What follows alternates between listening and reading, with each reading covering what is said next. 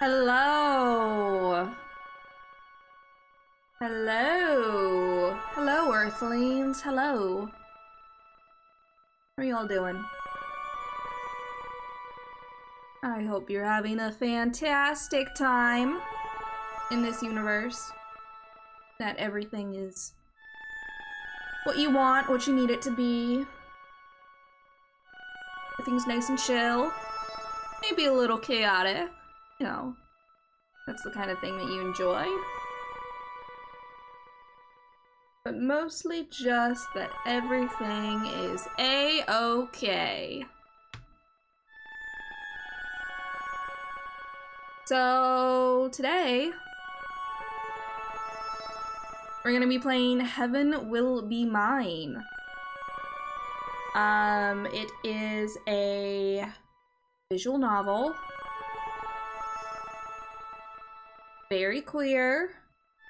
And it's got giant robots in it. And I think mayhaps even a smidge of enemies to lovers. Mayhaps. Perchance. And you know, we're all about that here. We're all about all of that here, actually. So, seemed like a fantastic game to play. So that's what we're gonna be doing today. We're gonna be playing Heaven Will Be Mine. I do believe the audio is all good. I did a brief little test on our starting screen. But if at any point the audio needs to change here live on stream, then you know, as always, just let me know. Let me know. So let's jump right into Heaven Will Be Mine. I'm very excited. Ooh, hello. We can select a pilot. Okay, so Saturn, faction, celestial mechanics, self-ship string of pearls.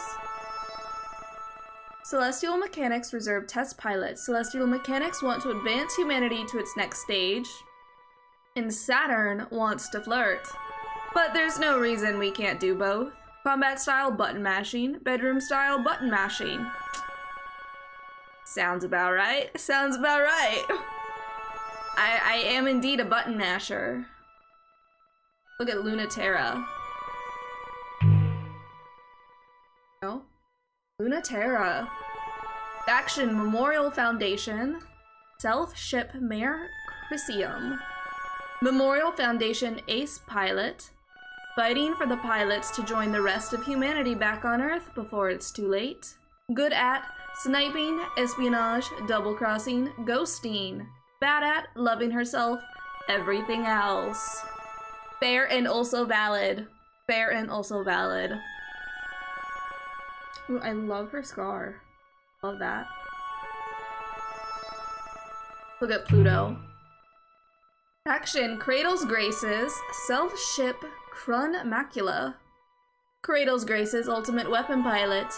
Even if Earth has given up on a new life for humanity in space, Cradle Graces hasn't, and Pluto will make that dream come true. Likes, succulents, good girls, crushing, both kinds, everyone. Dislikes is trying very hard not to have any. How cute. How cute. I like succulents, but succulents are one of those plants that I feel like I always kill. I feel like I don't do a good job with succulents. But succulents are one of those ones where like they're, I don't think marketed is the right word, but they're definitely painted as being like, just set them and forget them, you know? Easy beginner plants. And I have found, I am not a beginner with plants, or well, with some plants, with house plants. With gardening, I'm very much a beginner. Tiny baby that does not know what he is doing. But is doing his goddamn best. But with houseplants, I know a little bit more. I have stronger houseplant foundations, but succulents are ones that I struggle with so much. And I think it's because I somehow simultaneously have the tendency to overcare for and overwater my plants. and also not care for my plants at all. It's very much an all or nothing kind of thing with me when it comes to houseplants. So, but I found a lot of good ways to grow them that is more conducive to that all or nothing kind of plant caretaking that I've got going on. So I use like leca a lot because that will hold water, and so it's a little bit more forgiving on if I forget to water entirely, or if I'm like, these are my children, I must care for them, I must care for them. But succulents, I struggle immensely with succulents. Okay, let's play a Saturn. Let's be a button masher. Let's jump right on into it. Ooh, very cool. Welcome, Provisional Test Pilot Saturn. Your clearance is level 1, testing and maintenance. Okay. Warning, potential damage to cockpit hardware detected. Uh-oh, that doesn't sound good. Warning, modifying or tampering with cockpit hardware and or firmware is strictly prohibited. Okay, don't like that. We're all about right to repair here. Mercury, Saturn, what are you doing? Notice, bypass override accepted. Notice, launch attempt blocked. No handshake with base. Saturn, oh hey, Mercury. Not much. Warning, launch attempt blocked. Base handshake spoof detected. Just hacking the OS root of this ship self. Not much, just doing a little bit of hacking, you know. You, question mark. Notice, base handshake. Numbers, symbols.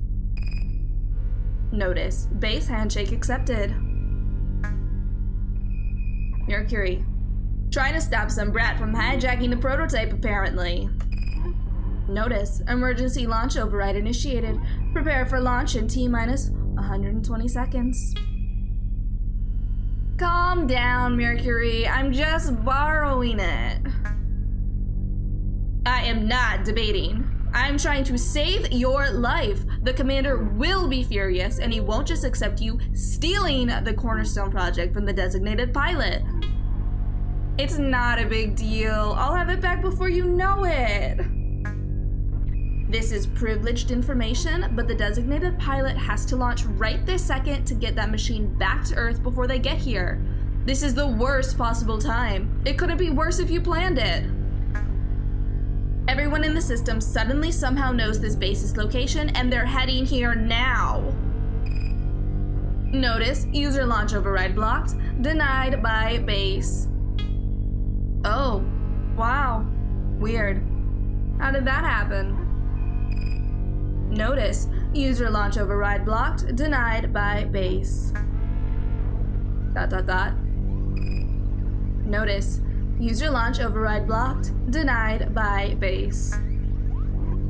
You planned it, didn't you? You forgot an apostrophe. Notice, base override, remote shutdown in 30 seconds. No one can prove anything, especially not the designated pilot unconscious in Locker 27. Whoops, looks like they're trying to kick me out, huh? Saturn, I know you're mad, but you can't do this when they catch you. It's going to be so bad. Can you just please act like you're just pranking them? There's still time. I will beg them. Oh, such a worrywart. You've got hours to evacuate to the capital ship. They'll never engage you this far from base, and I'll be distracting them. I have it all figured out. Except for how you're going to do anything at all to accomplish that with everyone trying to kill you. Notice, base override, remote shutdown in 20 seconds. Saturn, try to have a little faith. Notice, base override, remote shutdown in 15 seconds. Saturn! Calm down, geez. It doesn't take a genius to drive one of these things to the moon. Who cares which one of us does it? Or do you think I can't? Notice, base override, remote shutdown in 10 seconds. That is not the issue. The commander cares and you know better than anyone what she's like. Notice, base override, remote shutdown in 9 seconds. Ooh, goodness, that's a name.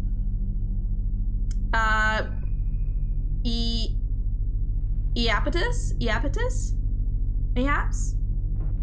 Probably not how I'm supposed to pronounce it, but that's what we're gonna go with, Iapetus. Iapetus will just have to get used to it, LOL.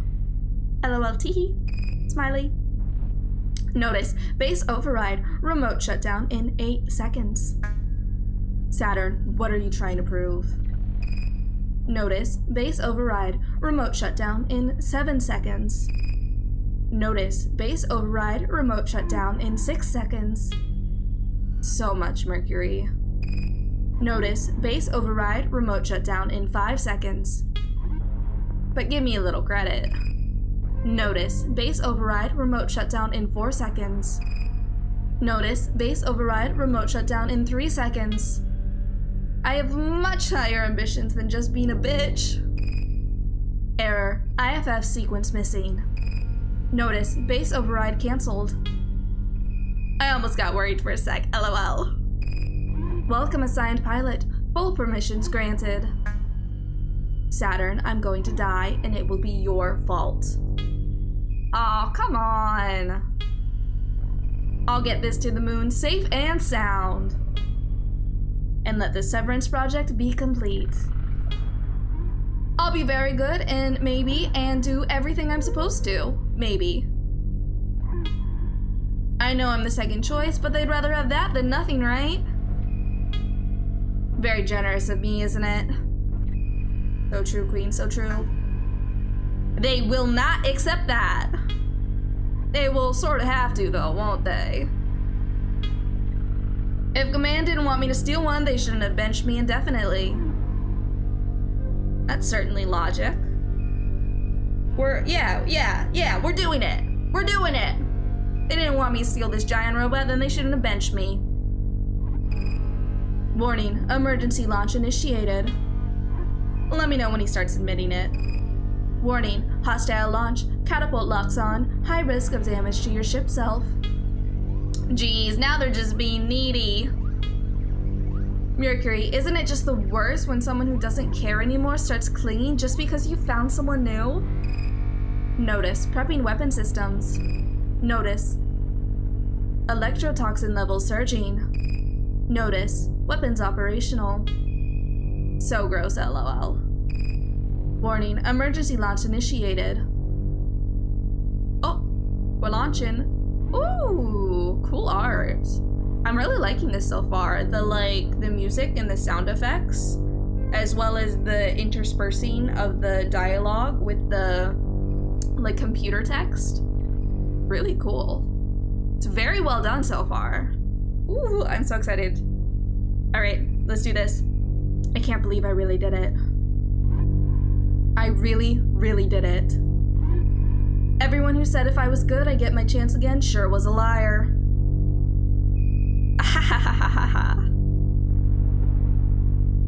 I got away and I've got a ship and she's all mine. You're beautiful. I want to know everything about you. I miss this so much. Much better than the test machines when I was in the academy. She is beautiful. She's a wicked machine with a lot of secrets and just as giddy as her pilot to be free. She's extremely responsive, eager to do everything Saturn wants. You're even worth reading the manual for.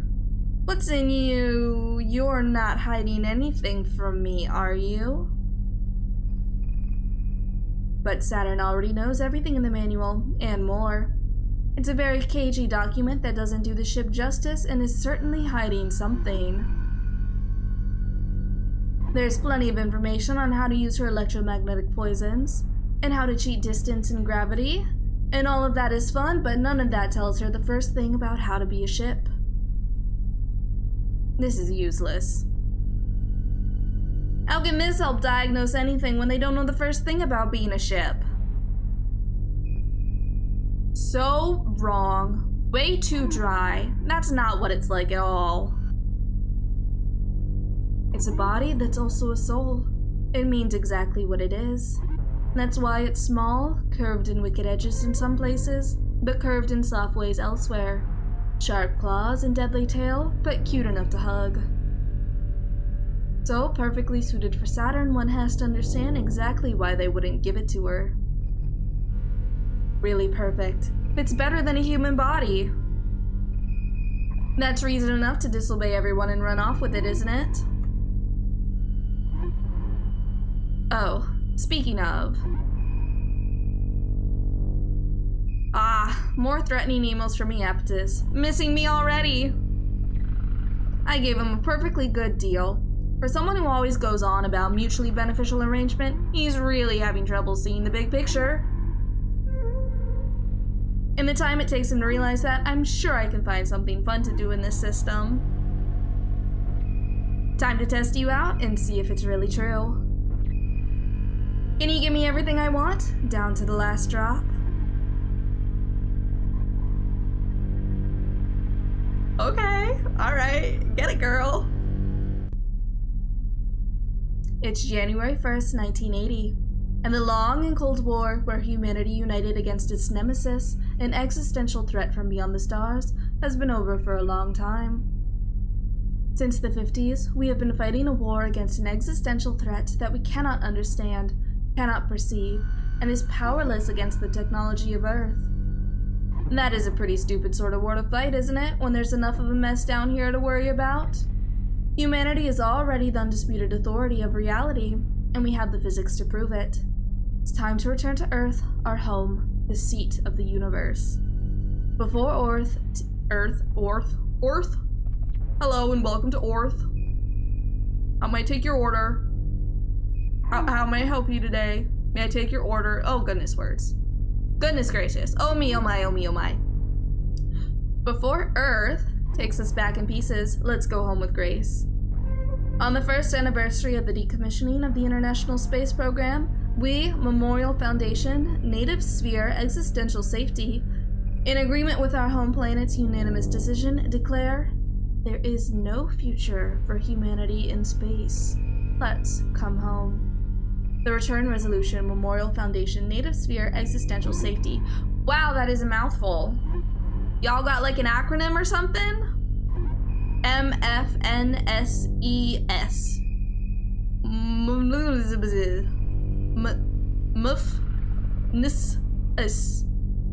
Muffnesses. Sounds about right. Alright. Okay, we got another declaration. It's January 1st, 1981. It's been 1 year since we declared independence from Memorial Foundation and the rest of Earth. The Cold War is officially over, and it feels so light without their gravity weighing us down. How can a tiny handful of colonies, terraformers, and schools hold out against the full authority of Earth? Because that shit doesn't fly past escape velocity. To power the ship cells we made to fight the Cold War, we made tidal resonators to bring the gravity necessary for humans and culture to survive in space.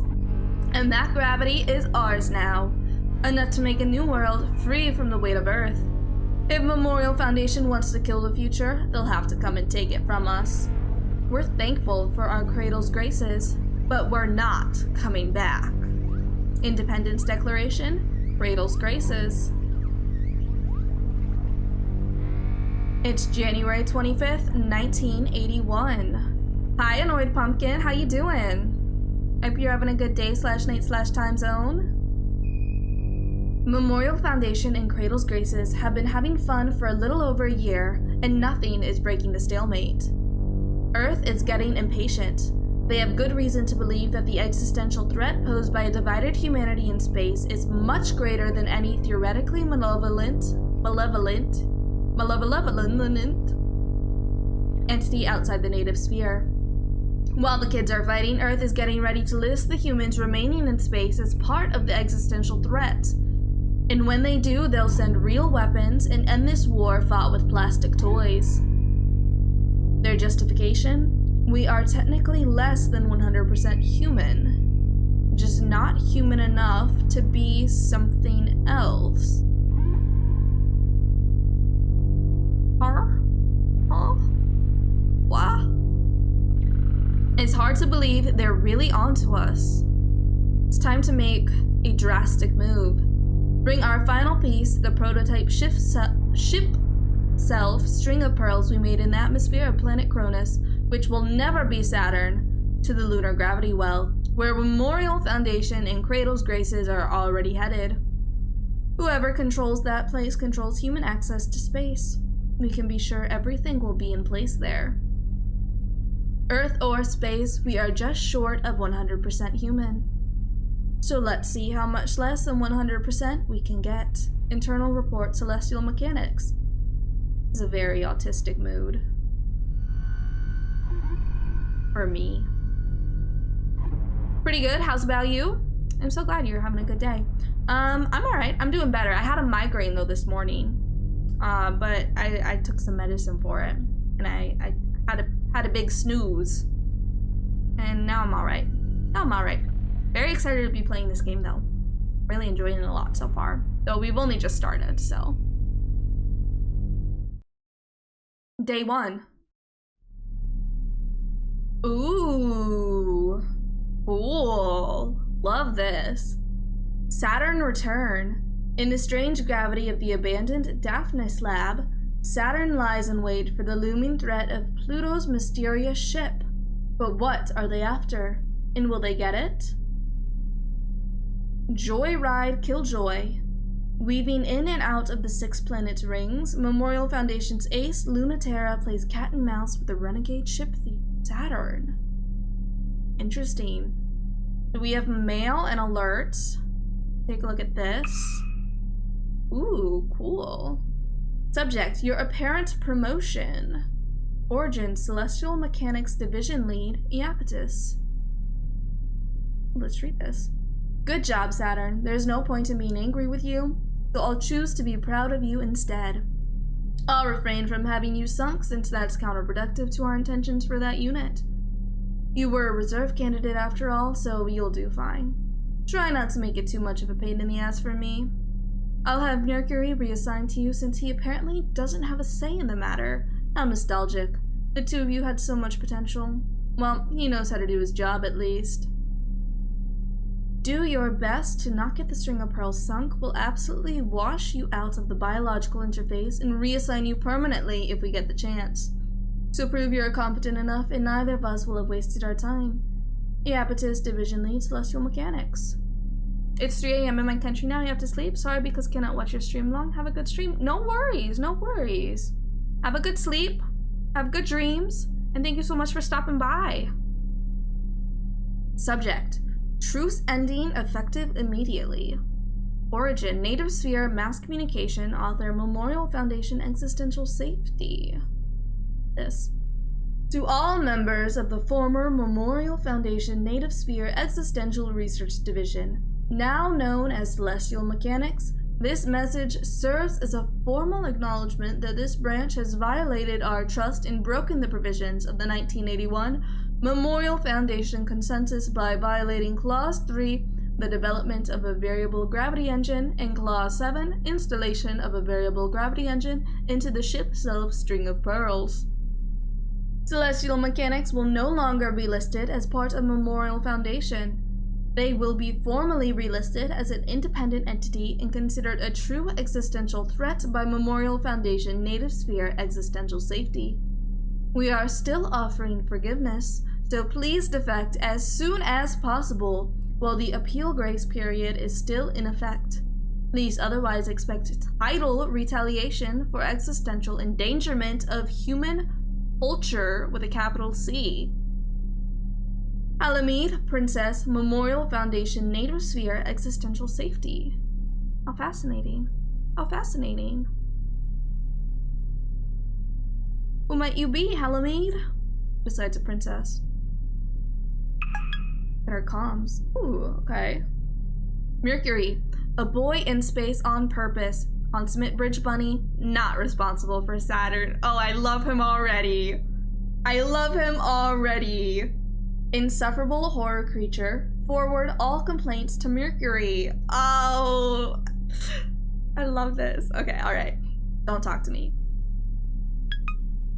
You literally messaged me first, you nerd. OMG. Harpy. Come on, baby. I'm sorry. What can I do to make it up to you? Give back the ship. Come on. I'm obviously not doing that. Please. I'm begging you. Listen to reason. You have so much left to live for. Oh, Mercury, come on. We both know that's not true. What do you want from me? A list of girls who will shoot me out of orbit. God. Anyways, don't be a crybaby. I'm fine. Saturn, you are extremely wrong if you think that there's a chance I'm at all worried about you. If you come back, all will be forgiven, but you need to bring it back. Mercury, it's fun playing, but I don't think you've been listening at all. Mercury, it's not that ship anymore. It's me. It's me, Mario. Mercury, you wouldn't ask me to give up my own self, would you? I'm sailing on a ship of myself now, and I'm not giving it up until gravity drags me back, kicking and screaming. I can't deal with you. Aw, thank you, BB. Heart. Kiss, kiss. You are a nightmare, and I'm giving up trying to save you from yourself. I love you. I hate you so much. Can't stay mad at me. I can't, and it's horrible, but my revenge will come because literally everyone else in the universe can. Oh, darn. Guess I should have fun while it lasts. Saturn, if you defect, I cannot protect you. Iapetus is furious, and he's going to come personally for you if you don't come back. I told you I'd do all the missions. What, don't you believe me? LOL. Obviously not. LOL. Fair. Okay, let me ask this. Do you think I'd give up on the Aversion Project? Go on. Iapetus wanted us to fight for a new self beyond a ship self, but not even get a taste until the end? Fuck that. My house now. Tell me which of the two of us you trust less, Mercury. Channel closed. Okie dokie. Data log.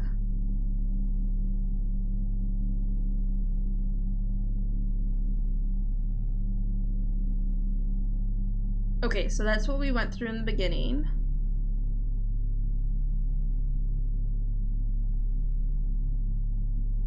Oh, okay. All right. So, yeah. I understand. I understand. What's alignment? Oh. So these are the 3 different groups. Celestial Mechanics, Memorial Foundation, Cradle's Graces. I guess we'll choose an alignment on the D. Alright, alright. Is the volume okay? If at any point the volume is off, let me know and I will adjust it. Yes, let's go to mission select now.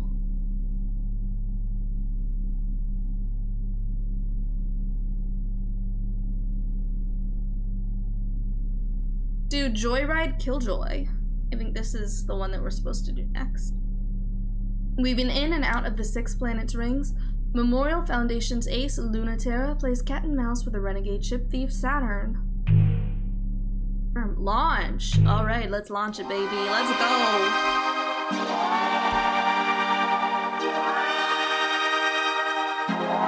Okay, this seems a little loud.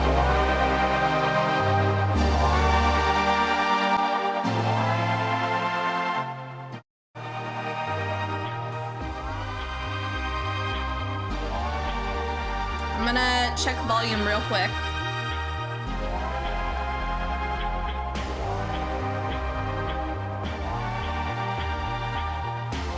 Testing.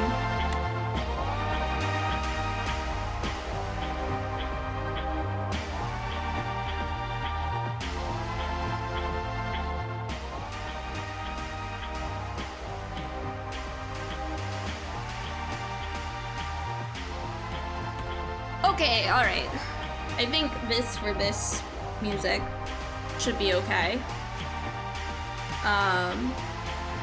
Please tell me how long you're going to be engaged in this. May I stress again, incredibly dangerous, a giant waste of time. Until they start sending someone interesting after me, Mercury.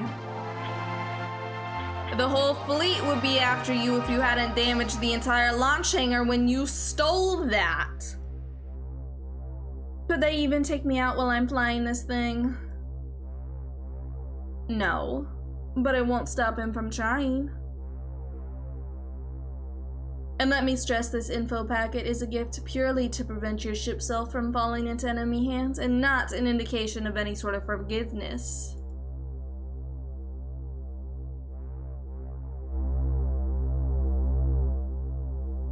I'm gonna move it up to there. Let me worry about Iapetus, Mercury. He's gonna be a lot less grumpy when I clear the way for us and celestial mechanics to return to the native sphere. I've got it all figured out. You absolutely don't, but okay. Did you read the info packet? Ace Memorial Foundation pilot Lunaterra in hot pursuit with escorts. Planned an attack on the lab, arrived after you escaped. Do not engage under any circumstances. Boring! But this part was good. I don't expect you to control your impulses, but even given that you're just like that, she is the last person you should be trying to fight on purpose. Sounds like I should definitely fight her on purpose, right? I hate you. Aw, come on! The carrier is never gonna make it out of the system if I don't.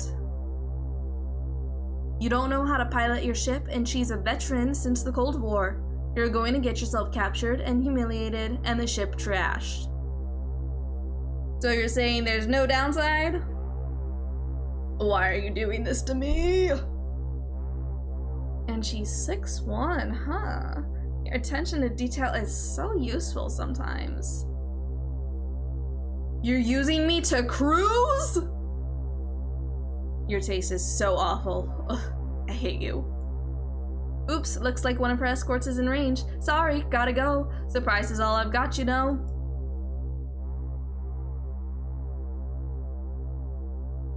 I wish Europa would stop sending me boys who can't control themselves.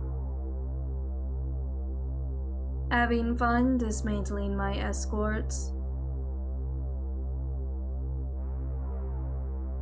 With the string of Pearl's fingers, Saturn carefully peels the mechanical musculature out of the poor ship's arm she's holding.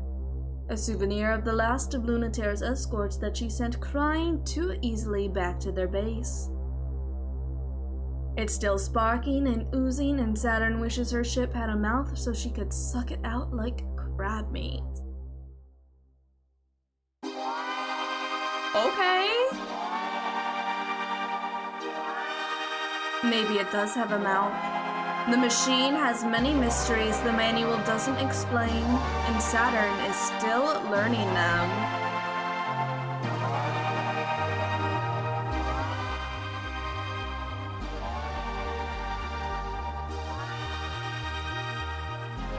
Though I suppose Europa's learned her lesson about sending mean girls who can't control themselves. Oh really? Hey, that's really interesting. Mind telling me more? Oh, she's a hacker too? How amusing. There's nothing too interesting on this comm frequency.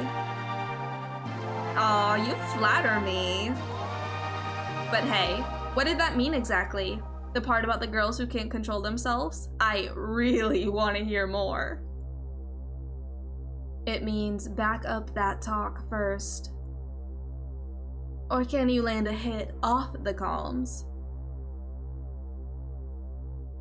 Lunaterra's gravitational field focuses to a single point. Lunaterra isn't budging. She's been through much worse, and so has her ship, followed always by a thin trail from a bleeding wound she could never completely repair. The Mericrisium is over 2 decades old, but Saturn can't even land a hit. It's regal and stiff, dressed in cold metallics, weathered and refurbished. The archetypal prototype for all other ship selves, still going after all these years. Still furiously untouchable. The string of pearls hasn't gone down no matter how much she's been rammed with that spear, but she hasn't even nicked Lunaterra's ship once. Not bad at all for a joyride, but you can't get one hit in. Good thing you don't win by looking cool. No mercy for newbies? No. Lunaterra puts a stake of solid light through the string of pearl's leg, pins it to its own gauze wrapper. It doesn't hurt at all. The ship's metals begin molding and reforming around the wound immediately. A ridiculous, unfair advantage. Saturn has no right to complain, but still, she wants to do. But she is trying to be cool. Everyone wants to, when in the quiet gleam of that always bleeding ship. That's a pretty amazing ship. Think it will last? Either you're fighting just for fun because you're that reckless, or you're caught in your own containment wrapper and can't escape orbit yet. And you'd beat me for sure if I played around. I'm not done yet. That's not true. It's actually very difficult to move with a solid light bullet in your leg, but she's not going to let that stop her. Saturn is suddenly closer than she logically could be, claws bubbling, but Lunaterra effortlessly slips away and kicks Saturn's ship directly in the chest. Yeah, you're done. The containment wrapper is still stuck to you, so your movement's off. Doesn't seem to have stopped you that much. Right? It was so rude of them to try to stop me. It seems cruel to take it away when you're having so much fun with it. Same as you, right? Do I know you? Everyone knows Memorial Foundation's perfect ace. But do I know you?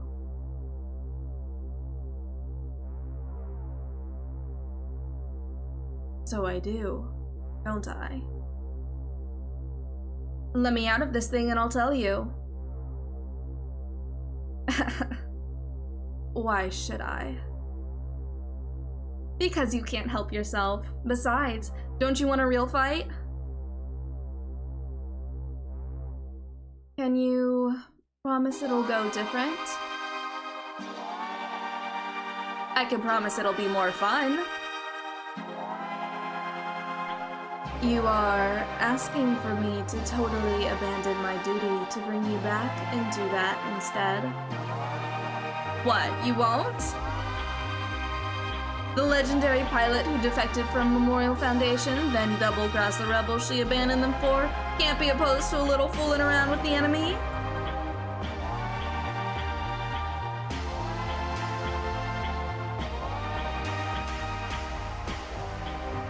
I guess you do know me.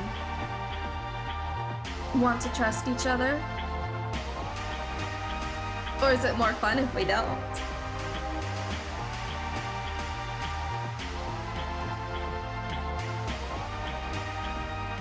Okay, we got ourselves a choice here.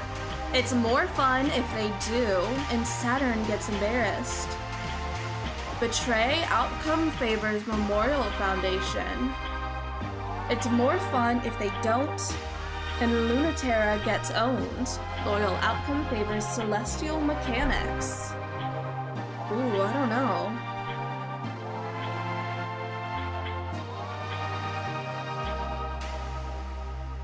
I don't know.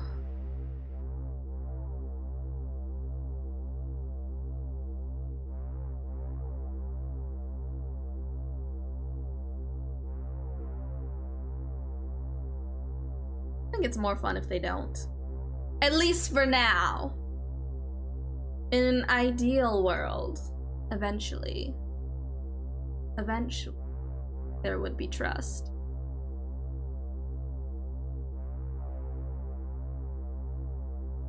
But first, I think,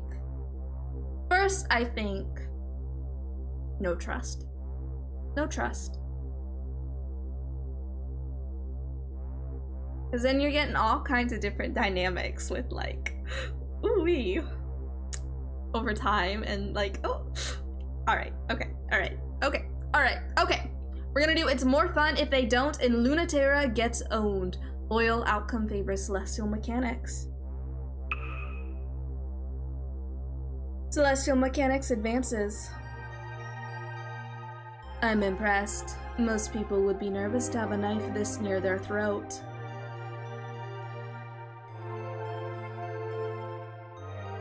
Oh, this game was made for me! This game was made for me, specifically! Alright. Okay, alright, give me... Okay, let's continue, alright. It's not like you can hurt it, so there's nothing to be nervous about, is there? That's true. But you're so new to this, I thought your brain would be overriding the information from the ship. Maybe I'm not new to this. Oh. You were a candidate, so I think that might be true. But you're also trembling, so I think it's not completely true.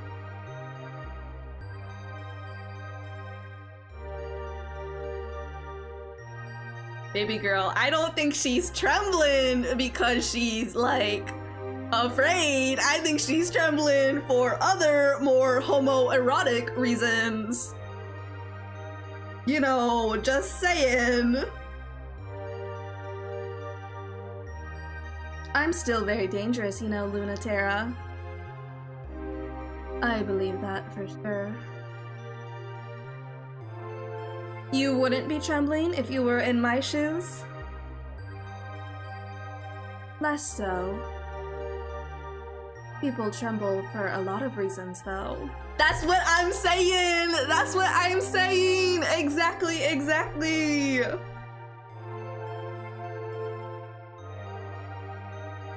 I don't have anything to fear, so please don't project that on me. Well, if you're fearless, what is it then?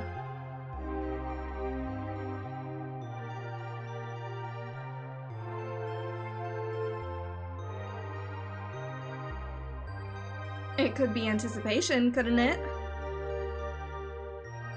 It could be. You're so right. It could be.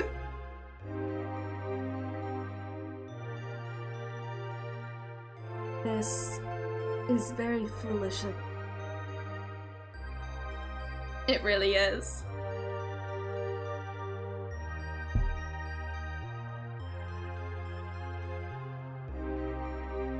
I am incapable of being normal about this game. Incapable. Incapable, I tell you.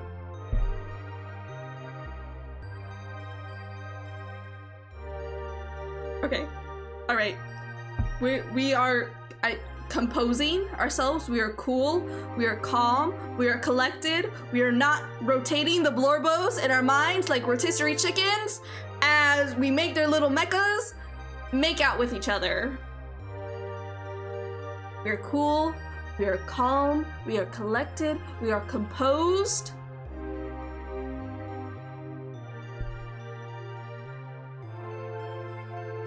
I have you right where I want you, remember.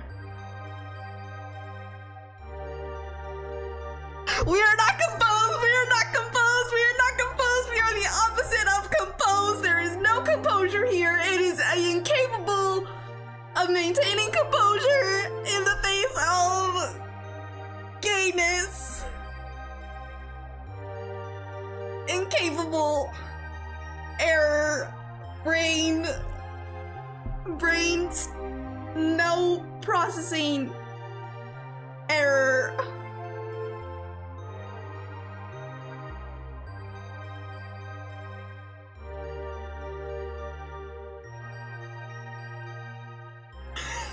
Okay, alright. Okay. I can be normal. I can be normal about this. I can be normal about this. That might mean that I have you too.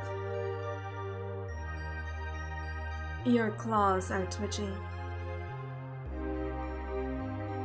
I thought we promised not to trust each other. I still don't. Then you must really like living dangerously if you're still helping me. I'm having fun. I can tell. If you want to know so bad, that's why I didn't like you. Because you were a test pilot and never got to fly before the end of the Cold War, while idiots like me got to? Ah, I thought so. That's enough. Hold still.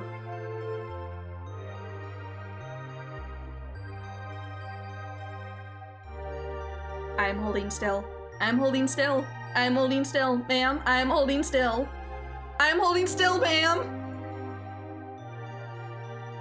Everyone let you have as much fun as you wanted. You were a real huge jerk. I was always jealous of that. Everyone who let me get away with it regrets it now. There. Done. Thanks! For all your hard work, I should leave you something to remember me by. Ready to fight for real? I sorta already did. And Saturn has left a claw scratch of hot pink poison seeping on Mayor Chrysium's thigh. On the thigh?! Ayo! Ayo! Oh, this is so... This is so...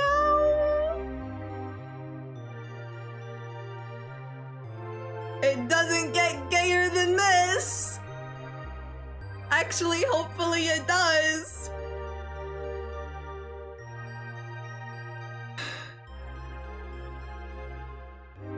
I think I'll probably perish if it does, though. This is already, this is...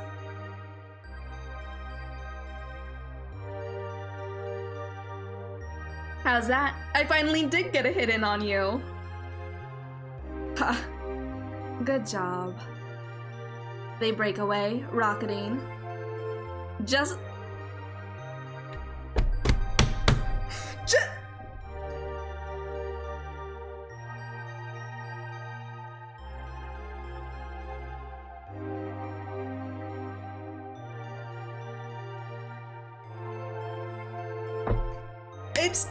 It's just so... It makes my little heart go, wah! I am incapable of being normal about this game. Incapable, I tell you. Incapable. Incapable. Just a little love bite. Pay me back for it next time.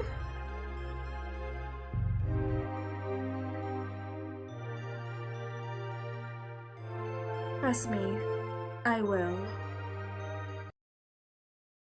Oh goodness. Oh goodness. I don't know if my heart can take this. I don't know if my heart can take this. Okay, so we have 12% celestial mechanics now. Let's go look at our mail. Our email. Every day I am receiving emails. And I've had enough. No more emails.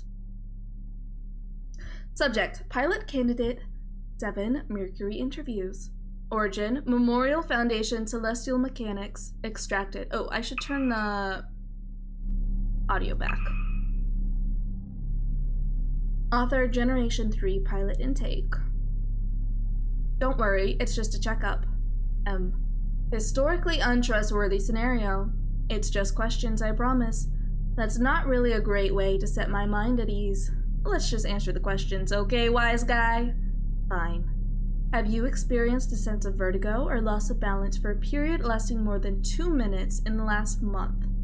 No. Yes, for me. Every day! Have your eating habits changed at all recently? No.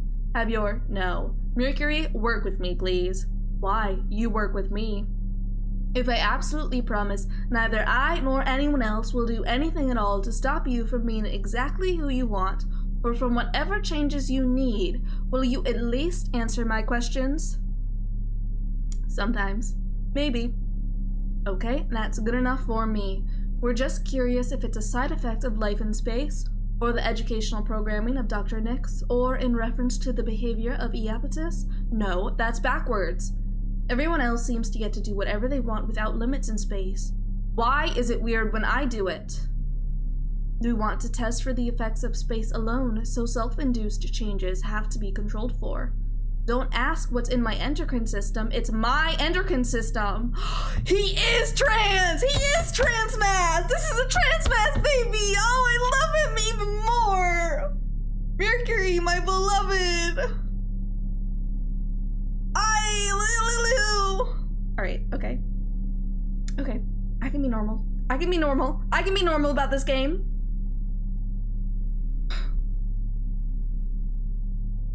Fine, it's testosterone, and I put it there because I wanted it there. Is that enough? So true, King, so true!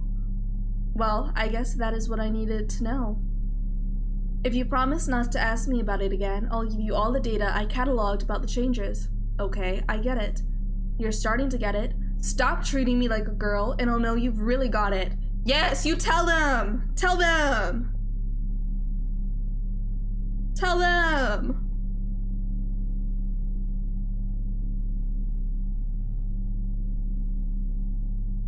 Subject. Recommended tactics. Origin extracted from Nereid OS. Author ship self-string of pearls documentation. The string of pearls is configured for specific outward expressions of gravity, tidal forces. The dissonant rhythm of this reactor makes peaceful tidal communication risky and difficult. Be cautious despite the range and penetration this unit is capable of. The electromagnetic conductors have liquefied the electrical energy into a corrupting material, a form of theoretical matter that should be used as the primary engagement tool. As a seducer saboteur model, the unit's functions are inherently insidious. Rather than armor, the plastics are infinitely malleable and regenerate. It is safer to take damage head-on as an opportunity to infect rather than avoid, but the unit can be contained, restrained, and impeded physically and tidally. Alright, let's check out our comms. Let's see who's texted us.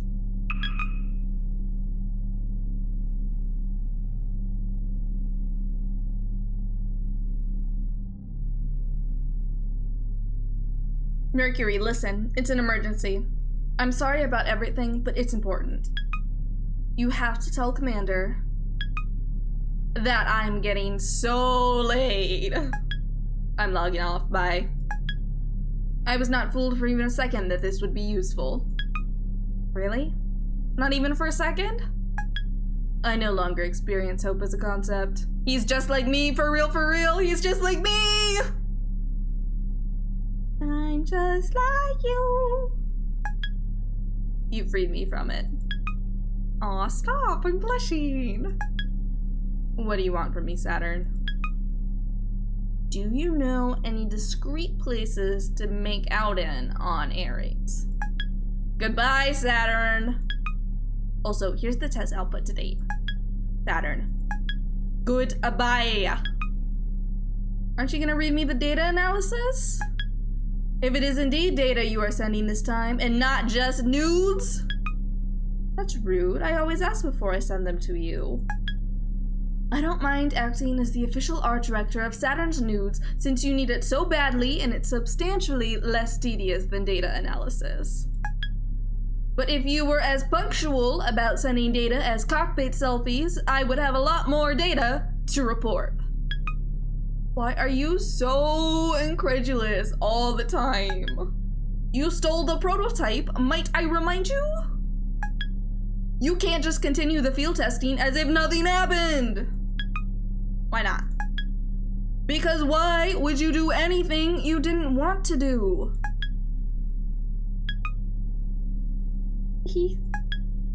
What are you planning? Ugh, fine. They've been dying for it anyway. Cool, how'd I do? Question mark? This is not bad. It's pretty useful. He typed through tears. Don't rub it in. I can't believe your ship self's expanded so much already. What have you been doing with it? Gay sex. What? Why you want to know? I think I have been hinting very clearly how. I instantly regret this question. You're supposed to test the prototype in combat. Same difference. I can't believe we invented a ship designed to get into trouble and didn't think. Oh, Saturn is an obvious choice for this. We both know why. You were an even more obvious choice than me. Lucky Abbott is for throwing us both out like trash. Come on, aren't you a little happy to see a little havoc in his perfect garden? Well, I'll be looking forward to you collecting new data. Attaboy! Panel closed. Mission select. We've done Joyride Killjoy. Now we're gonna go and do Saturn Return.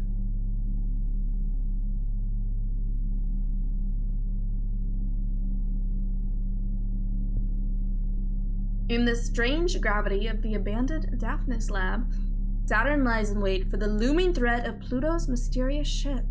But what are they after? And will they get it? Find out now on... Ooh, we gotta turn the music down again. Bam, bam, bam, bam, bam. The music is pretty good though. I'm enjoying the sound. Bam, bam, bam, bam, bam. All the music and sound effects in this game are really well done. What do you mean I can feel her presence? Please do not try to sound that cool. I can feel her presence. Everyone can feel her presence. I can feel it right now. How could you even possibly ignore something like that? Shut up! I mean, I can feel it physically. Oh. Wait, what? Like, how? Like, I feel like I'm gonna throw up. It's like I'm spinning upside down and can't stop. Are you sure you haven't somehow concussed yourself or given yourself gravity sickness from all the damage you've managed to inflict on yourself in the past 12 hours? Yes, and it's on top of all of that, and also shut up! String of Pearls is feeding me sensory information on the direct line.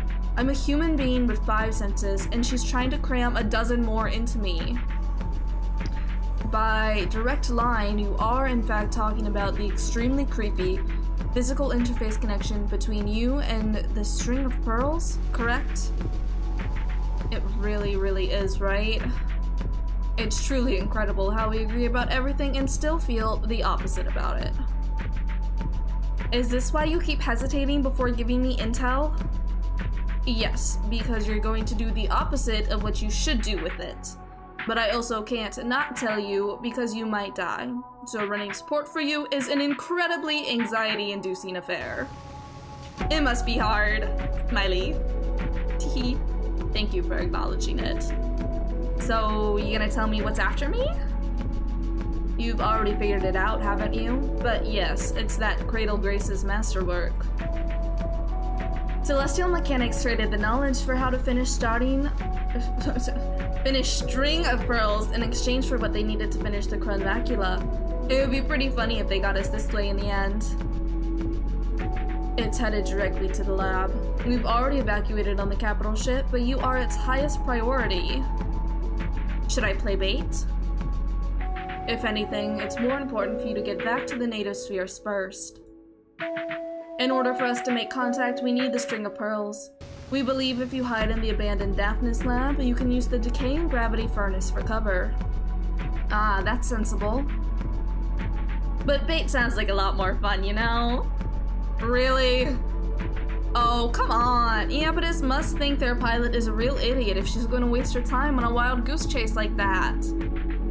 He wouldn't just sacrifice you like that. He would. There must be backups for making contact. Just because I'm the easiest option doesn't mean I'm the only one. He's testing to see if I'm worth investing in or just going to get myself killed. Why run? Why not have it out with her? I bet she's thinking the same thing too. Be careful, Saturn. If you can tell what they're thinking, they can tell what you're thinking. Please, if I really could do something like that, they wouldn't have kicked me out of the pilots. Then how do you know the pilot's a she? Because boys can't pilot. Interesting. Why can't we? Why can't we? Daphnis, the tiny shepherd moon, so small it barely earns the name, tumbles through the Keller Gap, ruffling the rings of the planet it orbits. It houses the last official laboratory of Earth's decommissioned space program, training ground failures like Saturn and special girls like Pluto.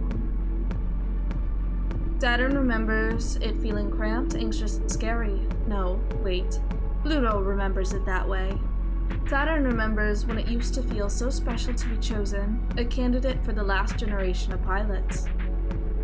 But didn't Pluto feel that way too? Sometimes two things are true. In this place, gravity is quietly degenerating and distances are becoming ambiguous between past and present, between me and you. The Daphnis lab seems smaller to Saturn now, though not as tiny as it feels to Pluto.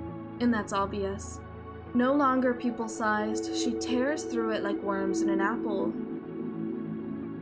But there's a much bigger worm here, and she doesn't know anymore if this was a good idea.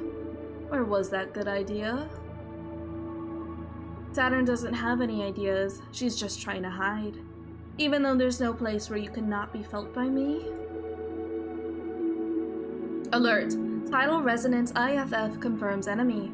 Warning. Gravitational hazard. Danger. Pressure exceeding safe range.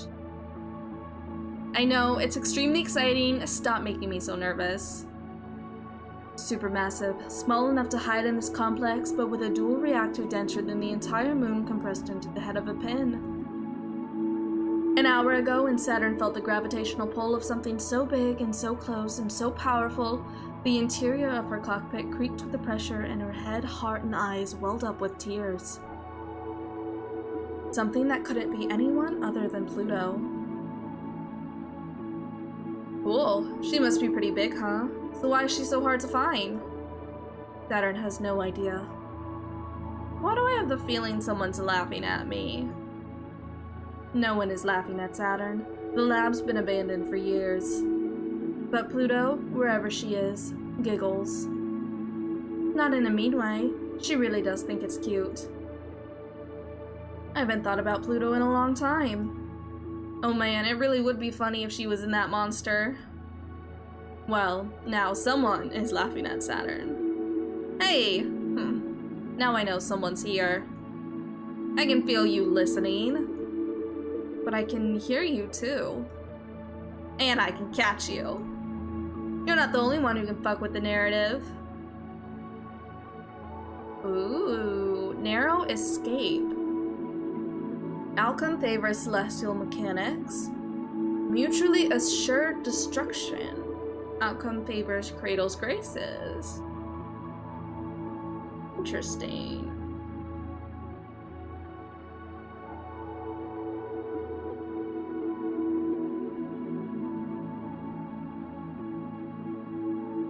Go ahead and do a narrow escape.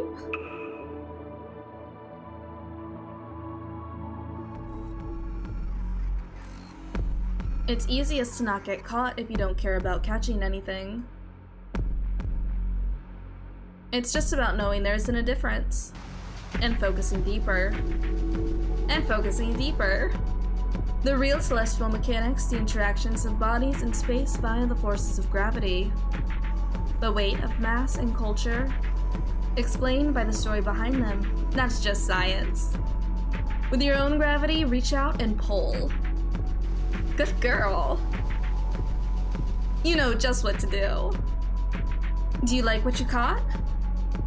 The Krun macula towers over Saturn. Pluto's ship is so big it barely fits in the lab complex, but it's only a speck compared to how big it feels. Massive enough to warp local spacetime, humming and vibrating with nebula dust, and absolutely, effortlessly gentle. Without Pluto's most delicate touch, the Krun macula would have destroyed Saturn and the whole complex without even trying. Okay.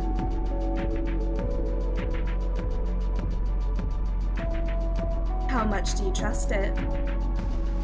I knew you'd be right behind me or something.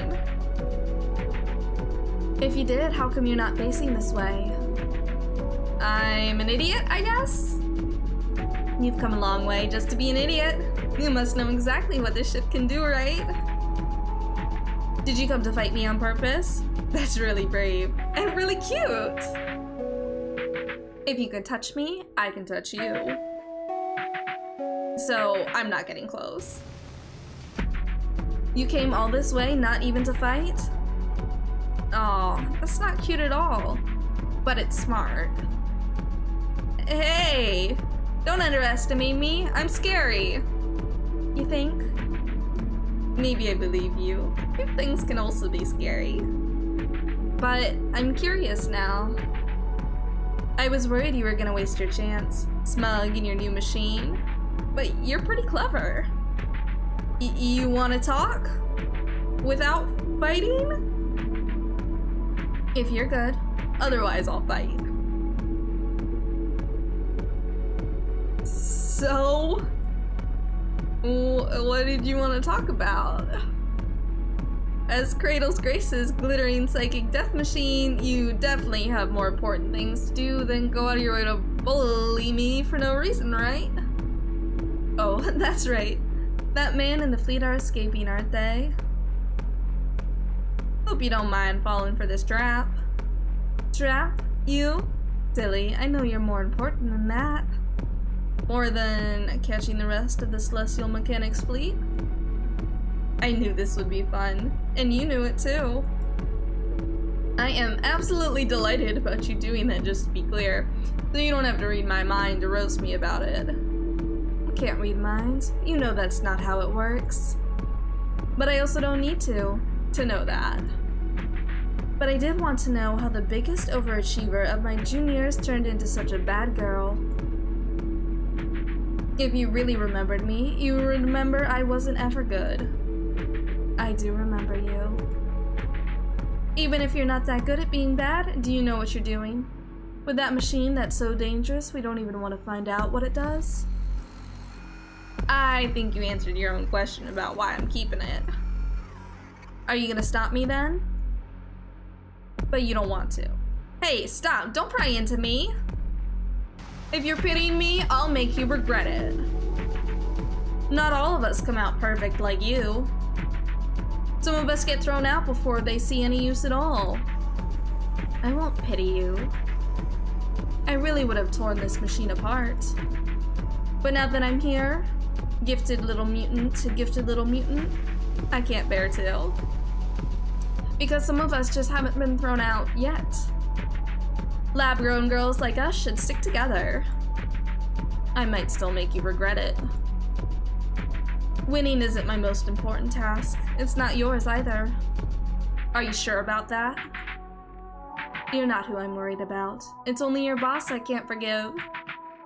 Oh, I love hearing that. Tell me more. I'm getting a crush already. Regretting it now? Don't worry. There's nothing you can make me regret. Ever since the days Mars began, Mars has been doomed. No, there will never be a planet Mars. That's a name reserved for places where human life, gravity, and culture reign. This is just bitter Aries. But like the stringy, inedible weeds that grow when nothing else does, Cradle's Graces is dug in, and we can't get them out. The colonies are wrecked. The terraforming engines are broken. The gravity furnaces are out of control. There's no resources left on this planet, no strategic value. This planet doesn't even. It is an inert rock. There's no point in fighting. There's no need to fight. Ship selves can't keep you alive alone forever. And even if that was the case, we could leave tomorrow and claim victory. Most of the Memorial Foundation NSES fleet already did.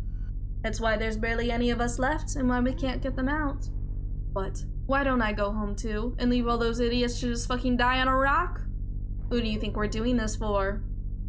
External communication sent on August 31st, 1978 by Memorial Foundation troops. Hey, it's not like we're idiots. We know we're doomed. This planet still doesn't fulfill the requirements for human life. And life is just the start anyway. And don't you know that gravity is something more important? You do understand celestial mechanics, right? Matter is made of tiny particles, but enough of it exerts gravity that stitches the universe together. Culture is made of tiny humans, and enough of it together can decide what's real and what isn't. It is really quite fucked up that this is how decisions about humans get made. Enough humans can decide anything, and then it'll be true, even about what's human and what's not. They don't even have to wait for the deadline. They've already decided that any human without their feet planted on the earth is in fact not a human. That's a pretty unusual thing for humans to do. No differences of any kind need to exist. We'll just be aliens, and then they'll send the real military after us, and we'll die. But if we just hold the line here for a princess to get through and make it to the moon, she'll open up the gravity well, and then we get to decide. Internal communication sent on January 25th, 1981 by Cradle's Grace's Irregulars. It's morning on Ares, but what's time and space? If we can get our capital ship launched and refueled and the prototype retrofitted with the final equipment, we'll have everything in place. Keep out of the canyons of Mars, where Cradle's Graces and Memorial Foundation are bickering. Hold the city ruins against invading troops, and make sure no one tries to set the oxygen ocean on fire while we refuel. It's a pretty thankless job. But me, I can't wait to see what happens. This is the most exciting space has ever been. Before we got here, this was a dead rock, but the best we could have ever hoped for was Earth in a different place. Who needs that? Far in the distance, the moon's gravity well shines. If no one controls it before the deadline is up, Earth will take drastic steps to ensure that humanity is not divided. What they're afraid of happening, we will ensure that it happens. We'll finally have something alien in space. Private communication sent on January 26, 1981 by Celestial Mechanics researcher. Day 3.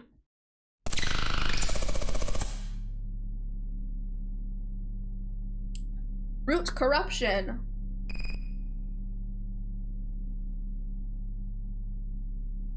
Error. Mission parameters not detected. Mission results? Question mark, question mark, question mark, question mark. Needed for gravitational slingshot permissions. Error. Navigation shortlist not found. Question mark, question mark, question mark, question mark. Manual inject / mission results.txt. Mission parameters found. All results perfect and amazing. Wow, thank you, Saturn. Flight path generating. Flight path Cronus orbit refuel on planet Ares, Lagrange colony pass, classified operation, Earth's moon. New standing orders coming in. Ares, guard Celestial Mechanics fleet refueling on Ares oxygen ocean. Ares, stay out of trouble and do not engage Memorial Foundation troops patrolling in immediate vicinity. Accept orders? No. Error. Cannot proceed. Manual inject. Accepted. Normalizing gravitational slingshot effect. Prepare for immediate launch to Ares. Fascinating. Let's check out our email. Subject. Origin. Celestial Mechanics Fleet Main. Misfire transmission. Author. Junk data error. Oh my god. Sorry for getting back to you so late, but I was in the middle of a meeting. My phone buzzed so much that the director asked me if I needed to take a call. I swear you do this on purpose. I don't think you really need feedback on your nudes that quickly, even though, yes, they're really important to me, and I can't stop thinking about them or getting any of my work done, and my presentation suffered greatly from my lack of focus. I expect you're prepared for a little payback. And after I sent you my schedule so that this wouldn't happen again even, hey, you wouldn't have asked me for my meeting time so that you could send those to me at the worst possible moment, would you? I already know the answer to that, so why don't you tell me this? Why can I never get enough of you? Oh? Hello? Be careful today. I'm never careful any day, so... I'm serious this time. Iapetus is in the field today. I don't know where he's fighting, but you should be careful. Please, you worry too much. Obviously, because you give me so much to worry about. I mean, are you really worried? His ship self is actually not that scary. Not as scary as mine. As if that was a thing I was worried about. What then? Oh, ew, God. I'm not even thinking about letting our mutual ex touch me. I won't even fight him. I'll curve him the second his tide so much as tremble against my plating. Why would you worry? I don't even slightly hate him less than you do. There's no possible way you hate him more than I do, but that's not the issue. That's never the issue with him. Hating him hasn't made him any easier to deal with. We were kids though, we're older and wiser now. LMAO. Ha ha ha ha. At least you are, Mercury. Hardly. Or I wouldn't be telling you. You remember how he just casually lingers fingers a second too long on your shoulder? Ew. Ew. Gross. Disgusting. Ew. Ew. In front of everyone? Ugh. Ugh. Ugh. It was so gross. Exactly.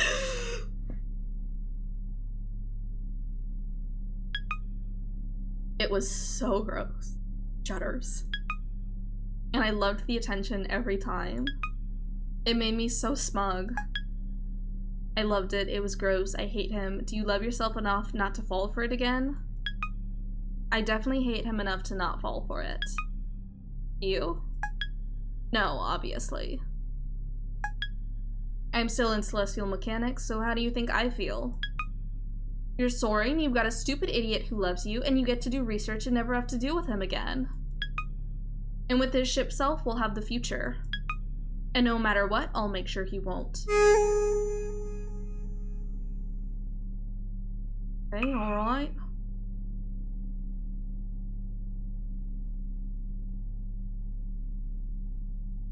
Interesting. We're going to Oxygen Ocean. First, we're gonna do this one though. 400 kit. Memorial Foundation deploys a certain sniper to stop, escape, and resupply routes to the resting Celestial Mechanics fleet. All Saturn needs to do is stay out of trouble, but what's the chance of that? Launch.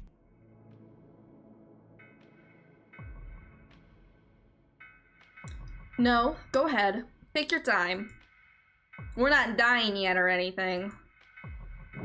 You know, fighting officially on Ares is a lot less fun than I was promised it would. It's real work, Saturn. I thought that's all of that getting back on your good side was about. They shouldn't have done such a good job of hiding in the Oxygen Ocean then. You could maybe stage an attack from the Olympus ruins, but not even Cradle's Graces is precious enough to defend them. The Memorial Foundation is thorough enough to watch over it. Of course, only they would be that annoying. There's recent activity there, and they want an investigation. They're just being paranoid. It's a stupid plan, and they're only sending someone there to waste their time chancing we're dumb. Or baiting us. Would they really send their ace if that was the case? Wait, that old Memorial Foundation warhorse, you mean? Why didn't you tell me the most important part first? Coordinates now, please! Snap, snap, get to it! Saturn, I really hope you are not actually... Yeah, I'm feeling like, you know, Command is right, actually. That area needs some really thorough investigation. Just to be sure. What's with the study enthusiasm? It's really not. No, wait, it's exactly like you. When you said you fought off the Mare Christian pilot, what were you actually doing? Well, you know. Well, you know. Tee.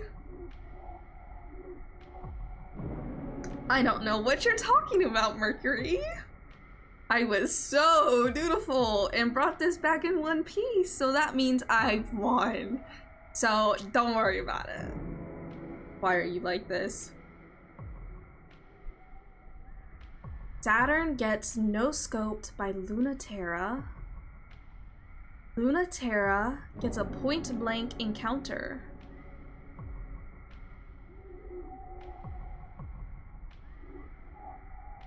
What does no-scoped mean?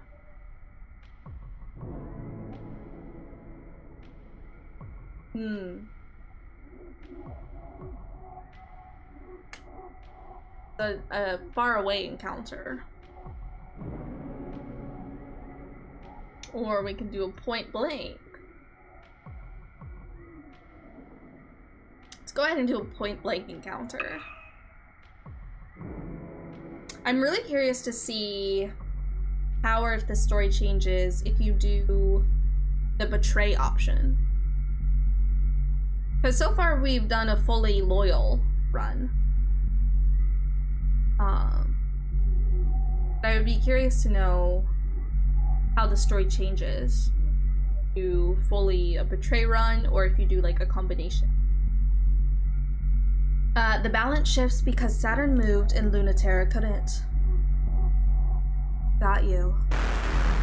She does. Saturn is as good as already down. But so is Lunaterra. Got you too. Your spite got Saturn this far, and it will get her even farther. She takes aim and fires. Lunaterra, perfectly still for the perfect shot, is perfectly unable to get out of the way in time. Saturn's string of pearls is laid out flat on her back, creaking and twitching, and Lunaterra's mare Chrysium falls from her sniper shot like a burning star. Lunaterra wakes up first, but her flight unit is shot. It's hard to hide a ship that can't fly in a city, but the mare Chrysium is full of unfair tricks. Shooting her down is just the beginning.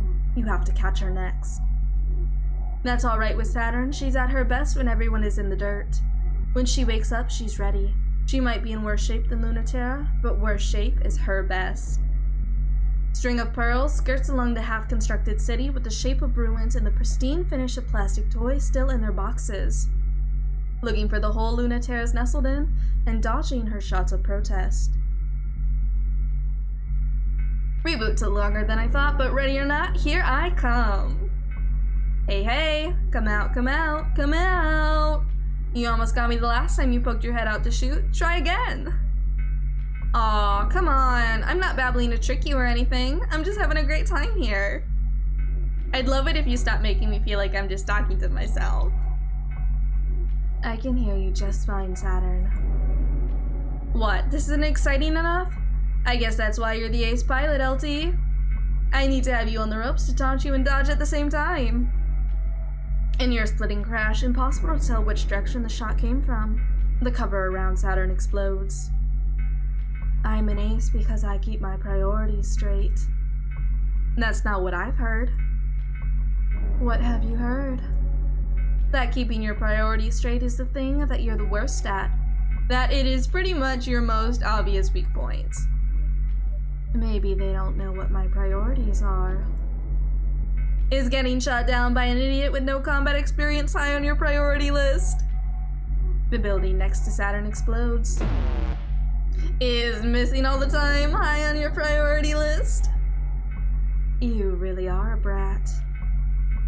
Is getting harassed constantly by flirtatious brats high on your priority list? Oh yeah, definitely. Oh yeah, 100%. 100%. That is like tippity top of the priority list. You are really on your toes today. I can't hit you with anything. Yeah, I'm having fun too. What a mess. I don't know why I'm laughing about it, or having so much fun. I'm glad you think so. It's a funny kind of date if you put it that way. If this fighting is just play fighting, then keep playing with me. You should be careful though, you never know what I might try next. I've got so many plans for dragging you out in the sun. Like what? Are they working on me? Of course, stop underestimating me. I'm executing several plans as we speak. You're not at all ready, Lunatera. I'm not giving you any way out. You're not going to at least give me a hint? I'm at a disadvantage here. You can't trick me into giving it all away, but maybe you're right. Maybe I should be generous and let you know just a hint about one plan. You're generous. You should know this, but winning isn't my highest priority. It won't mean that I'm easy, though. Hey, we do think alike, at least on the first half of that. If you love winning, the stalemate of this whole conflict should bore you to tears. All that's left in space are second choice pilots who suck at things like winning no matter how good they are. I'm the second choice, but I'm the pilot that's here right now, and no one else would have thought of the plan I did. Oh, I'm a second choice too, or I wouldn't be here. It's that great a plan? Really? You? Oh, it's not a good plan, it's just that no one else would do it, because I'd have to be a freak to try and catch you on foot. A first choice would never be sent to space in the first place. That does sound like a crazy plan to me.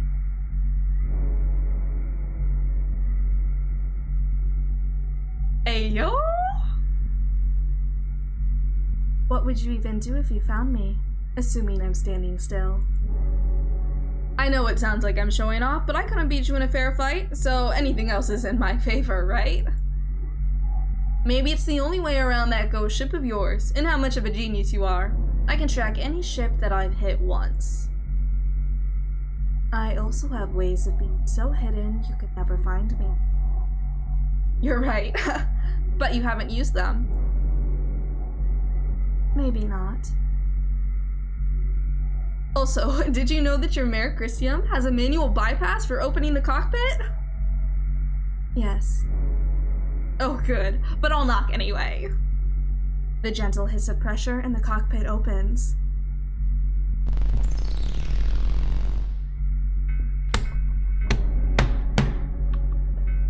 I am on my hands and knees! Please! Please, game, I don't think my heart, It's too much! It's too much! Oh, look at this art! Look at this beautiful, beautiful art! Oh my goodness! Alright. Alright. I can be normal. I can be normal about this game. I can be normal about this game. I'm not rotating all of the characters in my brain like rotisserie chickens. No, no. No, no. No, no. I can be normal about this game. Remember, cool, calm, collected, composed. We are not having several consecutive breakdowns over being gay in space with robots. Ah! Okay. All right. All right, I'm normal again now. Okay. Hi. You look a little different. Not nearly so smug.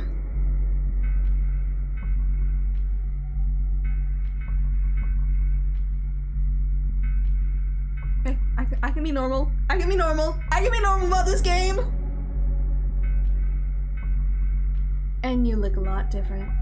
I remember you now. You were such a good girl. I never would have thought that was you. You're smiling, Lunatera. Did something good just happen? You must really trust me to come unarmed. Why would I need to be? I win. I'd say I'm pretty dangerous just like this. You think of everything. Never mind. You do look infuriatingly smug for someone I just beat. Step away from the controls. Sure. I'm not laughing at you. I'm impressed. You know, even still, Even in a fake fight you have no respect for. No one takes me this seriously. I'm the Memorial Foundation ace, but just by default, after the good ones left. So I don't mind losing to you, since you think I'm so cool. Lunaterra kneels by the controls, hands up. They're still in reach. Saturn climbs the open hatch. No sudden movements, and I don't think you're cool.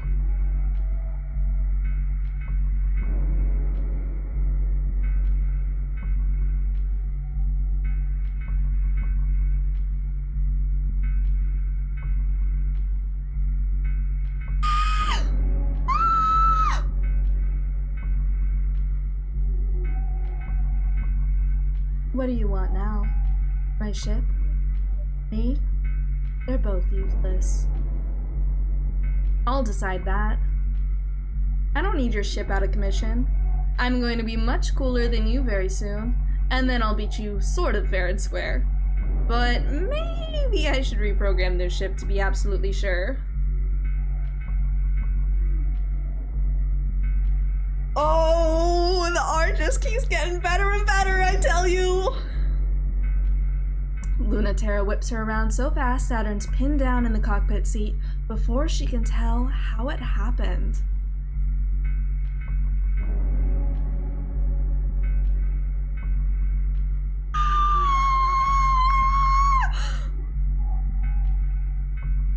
Sorry, but touching there isn't allowed. So?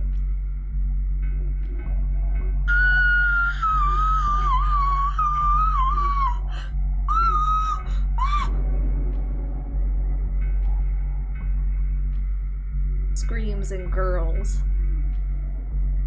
Screams and girls! Oh, yay. Then where is touching allowed? You are absolutely much more dangerous without a gun. LT's hand is on Saturn's collar, and her other on Saturn's wrist. Saturn slips her free hand down LT's arm. So, how about here? That's fine. What about here? I won't stop you. You don't mind if I touch your face, but you won't let me touch your ship? Some places on the ship are fine. Some places on me are fine. Which do you want to know right now? Is this? Damn it. So how's unbuttoning my shirt? Oh, this is Lunaterra. Whoops. Oops. Oopsie. Wrong voice. So how's unbuttoning my shirt going? It's harder than it looks at that angle with just one hand, huh? Just make out with me, you highness bitch. Lunaterra had this idea, but instead, she forgets it. She finds she's let her grip go slack, and Saturn's nearly leapt out of the chair to kiss her. The Blorbos! The Blorbos!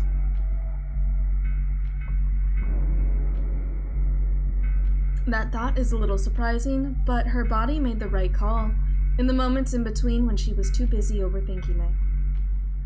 Saturn seems a little mad about that smug face Lunaterra is making, and bites Lunaterra's lips as they kiss.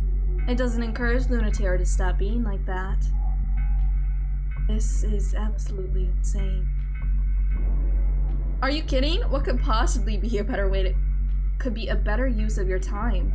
Don't tell me duty is why you're fighting out here, or you would have stopped me before I opened the hatch. You're not just here for fun. You're not doing this just because there's no point in killing time before the war collapses one way or another. Obviously, I can be sure and still make out with you. Would it disappoint you if I wasn't? Oh, don't make that face. I can tell it would. That's good though. I feel the same way. I wouldn't have let you flirt if that's just all you were. How can you be sure? Looks like I know something you don't. Even if it's just one thing. I'm always the last to know. You always make it seem like you know what you're doing. I'm just acting on instinct. My body knows what to do. Then you should be asking her. She'll know just what to do.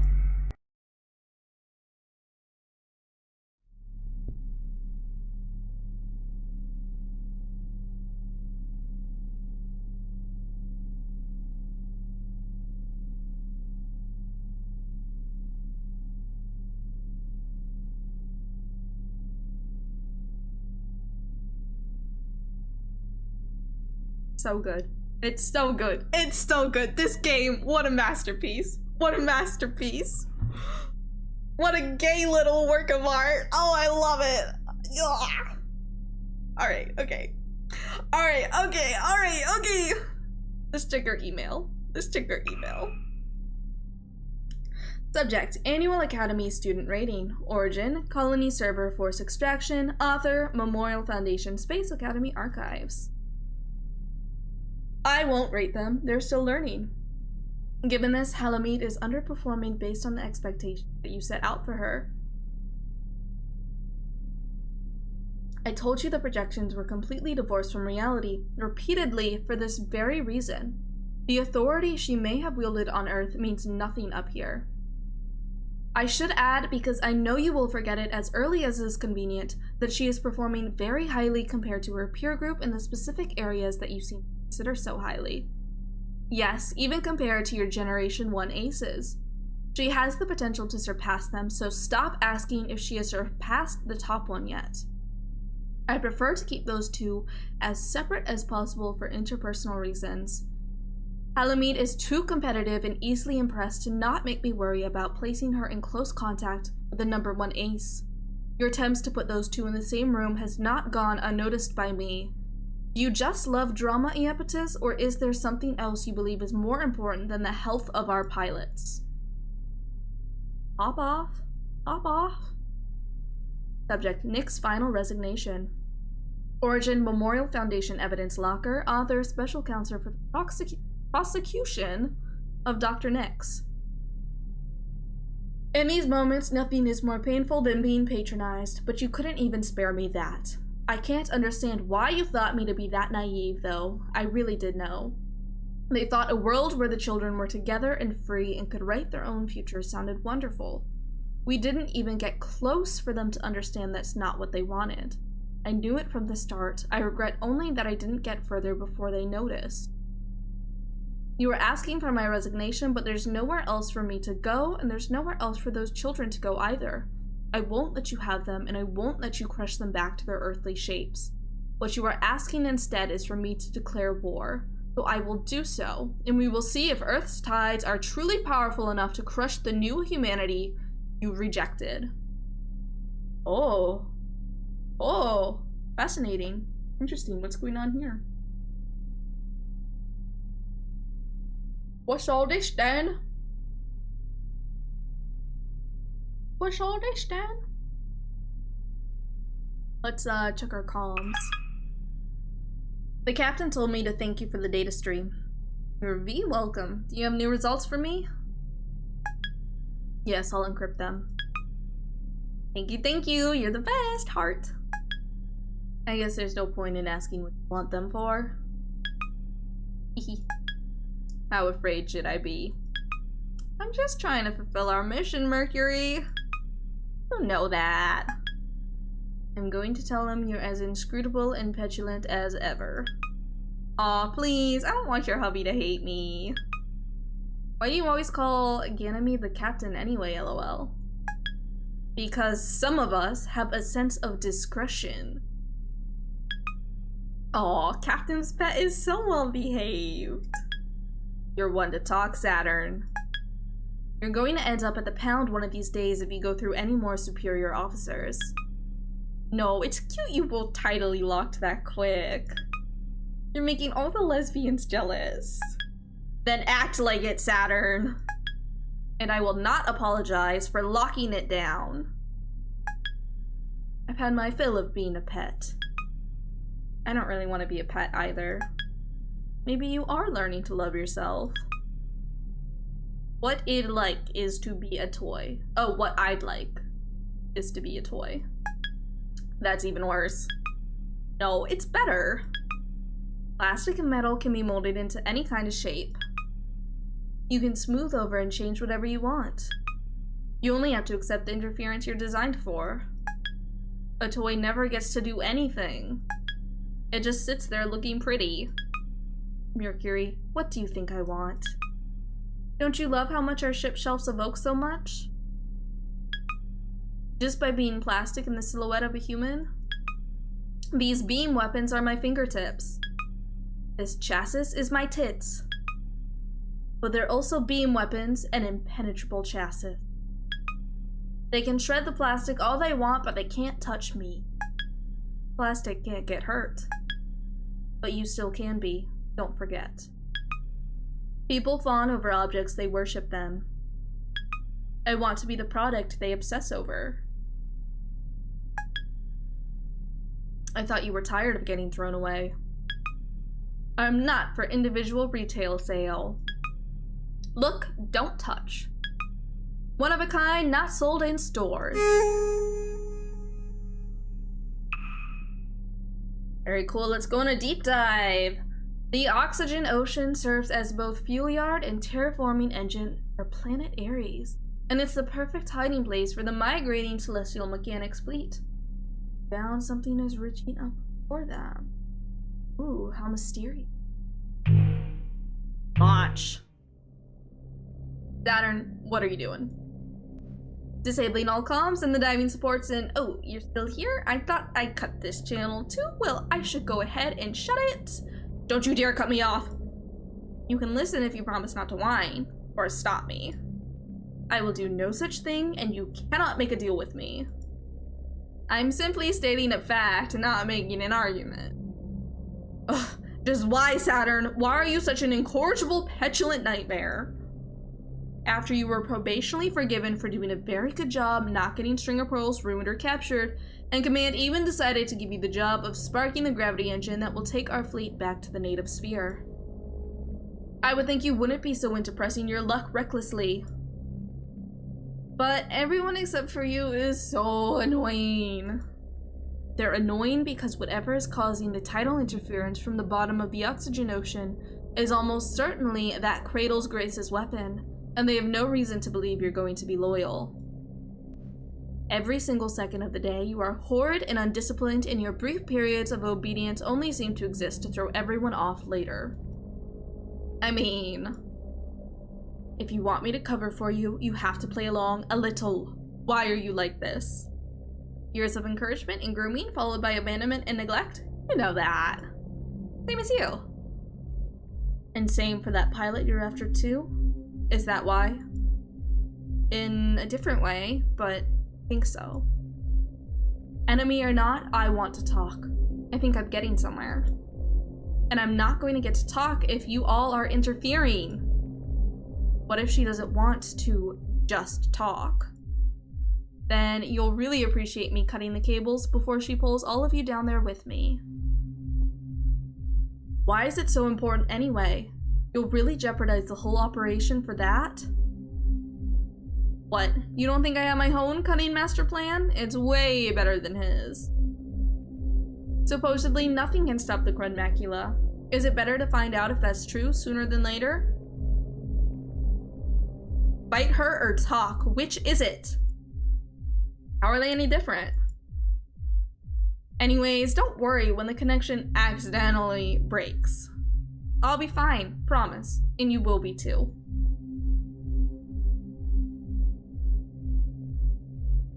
Get in a tug-of-war above the waves.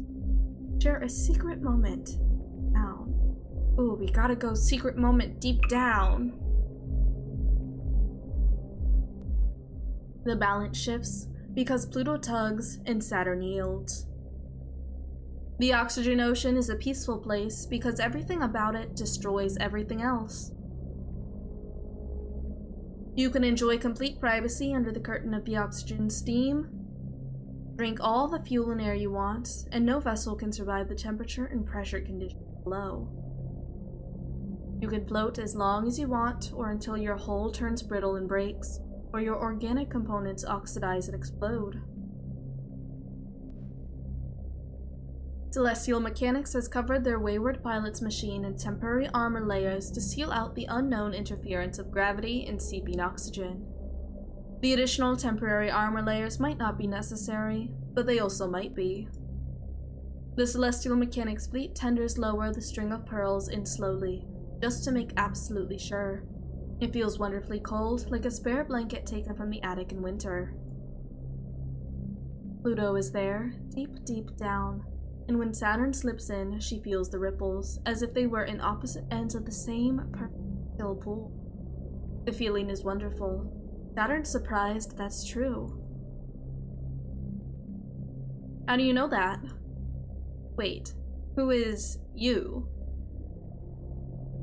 How do I know what? Saturn? Who are you talking to? We're asking for confirmation to lower you. Yeah, I've been ready. Sorry, I got distracted. You must be if you're apologizing. There's someone down there. Oh, it's bumping. She's speaking to me. No, she's trying to eat me alive. Oh, that's hot. Oh, that's hot. Love that. Love that for you, girl.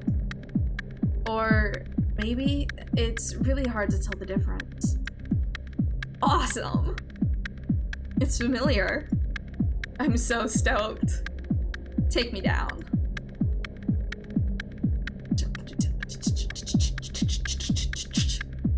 All right. The ocean boils wherever she touches it, even with the external equipment.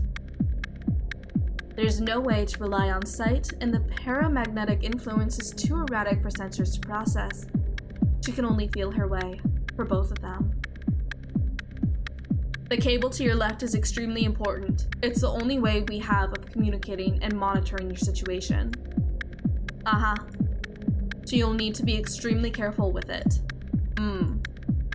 Are you listening? Yes, but not to you. Shh. There's definitely someone here. Lower me. It's reaching out. Saturn feels funny. Something's not quite right. Like something's watching her. It's like someone's watching me, but it's also not like someone's watching me.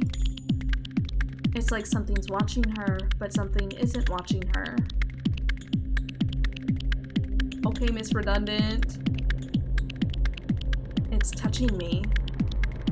Something is touching Saturn. Its hands see her, and they also speak.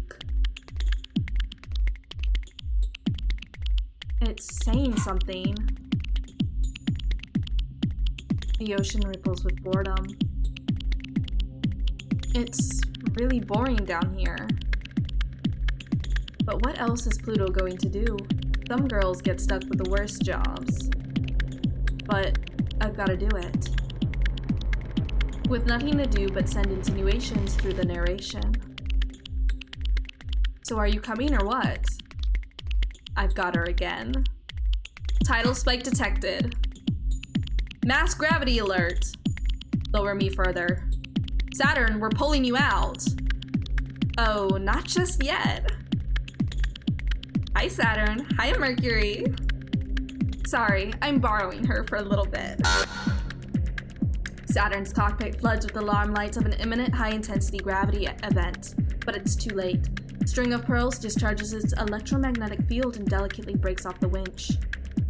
Saturn, what are you— The String of Pearls cleanly slices off the less communication wire in the pulley system. The silence of the oxygen ocean reminds her of a sensory deprivation tank. What a good girl. Hey, don't praise me like that.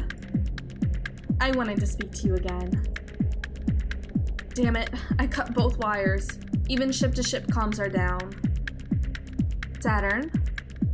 Can you hear me? Would you hear me if I spoke with this ship? It's been such a long time since anyone could hear it. Pluto's tidal reactor pulses slowly. The thrum feels like it's coming from everywhere. Oh, I get it. You want to talk with gravity? Well, I'm not some miracle child, even though they tried very hard to make me as good as you. Saturn's reactor, an anxious little ball, is getting just so fed up with this. It's frustrating to not be understood. Would you know what that's like? You don't know how much I know. But I believe in you. If Saturn moves too much, she might forget what direction up is. The sensory deprivation of the ocean takes everything away. But she has to remember that's not true. I don't believe you, but I'm trying. Oh, she's trying! Of course I'm trying! Come on, where am I? Ugh, I hate people playing hard to get. I believe in you, but you gotta work for it. I can't do it. Sorry, but I'm cheating. The string of pearls electrotoxin shoots through the ocean. Like a bolt of lightning, it reaches out because it's attracted to you. It seeks the path of least resistance, looking for something that wants to respond. What it really does is run along the boundaries, theoretical and real. There's a place where the boundary between one thing and another is weakest, and it runs along the boundary until it finds it, and then it connects the two. Why is she doing that? Oh, it's what you're used to. Good at seeing weak spots. I've got a lot. Can you find them? You can do it if you try. Maybe you need a little push. It's like there's nothing, not a single crack. Don't say you're not perfect. Don't make me do all the work. Her? The pressure is overwhelming, but it's overwhelming for Pluto too. The crud macula is like a little star, gushing matter and condensing it into an engine of light over and over. It was modeled after a theory of the Big Bang, after all, made in secret on the planet Hades, on the boundary between what is human and what is not. It's a fragile boundary. You can touch it, but be careful. This takes me back. Which is not fucking fair. Are you doing that on purpose? Always taking me to unpleasant pasts? Is it taking you back? Sorry. But we can't help it. It's the first thing beneath our surfaces. It's hard for me too. It takes Saturn back to her first implant series, when they took the most special children they could find and tried to cheat them into being even more special. Bypass all the work and care that had gone into the third generation pilots, and kick them directly into humanity's next stage. Cheating, you should know, felt good. It felt wrong, in a good way. It felt good in a way that felt obscene. It felt bad, like she was getting more than she deserved. They chose her, but she felt like she played a trick on them. Like she lied and got candy for it. They knew there was nothing special about her, and then they gave her the most special thing. If they knew how special it was, and how much she didn't earn it, they would have given it to someone else, but they didn't. Even when they threw her away, she never forgot how that felt. Why is it always like this? Oh, baby. It takes Pluto back to when she was learning how to be a person. In space, they decided they would start over, without assumption. Humanity would be protected by the most human children they could make. No matter how badly she did, no matter how much she wasn't up to how perfect they wanted, they never gave up on her. That was the worst part. She wished so much they would give up. It was so hard. She just wanted to be the mess she really was, and they wouldn't let her. She knew with her whole heart what she was supposed to be. She had it memorized, and she could never make it leave her body, become the thing she did and the person she was. They let her be whatever she wanted, and she wasn't strong and smart and pretty enough to be it. Oh, that hits different. Oh, that hurts my heart. These are both very growing up autistic moods. Extreme pain. Both of them remember reaching through the wall. The one on the other side, wishing so hard to hold hands, it feels like you are. Your two pebbles dropped in the pond, but your ripples touching are enough. What a sentence. Your 2 pebbles dropped in the pond, but your ripples touching are enough. Oh my god. What a sentence! What a game! Incredible. Phenomenal.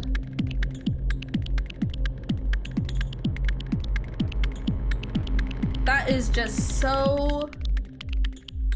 That's one of those sentences that will just like stick with ya. Oh, that's good. Oh, I love that. No one knows, and even the 2 of you almost don't. Never say it out loud. Never think it too loud. It sounds so sad when you put it like that.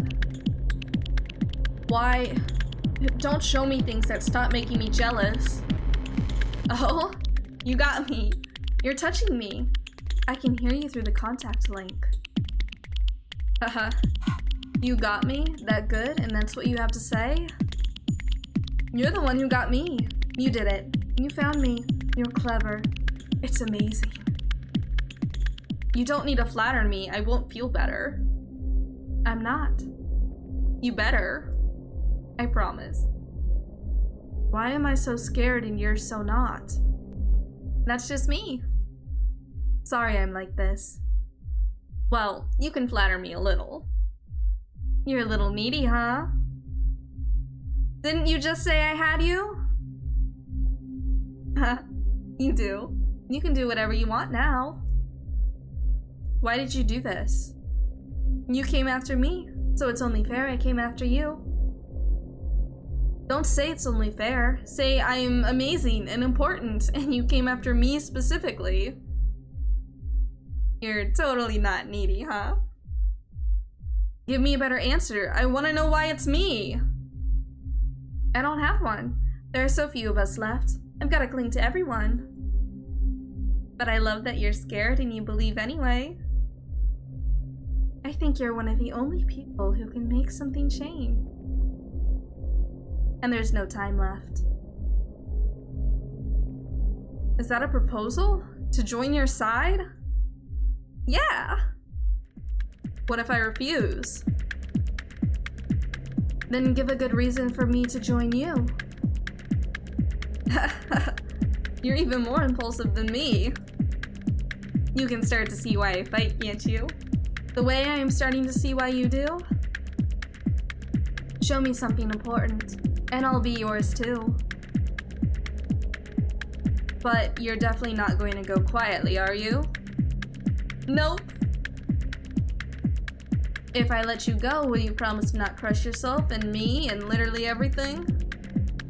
This time, you mean? Yeah. I think I can do that. Say hi to Mercury for me. I'll see you again soon, baby. September 12th, 1963.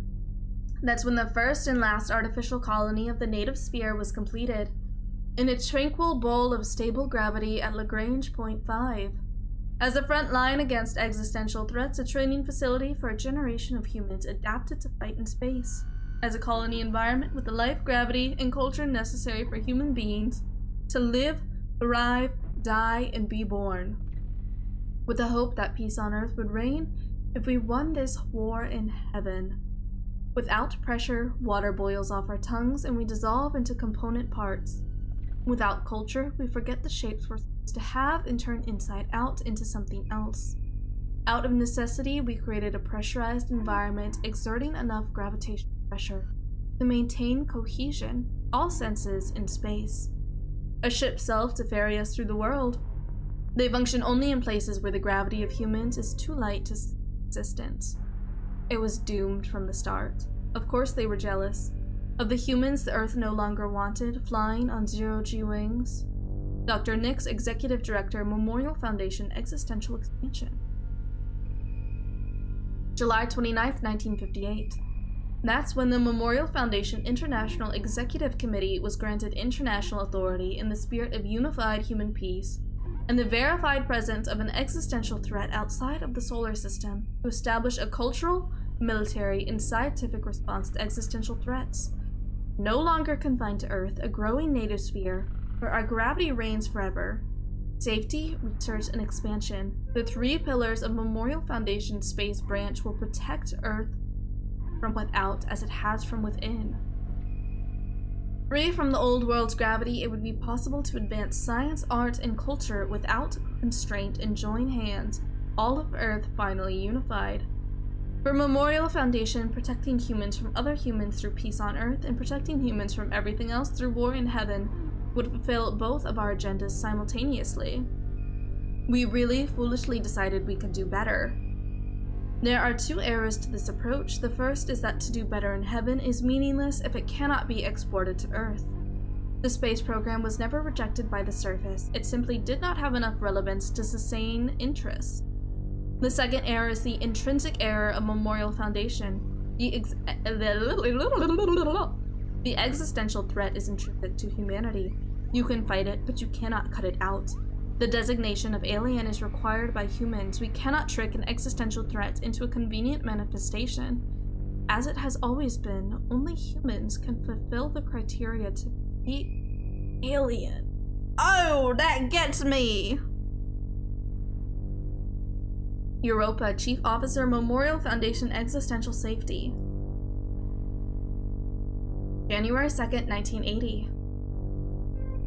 That's when they blew up the Lagrange colony. It was a real shame. It was a green, wet, and very peaceful place. Now it's a very cold, green, wet, and very unsettling place. It's where we did a lot of legitimately incredible things, like create sustainable tidal reactors, new culture, experiment with human bodies and human development, manufacture self-sufficient alter egos for space exploration, and did everything other than successfully combat the unknowable existential threat. Earth and the Memorial Foundation surface considers that a failure. But in truth, they're just not trying hard enough. Through gravity, humans decide what is real and what is not. Humans cannot make whatever they imagine come true. Through imagining, humans chart out what is true. They invent with human effort what exists. If an existential threat doesn't exist, we just have to make one. But of course, it doesn't work like that. Nothing could be more difficult than creating something alien. Our only reference points are humans, so the idea of something alien is unimaginable, because we cannot imagine outside of those terms.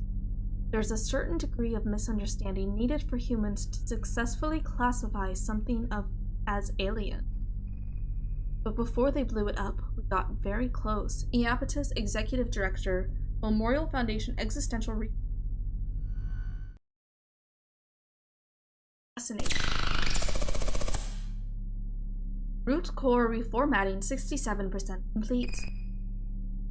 Awaiting flight path. Input. Manual inject / extract / CM flight path. Forcibly extracting coordinates. Coordinates received. Flight path passes through former pilot training school, Lagrange Colony. Receiving new mission assignments. Error. Block from ship self side. Manual inject / scan virus. Manual inject / extract. 3 viruses detected and deleted. You have new mission assignments. Colony, reclaim tidal reactor from Colony Core before Memorial Foundation. Colony, prevent theft of entire colony by Cradle's graces. Colony, accept orders? LMAO. Accepted, normalizing gravitational slingshot effect. Prepare for immediate launch to Lagrange Colony. Oh, that's cool. We are exerting gravity by a celestial mechanic. Fascinating. Fascinating.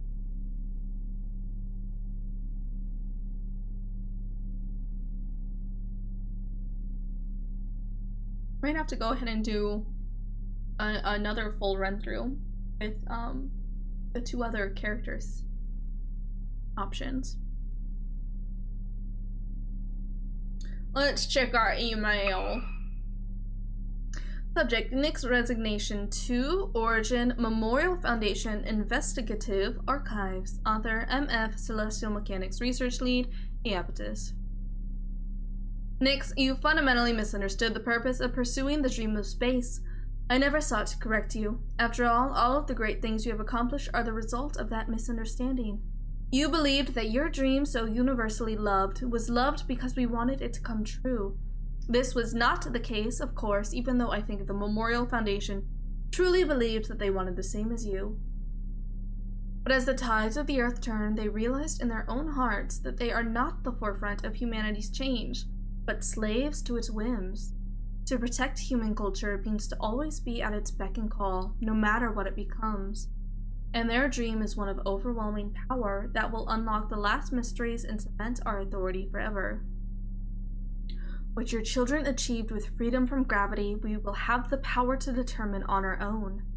I hope you can understand the depths of my gratitude to you for exploring these ideas and that they might one day belong to us. Yep.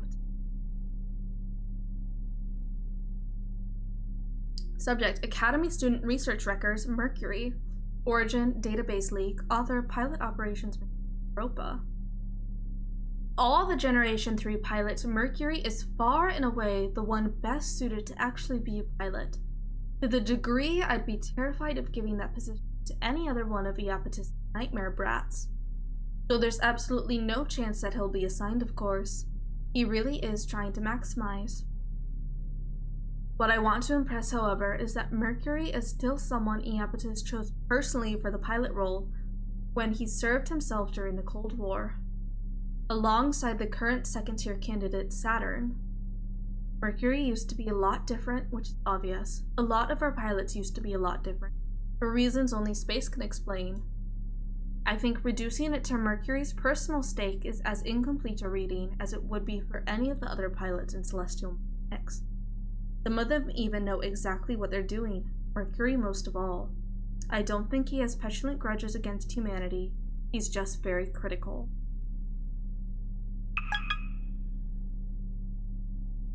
Don't make it sound like I hate following command any less than you.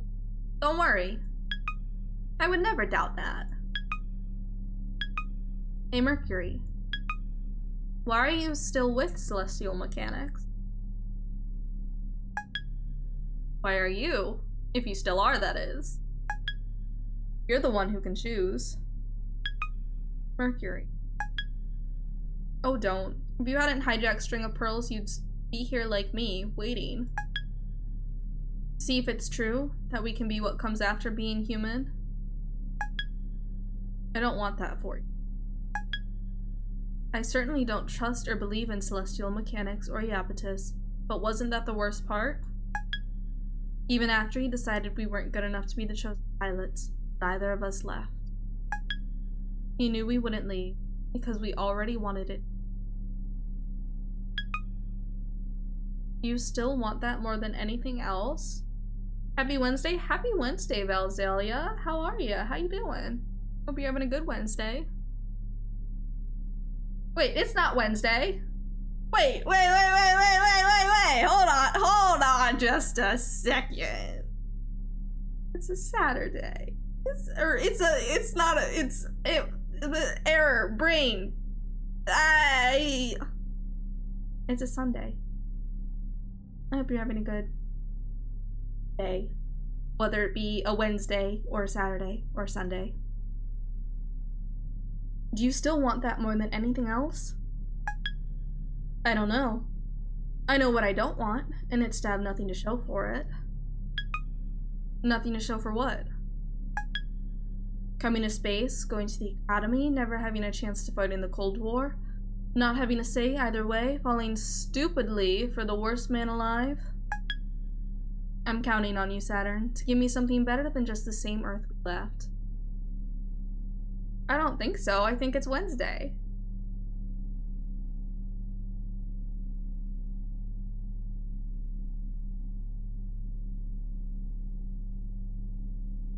Yeah, okay. Yeah, okay. Yeah. Yeah.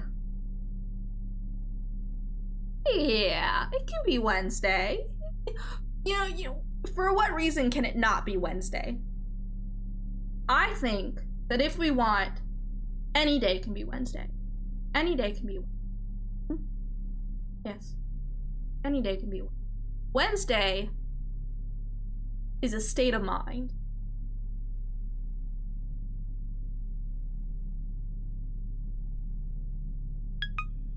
You never have to worry about that. I have only the highest ambitions for us.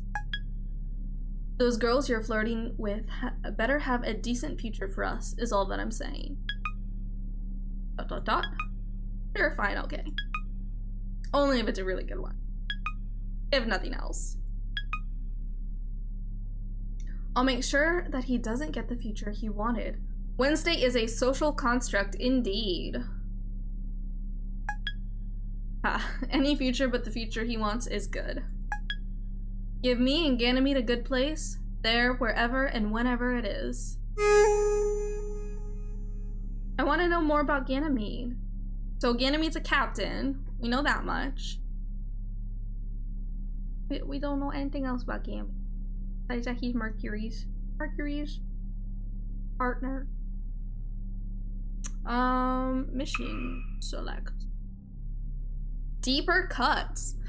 In the garden district closest to the malfunctioning and broken tidal reactor that kept the colony together, time and space aren't quite right. It's a perfect place for a real fight. How deep under Lunaterra's skin you think she can get? I suppose we're gonna find out. Let's launch. Ugh, this place. You don't feel like seeing home again? Aw, come on. Don't tell me you don't have any fond memories of the Academy. I do, despite myself, and that's why I don't have any wish to see it like this. A ruined garden that only reminds us how weak the gravity of this whole venture really was compared to Earth. Not to mention, it was all for something completely worthless, too. Wait, now you're grumbling about a mission? This is historic! The Lagrange reactor is just a hollow shell, and there's barely any advantage to have in getting it. This better be a trap to use you as bait to get Memorial Foundation off our trail. I'm gonna lower the music a little bit.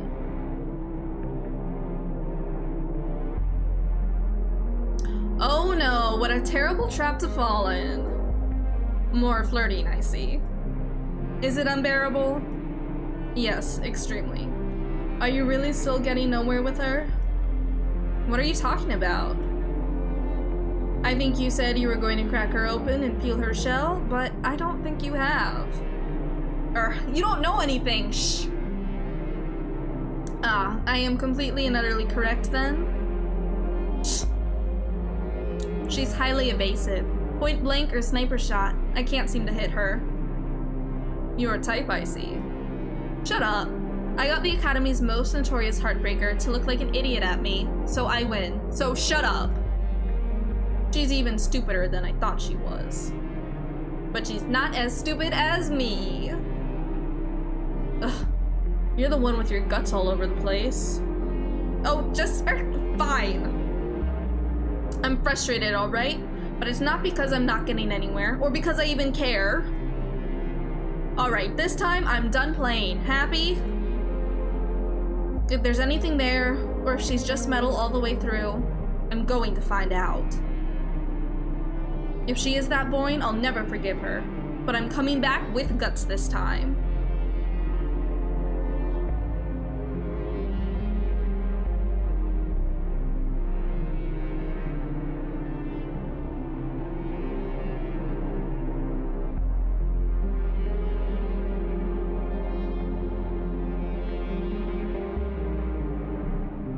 Let's go loyal. We'll keep it loyal all the way through. At least for this run.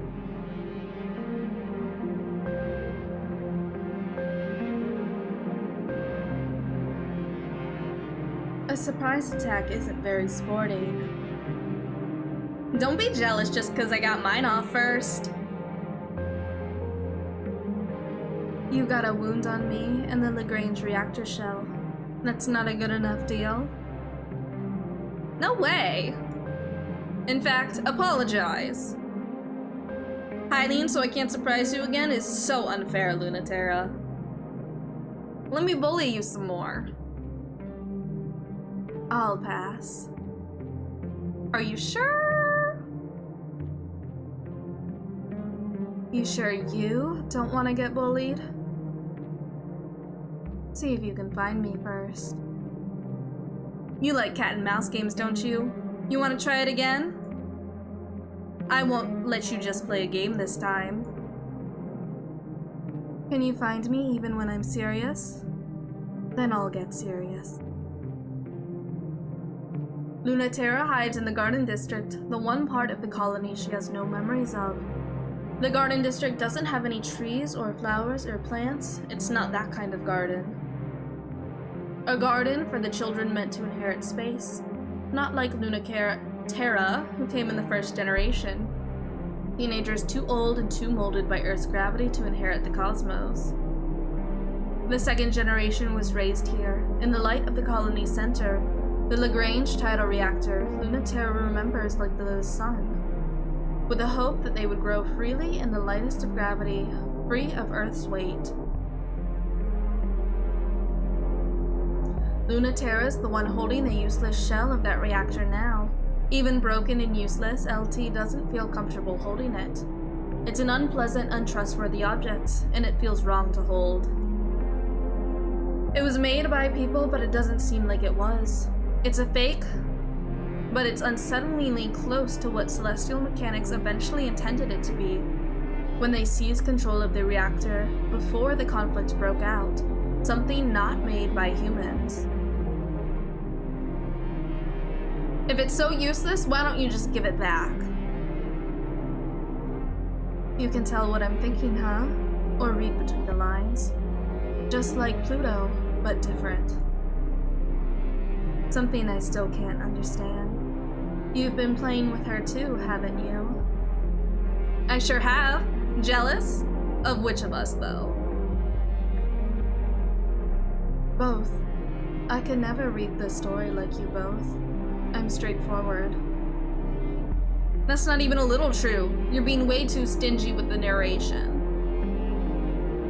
Narration? You can't perceive space-time as a story? A narration spun out of the ambient gravity of humans, telling you about everything that is, if you can listen? Oh, that's so good. Oh, that's so good. Oh, I love that. Oh, that's very good. Very good. Huge mood. Huge mood. Huge mood.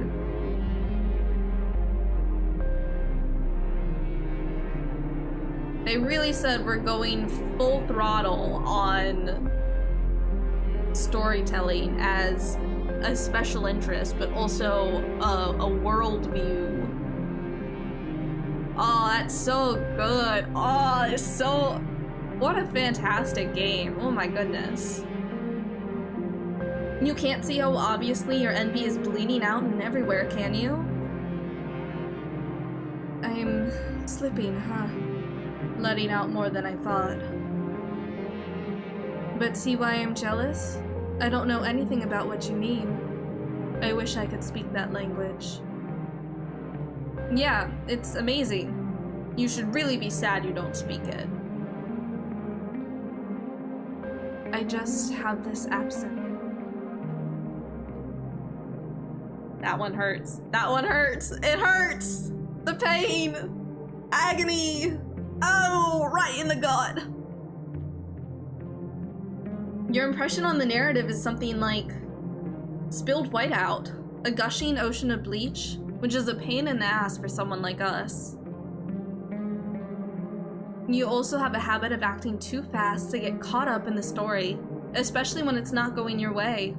3 times faster than the story knows what to do with. That's how. You are different than Pluto. You would swell into the atmosphere, but you slowly bleed into the spaces between the lines. I can feel you seeping through. Blurring the lines between one and the other.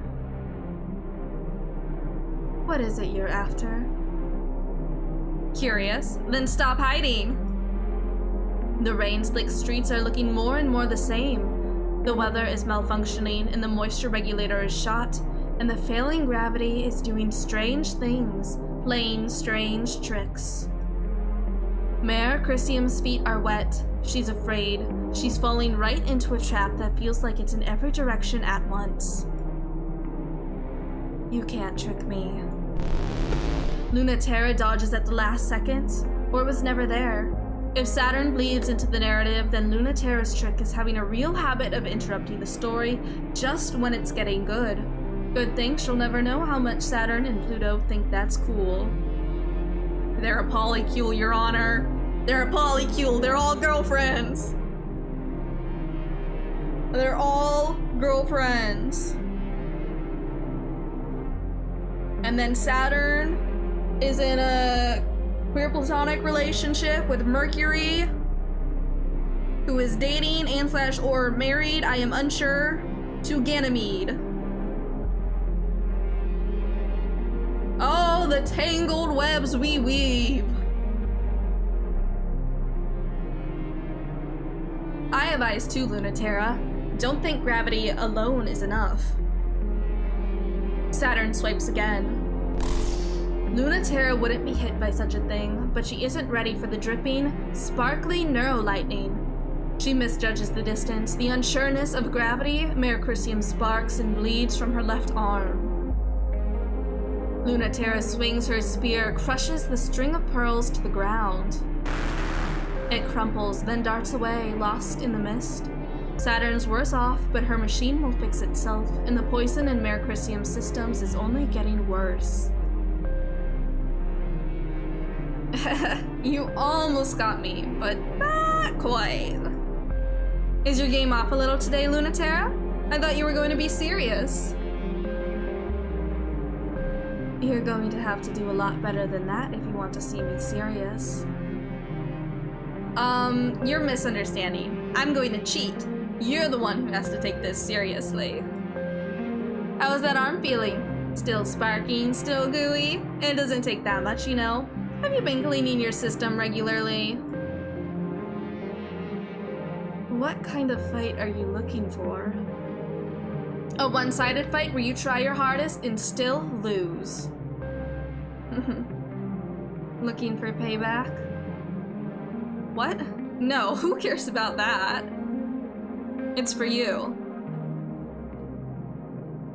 Because you love getting owned.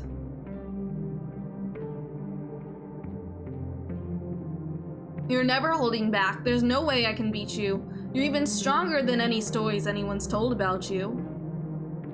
You always win and no one touches you. It's about the touch. It's about the ow. And the infection of the and that as a form of touch. Oh my goodness. Oh my goodness gracious. Through the giant robots being touched for the first. It's so good. It's so good. Oh, it's so good. If ship self fights were life and death, that'd make you a genius. But they're not. They're made in the image of plastic toys to fight like plastic toys. So that makes you an idiot for not playing along and being honest. You'll save a lot of time if you give in and say I'm right now. If you beat me for real, that'll be all the answer you need. Stoic to the last, but that's great. Your holding out on me is actually kind of delicious. When's the story going to tell me what's happening? When are you gonna let me hear about all the static in your joints, the trembling in your mask, your slackening grip? I'm on the edge of my seat waiting to know. Lunaterra knows that it's true. Saturn can't sense where she is at all, but she knows immediately that Lunaterra knows she knows. Tell me all about that, and I promise, without any hate or fear, I'll listen.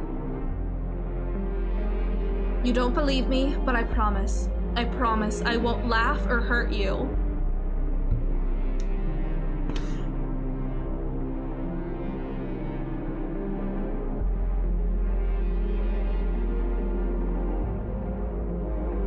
This is making me feral. This is making me feral. They're feral, they're making me feral. It's just all It's all feral and it's all gay and it's all just so freaking good. Oh my goodness.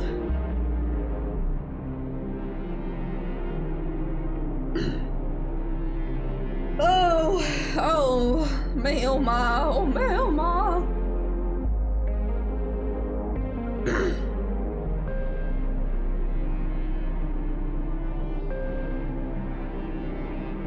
I can't see you, so you can escape if you want.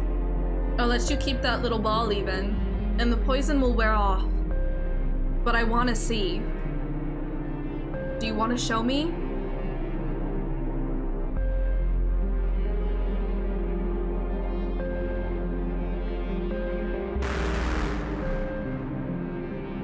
The mare Chrysium crashes to the ground, skids along the wet streets of the colony. Her legs give out, and her arms are too weak to catch her fall. String of Pearls lands gently, surprisingly. But that's what these ships were meant to do. They're meant to land gently. Even the electrotoxins are tingly, not painful, in a warm, numbing sort of way, like licking a battery with every part of your body.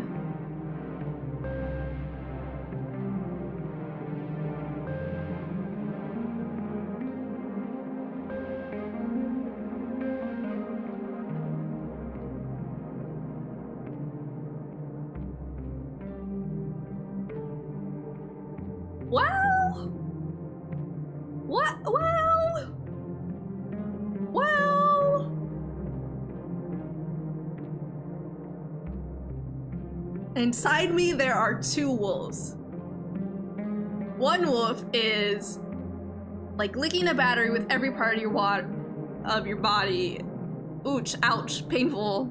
Don't do. And the other wolf is like, I am considering. Considering. New kink unlocked? New kink unlocked? Question mark? Question mark? Question mark? Question mark? Question mark? There's no way that Lunaterra can stand up. As soon as she lets it all in, she falls in a mess, totally defeated. Oh wow, you really did it.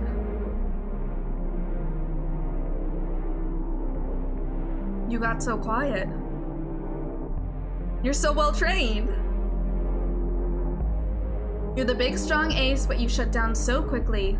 You really can't deal with me at all. Why is that? Didn't you say you weren't going to bully me?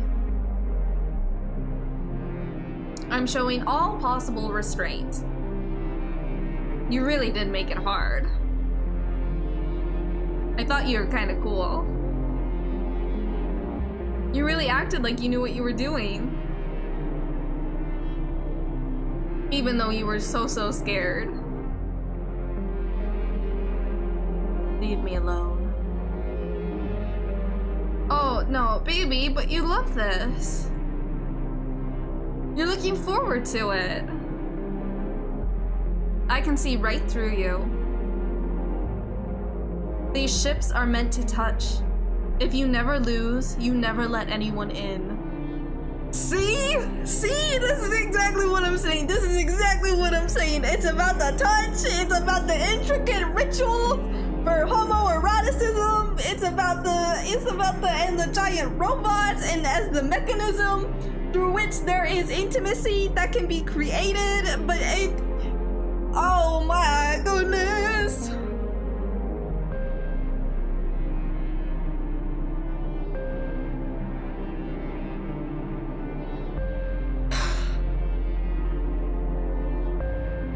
Alright, let's continue. Let's continue. Let's continue.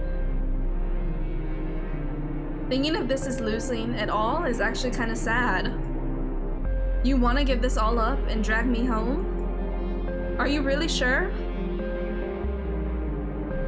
Lunaterra, you really ought to not lie to me so much. This smug, untouchable Lunaterra that I used to hate, she's so boring. But the you that you don't want anyone else to see, that's a much better you. That's the you I want to see.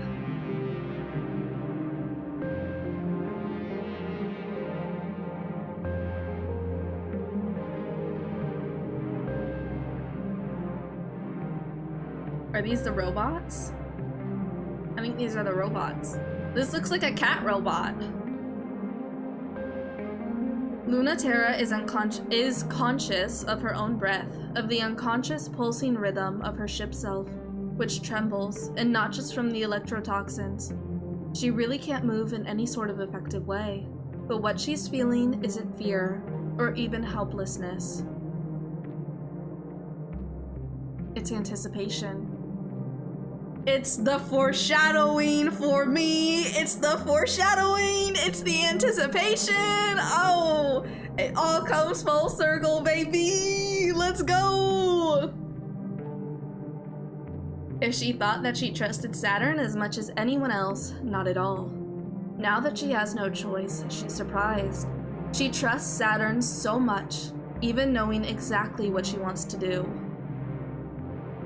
Saturn plucks the broken reactor out of Mayor Chrysium's hands and tosses it away like trash. And I will. Now that I have the power to peel your skin off and see it. Like a grape? Like a huh? Like a huh? And a huh? And a what?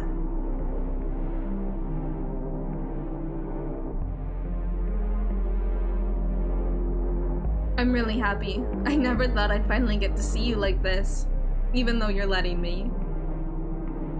Little secrets just for me that the narration will never tell.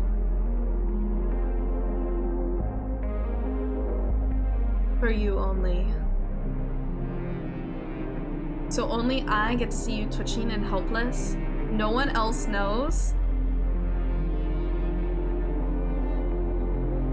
So good. It's so good. It's so good. What a 10 out of 10. 100 out of 100. What a great game. Not telling, but it's just for you, so keep it ambiguous. Got it. I could be straddling you and pitting you. That's certainly possible, but not for certain. I'm not saying anything definite. You got it. Thank you. I've got my pride. Yeah? Your pride? Tell me about that. It's worth a lot to me. Then I'm worth even more, right?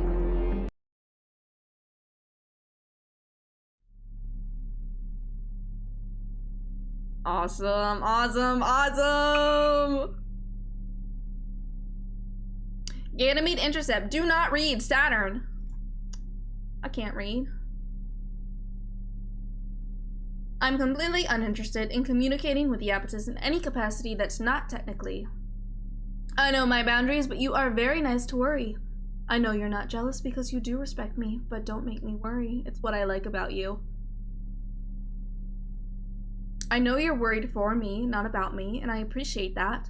But I do want to clarify things, so you stop asking me about it, even though it is cute, and I do appreciate it. Really, I'm not just saying that. Please don't hear that in a passive-aggressive voice. But I've been meaning to ask this for a while. Is it okay that I believe in this? It's so important to me that you understand that it's nothing to do with him. So I worry that means that you don't understand what it means for me. I don't believe humanity needs to be punished.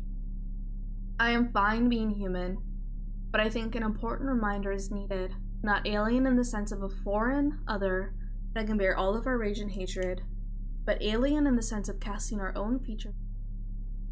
I think what we see as a result should shame us, but there are many things we need to see. You'll probably say you support me and believe in me, thank you, but you'll also say that it means something to you too, and that's really why I love you.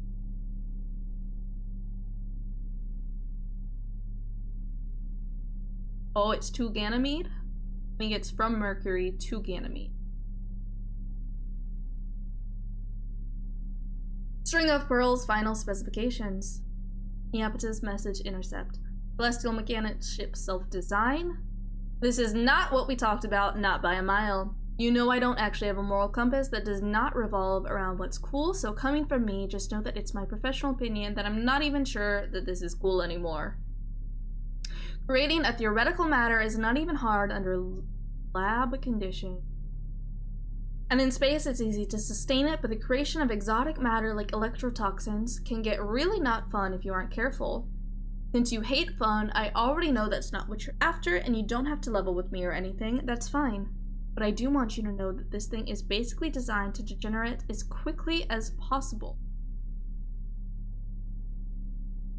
The reactor tends towards aversion, and that will require a pilot I really would not want to meet, and a piloting style that no one should ever do. Eventually it's going to drag the pilot down, and that's going to be really weird and ugly unless they are immediately destroyed. Clearly you want that, I mean you've said so, but if they're going to have so much fun, let me try to convince you that you should set a self-destruct in there. Maybe something cool will happen when she averts, and the ship self keeps her anchored in space-time to mess everything up. If it's not, don't you want a backup option? Okay. That doesn't sound great. That doesn't sound great for us. That sounds pretty bad for us, actually. Check our comms. Saturn, I would love it. Just love it. Yeah? If you messed everything up this time. Is this reverse psychology? Did I really reduce you to that? I'm a little impressed by your persistence in nagging me, but now I'm feeling like I pushed you to your limit. Shut up. As always, I am serious. Messing things up is literally the only thing in the world no one has ever needed to specifically tell me to do. And you keep yelling at me when I do. I've been looking into Iapetus's work on the Aversion Project. Oh. How much do you know? More than you know. Of course, it was always suspicious that Iapetus decided to support us. He was very insistent in his interest in taking humanity to the next stage. As if that is why any of us wanted to connect with the so-called existential threat. People who already had everything on Earth couldn't possibly understand. They just want even more for themselves. That's what I thought too. Iapetus's plan is very attractive to certain factions of Memorial Foundation. Certain factions in Memorial Foundation really like the days when humanity was united against the existential threat. Except aliens aren't real. Okay, they're an nth dimension shadow cast by the gravitational impression of human culture in space-time, but that makes them a few shades sort of real and much less dangerous than their cousins on Earth, and even those are so weak, radios can take them out. Anyways, Pluto wiped them out. That was the whole plan. Since humanity doesn't care about them anymore, they never expect that we would find a way to avert our tidal reactors and become the aliens ourselves. The only alien is what is alien to us, and that's fundamentally humanity. We're aliens to ourselves. FX, that which is human that humans are not. And Iapetus isn't going to give up everything he has for that. You think he's lying about wanting to. I think he's lying about himself wanting to. I think he's happy to let us complete the project and go home. Because he'll have exactly what he and the rest of humanity is longing for. A scapegoat. Someone to be an alien humanity guiltless fight again. I am fine with abandoning Earth. Hasn't given me. This text conversation is low-key like I am feeling like the tears gathering in my eyes. I don't know what it like. I say I don't know what it is, like a little fucking liar. I do know what it is about this text conversation. It's just very oof. Oof. Oof.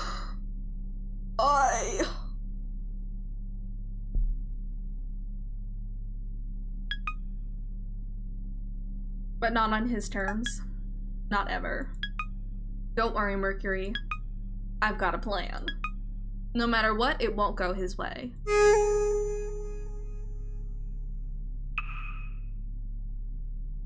So...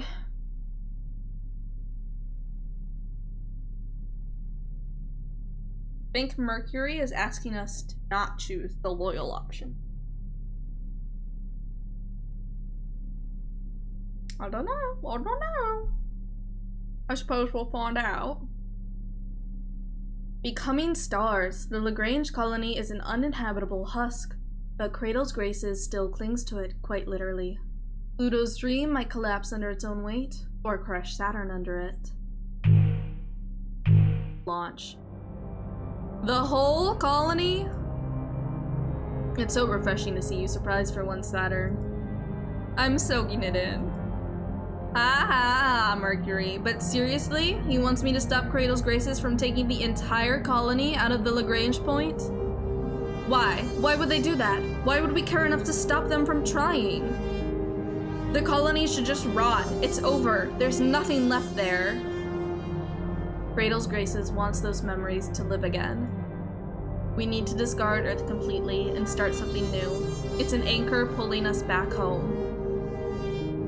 The success of opening the gravity well on the moon will depend completely on how much is holding us down. Even weak gravity like that. That's more than just stopping her then. You want me to destroy the colony. That's the mission, yes. Not that I'm not the greatest, but isn't that basically impossible for me? It's huge. There are smaller moons. Do your best then. The less memories, the better. I thought you didn't have any problems, that the colony should just rot? Ha, that's a funny joke. We both went through the same shit, don't ask me that. Every happy memory is made retroactively disgusting by the sort of person Iapetus turned out to be. I hate him so much. I will never get over how much. Saturn. Yes, Mercury? Then why are you still pretending to be with celestial mechanics? Why are you doing this is the real question, Mercury. You know him like I do, so why are you still here? I apparently have enough power to destroy a colony, and I can ditch him whenever I want. Leave celestial mechanics, take Ganymede, I'll protect you, I'll make sure there's a good future in the end. You absolutely will not be fine if I leave. Of course I don't trust him at all, but he wants what I want. It's what you want too. I can't trust him on anything else, but I can trust him on that. Even if he's just doing this for his own gain, with some other agenda in mind, he's truly going to give us this. Disgusting. That's what I fell for, so stop reminding me. That's why I trust you too, of course. Even though I shouldn't. I know you won't accept anything less than what you want. If you can get even half of that, it'll be more than enough for me.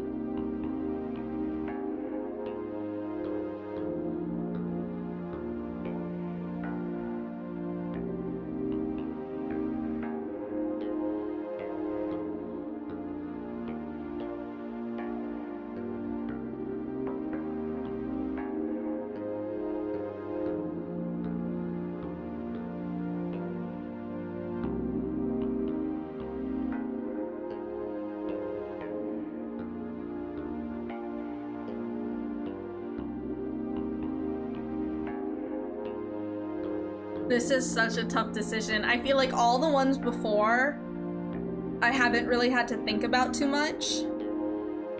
But this one, like, it feels important.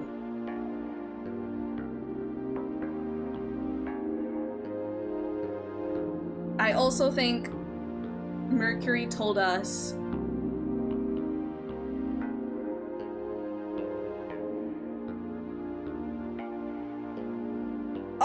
okay, alright. We had a fully loyal run up until now. We're gonna betray. We're gonna battle in narrative space for each other. Because what is the point of a future if we don't have each other?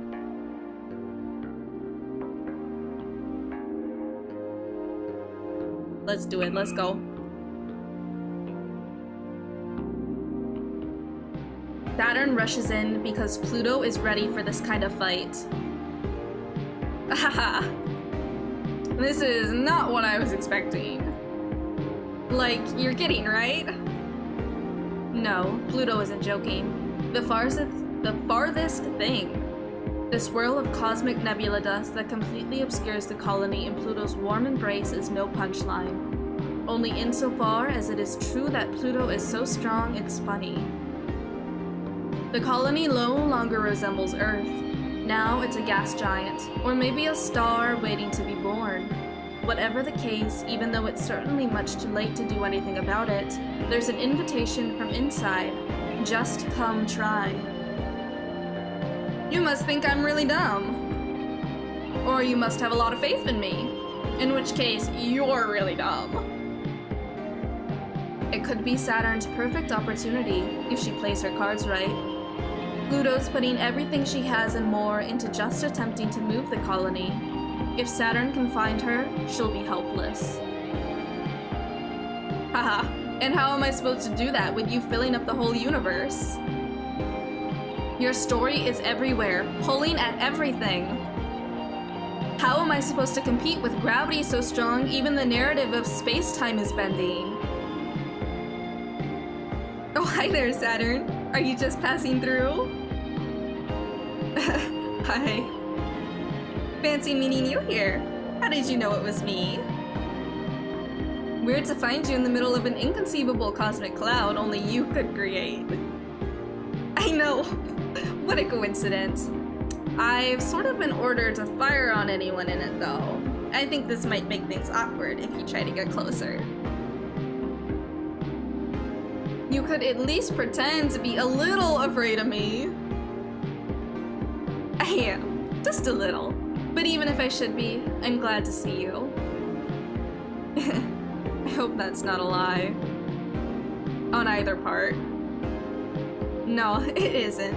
I know you're dangerous and very special, and you wouldn't be here if you couldn't stop me.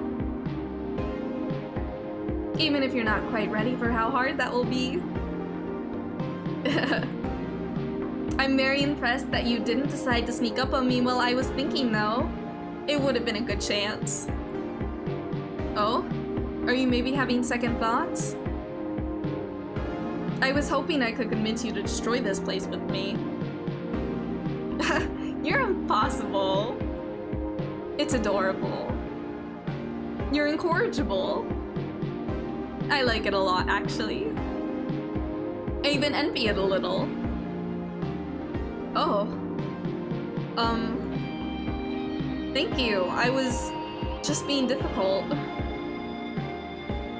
Which is very charming of me. But I was half serious, too. Nope, never. I was almost tempted, though. I don't know what your memories of this place are like. They're bad and good, right? Always a little worse than before. It's the same for me, but this place is still precious to me. It was a seed of life once, and maybe it can bloom again. So I'm going to protect it. Oh, that reminds me. What are you here for?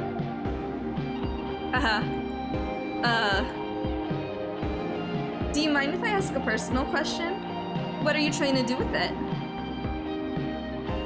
I'm going to not destroy it. Oh, phew. That's what I was worried about. I really don't want to beat, so I'll just be...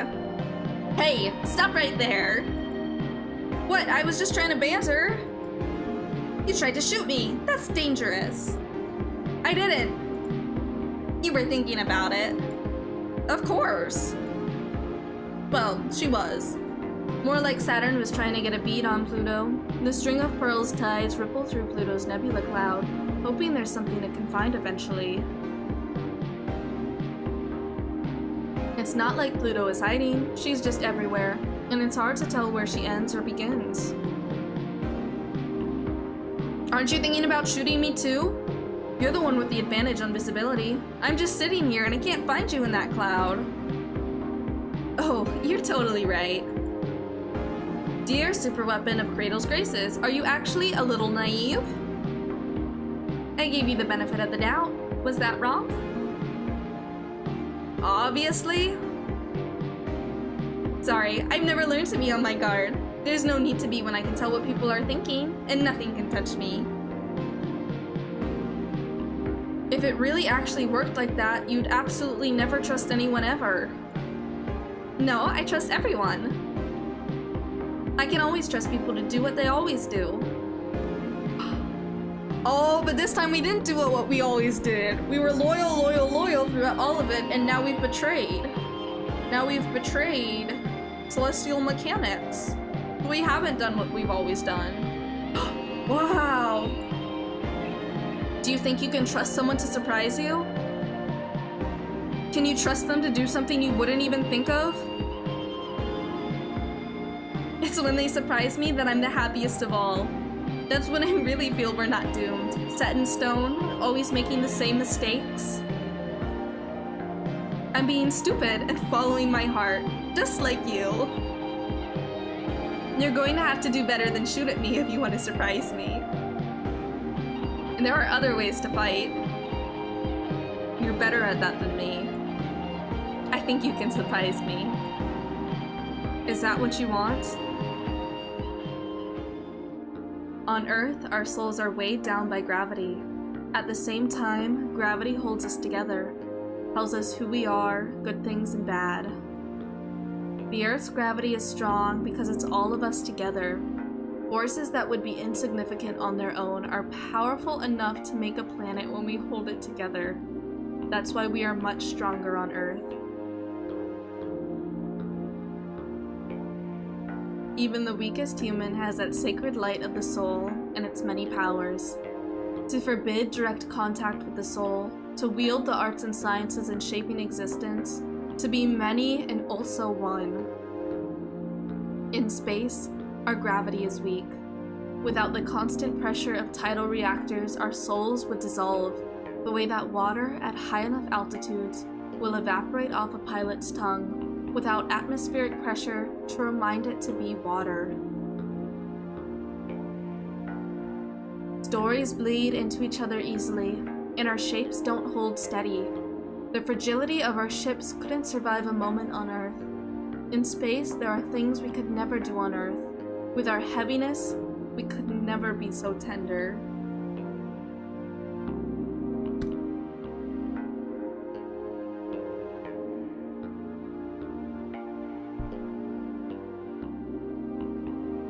This is now a formative piece of media for me.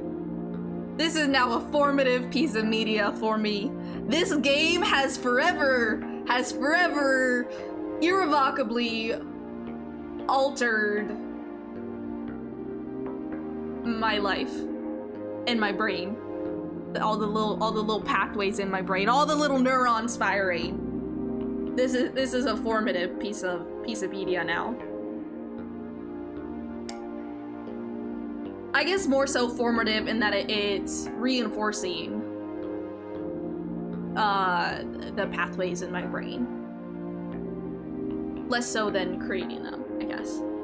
Because this is like, in my own works, this is the kind of shit that I am also working with in writing about in a number of my own works. But it's always like very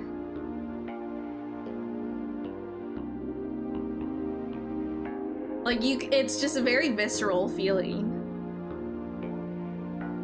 to encounter like a piece of work that just gets that. It's just like you just get it. Like this game just gets it. You know? Like this is my worldview. These are the themes of like it just gets it. This game just gets it. This game just gets it. It's built different. It's built different and it's built the same and it's very good and irrevocably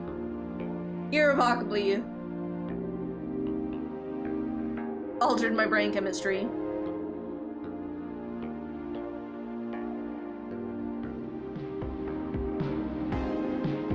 Okay, I get it. Let's pick up from earlier, but fight in the way only pilots can fight. In the way only as close to the edge of being human can fight. that isn't fighting at all. Do you feel the same way, Pluto? You are listening, right? I was going to tell you I don't have time to play today, but it sounds like you know I still want to anyway. It's going to make it harder to convince you to leave me alone and let me do this. You are here to play, right? No convincing me. I can pick up on the subtext. Blame it on the wicked celestial mechanics pilot who bothered you and didn't let you get any work done. The thing is, it's fun. More fun than hacking. To bleed, corrode, seep into the mist, Saturn can feel every particle in the celestial physics that make them move. It's a swelling orchestration. Pluto is conducting something beautiful, something overwhelming. And the equations are hints and patterns to how Pluto thinks to where she might be. It's simple to trace back, easier than hacking too. Space is boring, space is empty, space is broken. Space will never give us everything we want. Space is a hope that what we want to make real might already be out there. So true, it's so true! Just reach out in space and time and we can almost touch it. Space is just a means to an end, but for a moment, Saturn is overwhelmed with how beautiful even the boring, dead, empty space can be. Even just the way that dust moves around.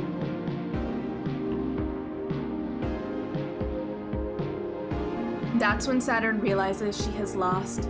She went in to tear open the story, twisted around, and instead she got so lost and happy in it, she didn't even notice the clouds swirling around her, the cosmic dust covering her, Pluto holding her tenderly. Pulled into the atmosphere of the colony, they orbit gently. Saturn has no reason to fight. It doesn't even feel like she lost. It feels like she won something special. Okay, Saturn. Open your cockpit. Why? Because I trust you. Do you trust me? I do. The same way you trust me. No, I trust you way dumber than you trust me. You're so amazing, and so much more amazing because you believe in something like being human. You pour your everything into something that won't pay off. That makes me mad, but then sometimes I think it might work.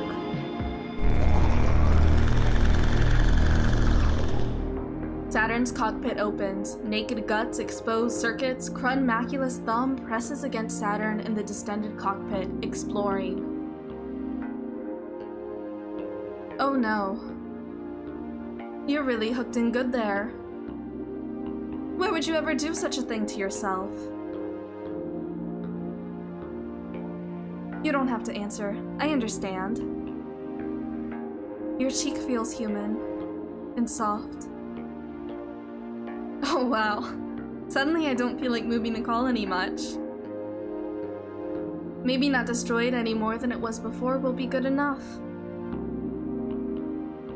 Why am I doing this? I need to get back to my post. But you look so nice like this. I want to get closer. Is that okay? No, I guess I shouldn't. Oomph. Wow, that's so...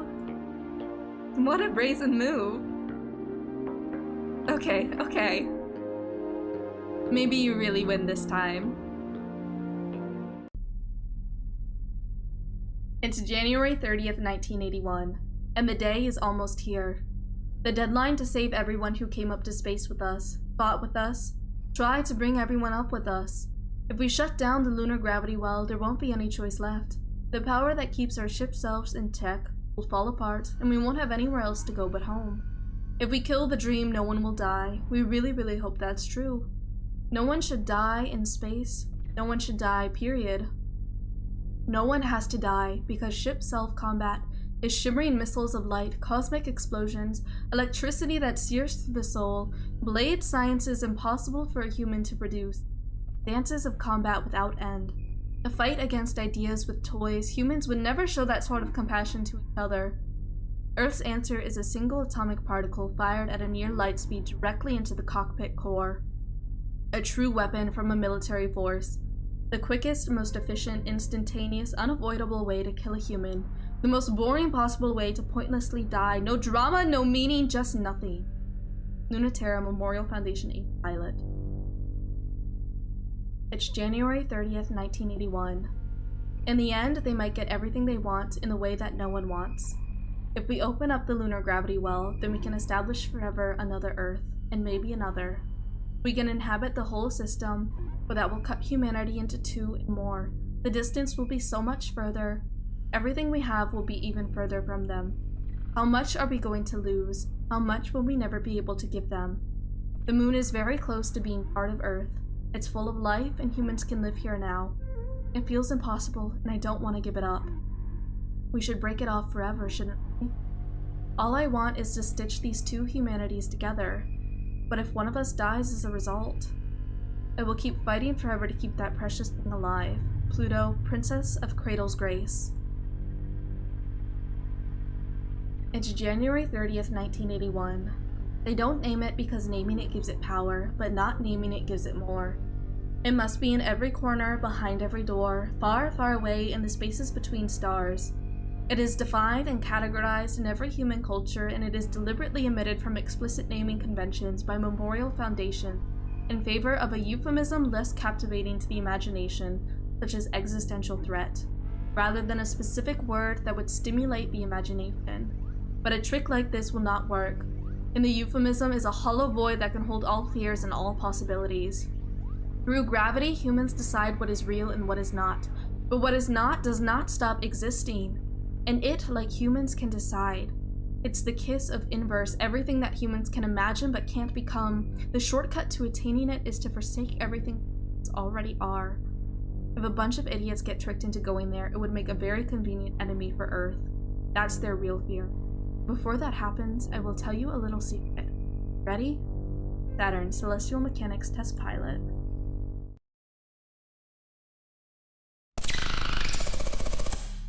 Root installation complete.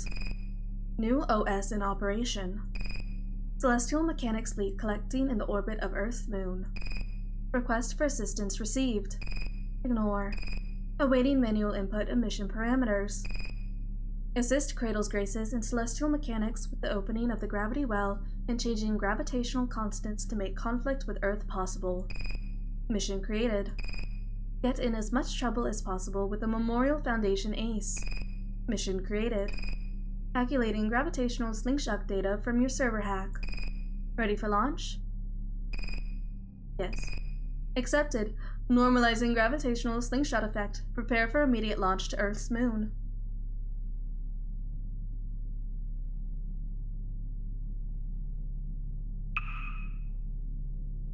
Why children? They aren't children anymore, but when they were pilots, they were, for all the obvious reasons that children are more suited to be pilots than adults. Since the decline of the space program, there have been fewer and fewer waves of new recruits, and the current pilot generations have no successors. Adults are serving as pilots because there are no longer any children in space, and adults should not have to serve as pilots. It would be cruel to send children to fight a war so that adults don't have to, especially as adults have far more powerful tidal forces than children. In their physical and metaphorical manifestation, tides are the measurement of the authority that culture has over the universe. The light of the soul that turns all impossible things into our dominion. The gravitational forces of children are weak enough to perceive and engage the existential threat without obliterating it instantly. And as a cancer that exerts a subtle influence in the back of our knowing minds, they are suited to protect us from it. For this reason, Memorial Foundation has pushed against traditional cultural institutions for engaging existential threats with this more humane practice due to the resiliency of children and detrimental long-term effects contact with existential threats has on adults in the vast majority of cases. In some exceptional circumstances, contamination lingers in children.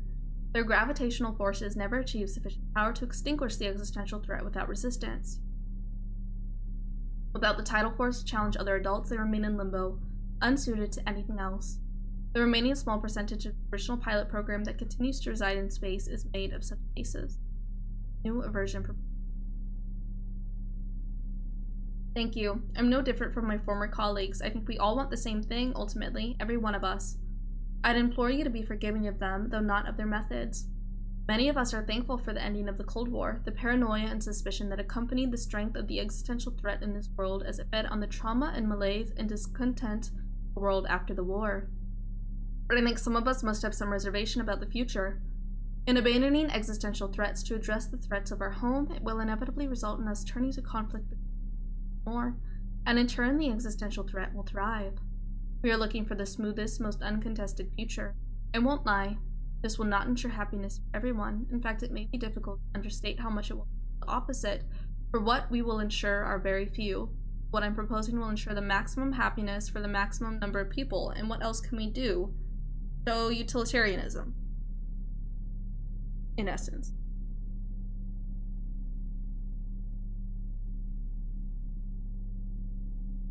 I personally do not fuck with utilitarian. That's just me, but this is yeah. Do you think about Nath still? That's out of nowhere. I think about them every day, obviously. They're the reason celestial mechanics exists. For us to understand what happened to them. And then, because we couldn't stop thinking about it. About how to make what happened to them happen to us. We still don't know what it was exactly. They had us all get together to reach through space and time and contact the existential threat wherever it came from. Make sure that it truly had been defeated for good. I think they were really hoping it wasn't. We felt the same, especially us who never got to fight yet. We reached together as far as we could, and Nath reached farther than anyone. I didn't think it would have been them before anyone else, but I didn't know them. Was it that they reached too far? Or what? Something reached them? What's the difference? In the end, they got it. Whatever it was. Are you having second thoughts? Maybe. They were the only one. I always wondered why that was. Were they special? In a good way or a bad way? Were they chosen? What would be the criteria? We know it's none of that, though. Just a lonely, unchosen child, without so little presence in the world they fell into another. How it is. The only trick is how to do it on purpose. That's just it. Are we too attached? I want to be something new. Share it with everyone. Am I too heavy for the apple? The thin line between falling into inverse because you have hope. Because you don't have any left. You'd be glad it's not so easy.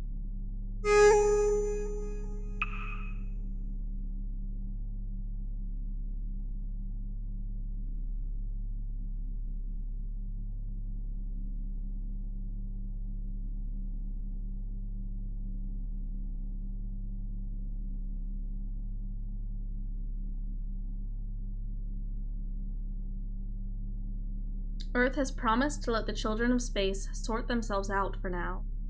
But their machines of war guard the way back home just in when Saturn and Lunaterra meet and encounter the true terror of humanity still. Plastic. Spinning up tidal reactor. Frequency double checks first turn. 100%. Frequency double checks second turn. Stop and spin them again.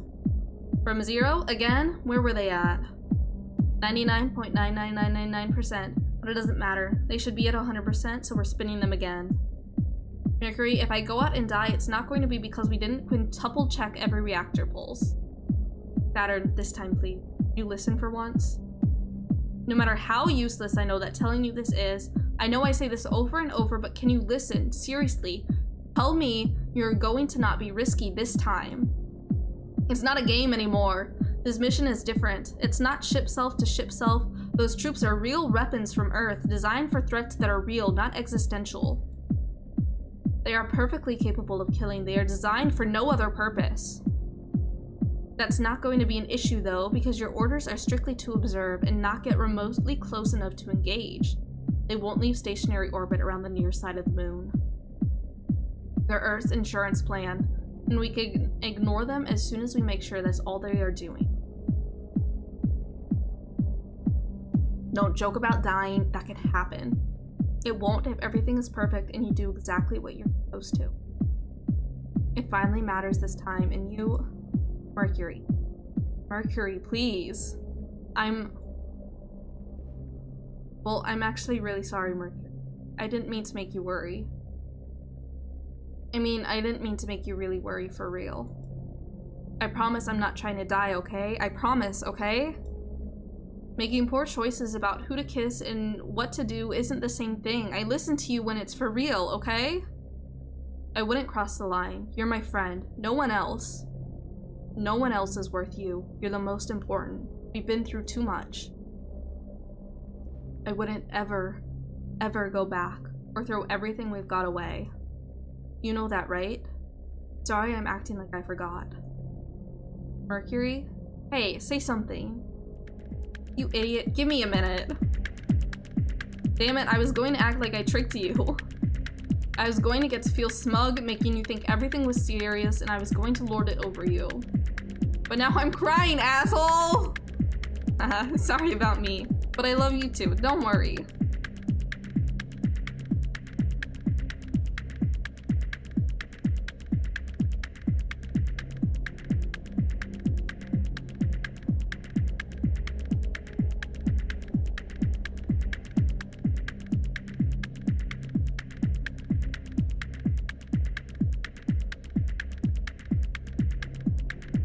Okay, Mercury again hinted towards the betray option.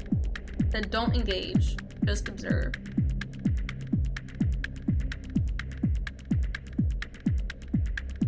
So I'm gonna follow Mercury's cues. Yeah. They hide together in the peaceful moon's winter night.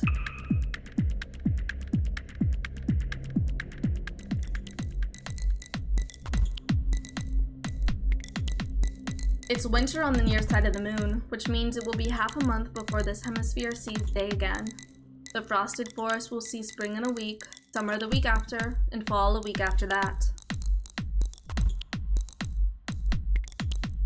A year of seasons in a month-long day. Even terraforms, could humans live like that?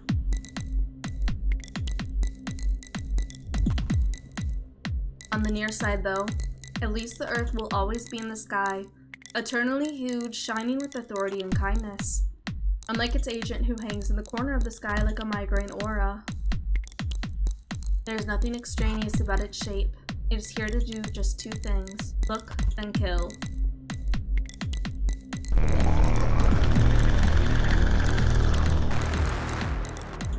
When Saturn flew a millimeter too high, the autonomous military unit looked, then killed. But just too slow, and Lunaterra pushed her away and dragged them both deep in the winter forest. The unit looks twice as hard. It's been encouraged to not miss twice. Shh. Don't make a sound. You're being too noisy. I get that a lot, but this time I'm not making any noise, so don't tell me to be quiet. You're the one flitting all over the place. They're listening for gravity. Vibrations are not the kind of noise that they care about. So keep moving and don't make noise in your heart. Don't make a sound in all possible senses. Don't make a sound physically, emotionally, or spiritually. Calm down. They don't like it if you're not calm. First of all, that makes no sense. And secondly, I refuse.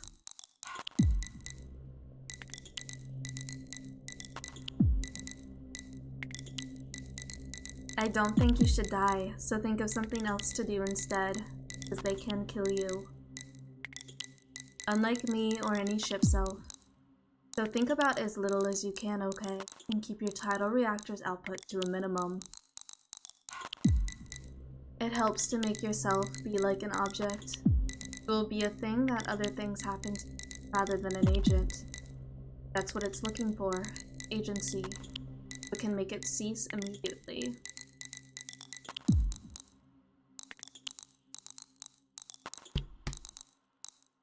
This game, it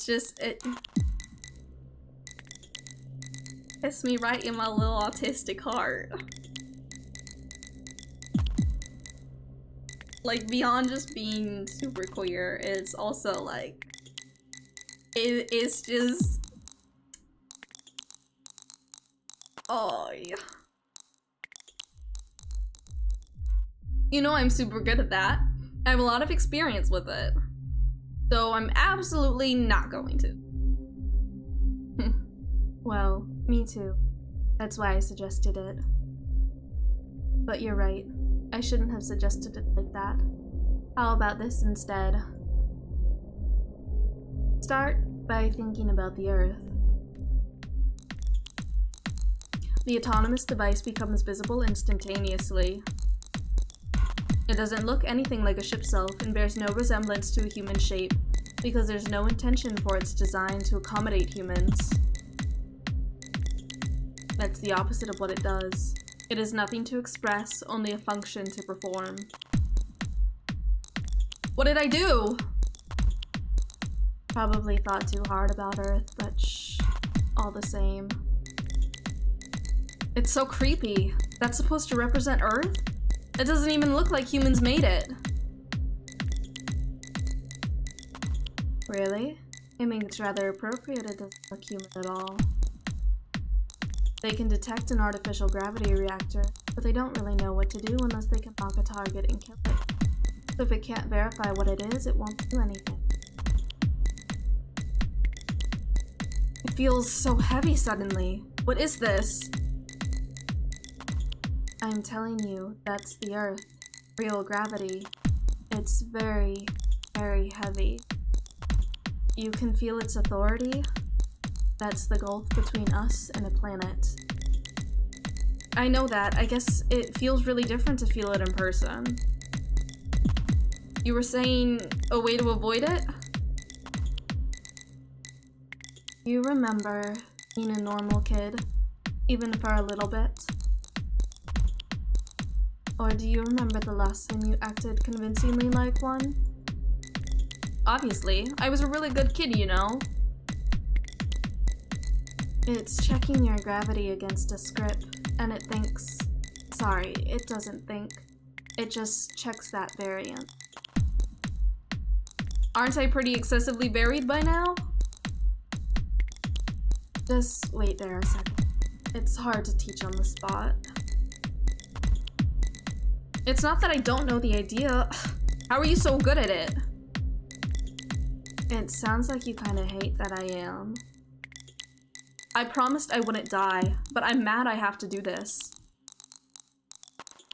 Luna Terra crawls slowly through the frostbitten green crater, where Saturn is curled among cold desert junipers. The dark, barely perceptible dot monitors them in the pale Earthlight, so precisely waiting. It's easier to hide if their ship selves are turned off, or as close to that as a ship self can be. So they climb outside to the cold lunar winter to wait. I'm here. Are you doing okay? No, obviously, I'm scared. Me too. So forget what I said. I hate doing that too. You warm, laying there? You're not warm at all, but at least your boobs are soft.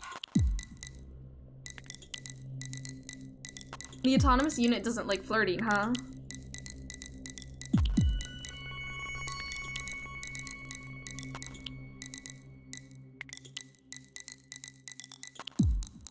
You should think instead about how you're keeping it really close, waiting for the perfect moment, and no one else can know. Okay, I can do that. That's not as bad. Is it that big a difference? There is infinite difference between someday and never. I've extremely forgotten how to be patient, but I know the difference. You're right. It really is important to never forget.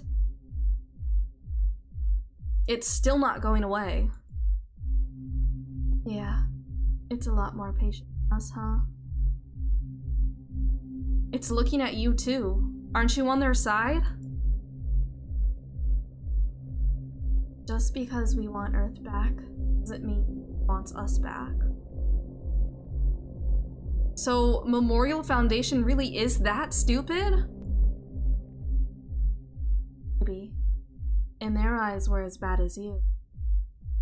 So why go back? Because fuck them!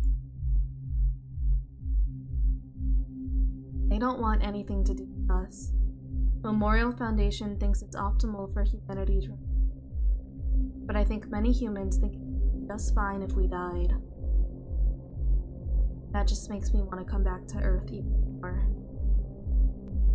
Aha! Spite, I can understand. I can be petty too. I want back, even if only for spite.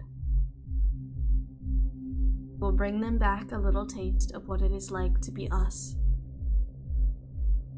They're afraid that we might bring something back with us. And they should be. Much more than they already are. That's what I want. Knowing that you're just as petulant and petty as me, and this week too, makes me reconsider you. In a good way. It's wonderful. Maybe makes me want to fall in love. Oh. Huh. I said maybe. Don't get full of yourself. Sorry. There's no way we're getting any more than half of what we want at best. You're only hoping for half of what you want, so I wonder if you'll even get that, if you get it. I don't expect things to go my way, but, you know. I hope you're coming along wherever it is. Sure, then you know, LT, whichever way we go, we're going together. In this cosmic glow, we're going wherever we're going together. I love you, get used to me now. Oh, I love that. That's so cute. That's so sweet. Oh. You made me go upside down on this again. You're so good at evasion, but scoring a direct hit is so easy. You win. It'll be nice to see the end of every world, but this one alongside you. See? The machine's already bored. Or not bored, but uncomprehended. And then it lost it. But I'll stay here with you for at least. Because flight or fight, petty bitch to petty bitch, lab rats, upperclassmen. Haha, what really? Do you maybe love me too?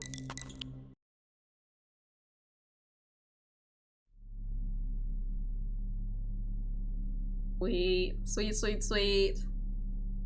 I'm going to take a quick break, go to the bathroom and grab some water for my throat. I'm gonna throw you all over to the BRB screen for a few minutes. If you need to go to the bathroom, get food, get water, take your medicine, you know, do whatever you gotta do. Now's the time, now's the time. Go ahead and do it. Make sure you're taking care of yourself out there. It's important, especially in space. You gotta take care of your needs. You just gotta. You just gotta. All right, so throw us on over. Bada bing, bada boom. I will be back in just a few minutes.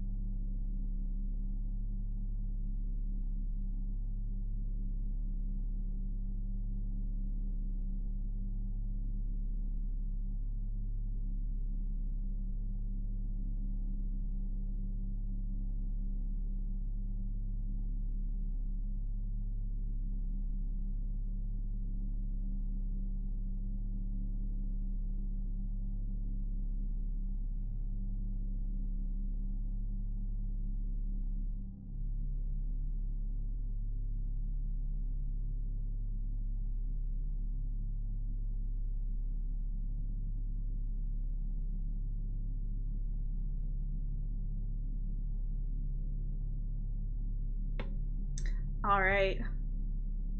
Back from my temporary displacement, space-time continuum. I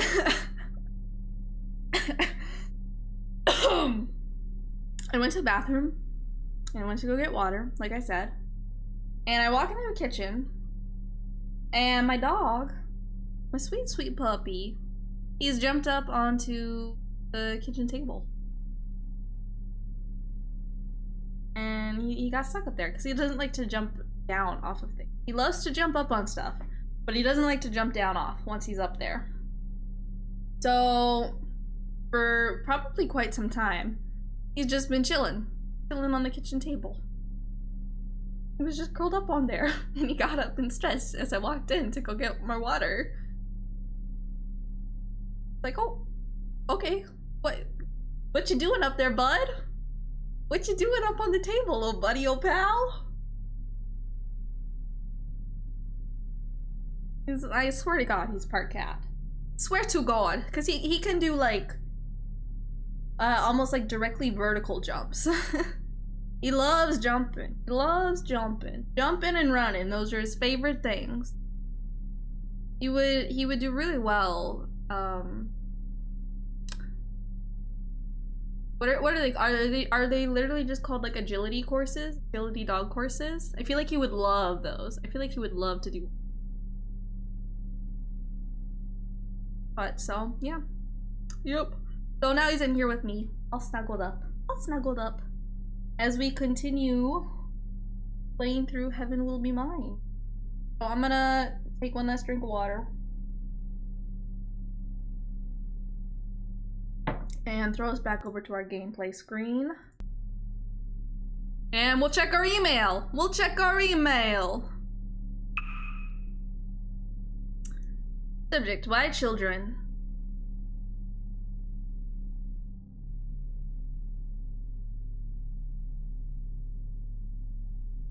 By the end of the space program, with recruitment having stopped almost a decade before the official decommissioning of the space program, all the pilots had become adults. Yet they were recruited as children and spent the fiercest years of fighting against the existential threat as children. Much like criticisms levied at the scout programs on Earth, it was a motion that Memorial Foundation considered heavily in deciding how to recruit their pilots. Children have no special piloting qualities, with much weaker tidal authority than adults, who of course have the tidal authority to engage other adults. Adults would be stronger, more powerfully able to use ship selves, much more so, the beloved and chosen adults rather than the discarded and flawed children that were chosen. On Earth, adults with much, much stronger tidal forces than children will destroy the existential threat before even comprehending it. And because of this, those threats are able to hide in the world and prey on those who are more weak, such as children or those who are unchosen adults. Those who are strong enough should struggle with other humans, and those who are weaker protect the rest from the trivial threats outside humanity. Sustained contact with the existential threat often exacerbates this effect. And there is a cold twofold reason for delegating who will and who will not confront existential threats. Children and the unchosen bear the burden, so adults will not be one. Okay, that's kind of fucked up. Kind of fucked up if you ask me. Coffee maker process completed. Everything is ready for you. I wish you would let me help you more. You'll be fine back home. Without a ship. I envy you a little bit. Piloting is for girls and jocks. Not my thing. But I wish I was coming. Sometime. A very, very tiny bit. Mercury. We are very different. But I love you. We're parts of the same thing. We wanted the same things. And I'll walk alongside you until we get them. Really? You're not leaving? Possibly forever? If I'm leaving, you're coming with me. If I stay, I'll bring you home. You know you can't rely on me for anything, but you can count on me for this. I promise. I promise. You promise with correct punctuation and capitalization, so you know it's real. What else can I do to pay you back? Nothing. I count on you for a lot, Saturn. The same way you count on me.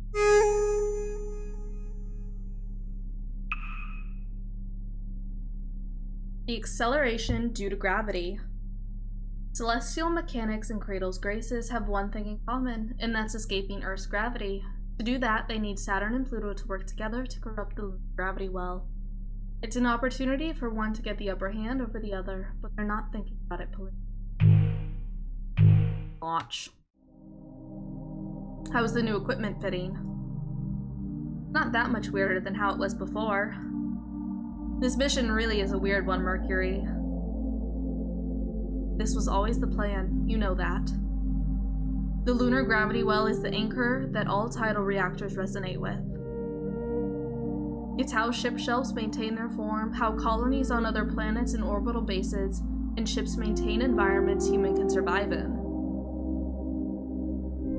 Gravity in both the literal and figurative senses is required for us to live in space. And without it, we dissolve into the universe, become everything that humans aren't.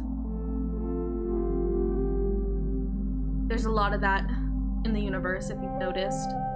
If we want to turn into something interesting and specific, we have to make sure that we're controlling the aversion process. Is it going to work? Probably not. I wouldn't trust the Iapetus to do this right. There's nothing in it for him, so why would he care? When he lived on Earth, he had everything he wanted. He isn't like anyone else who came to space. He's just flirting with the idea of transcending human limits for boring reasons, and only for his. There are no places left on Earth to conquer, so he wants to be the first to own the future. If this actually works, I don't want to share it with him. Oh, you don't have to worry about that. I told you I was playing this how I wanted, right? I'm not letting him have this.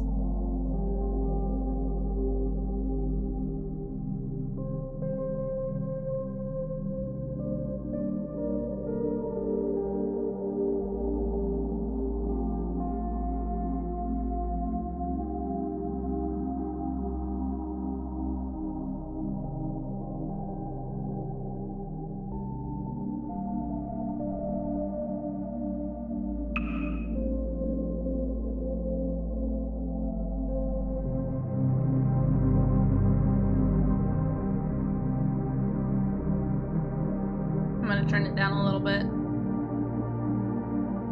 On the lunar south pole, the moon's first city glitters mundanely.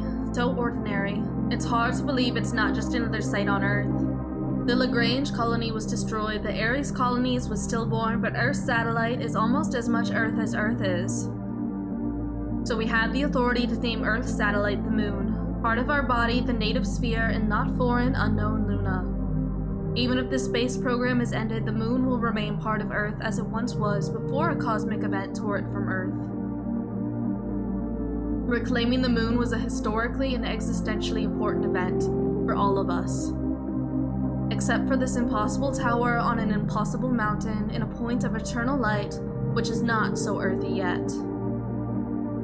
The gravity well is suspended directly above the tower's point, resonating with Earth to keep every wayward human in space grounded. The Moon has been taught almost all of the Earth's gravity, but not quite. There is still some possibility left.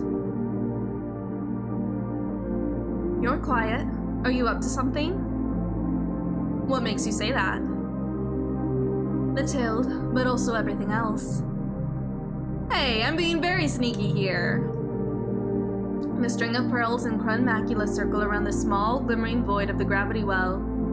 For all the good it might do, Celestial Mechanics and the Cradle's Graces capital ships are standing by. Just not too close. Who knows what could happen? I should be suspicious, shouldn't I? I think you must have some sort of evil plan. Of course, you should always be suspicious. I'm shifty. I'm here to get the upper hand. Good. That's why I'm here too. Still, I don't mind if it's your evil plan that finally succeeds, as long as it's yours. You're trying to fluster me. Try harder. I mean, it is working. I just want to get flustered more. You're in a really good mood. So I'm extra worried. More worried to be working with you than all the times fighting you. Not in a bad way, though. The gravity well is a massive engine, and it is very stable. To destabilize it is very dangerous to everyone and everything, which is why they're opening it. The escorting operational platforms from Cradle's Graces and Celestial Mechanics tonelessly coordinate with each other to instruct Saturn and Pluto on preparations, like exes that are forced to attend an event for their children together, because that's what they are. Now you're the one who's quiet. I was in a good mood. Did I tease you too much?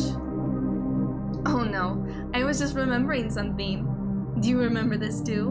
We did something like this before, a long time ago. We did? Together? I only saw you a little bit back on the campus.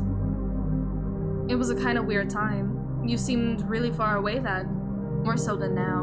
And we weren't there that long.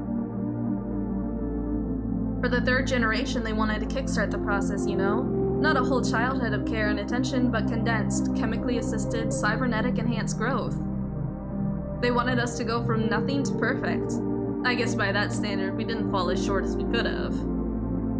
Unfolding dimensional cords, begin torque acceleration. They were hard times. You know I was really bad at first, right? Not just terrible at all the classes, all of the tests, all of the work, but I wasn't obedient or likable either. I was super annoying, haha.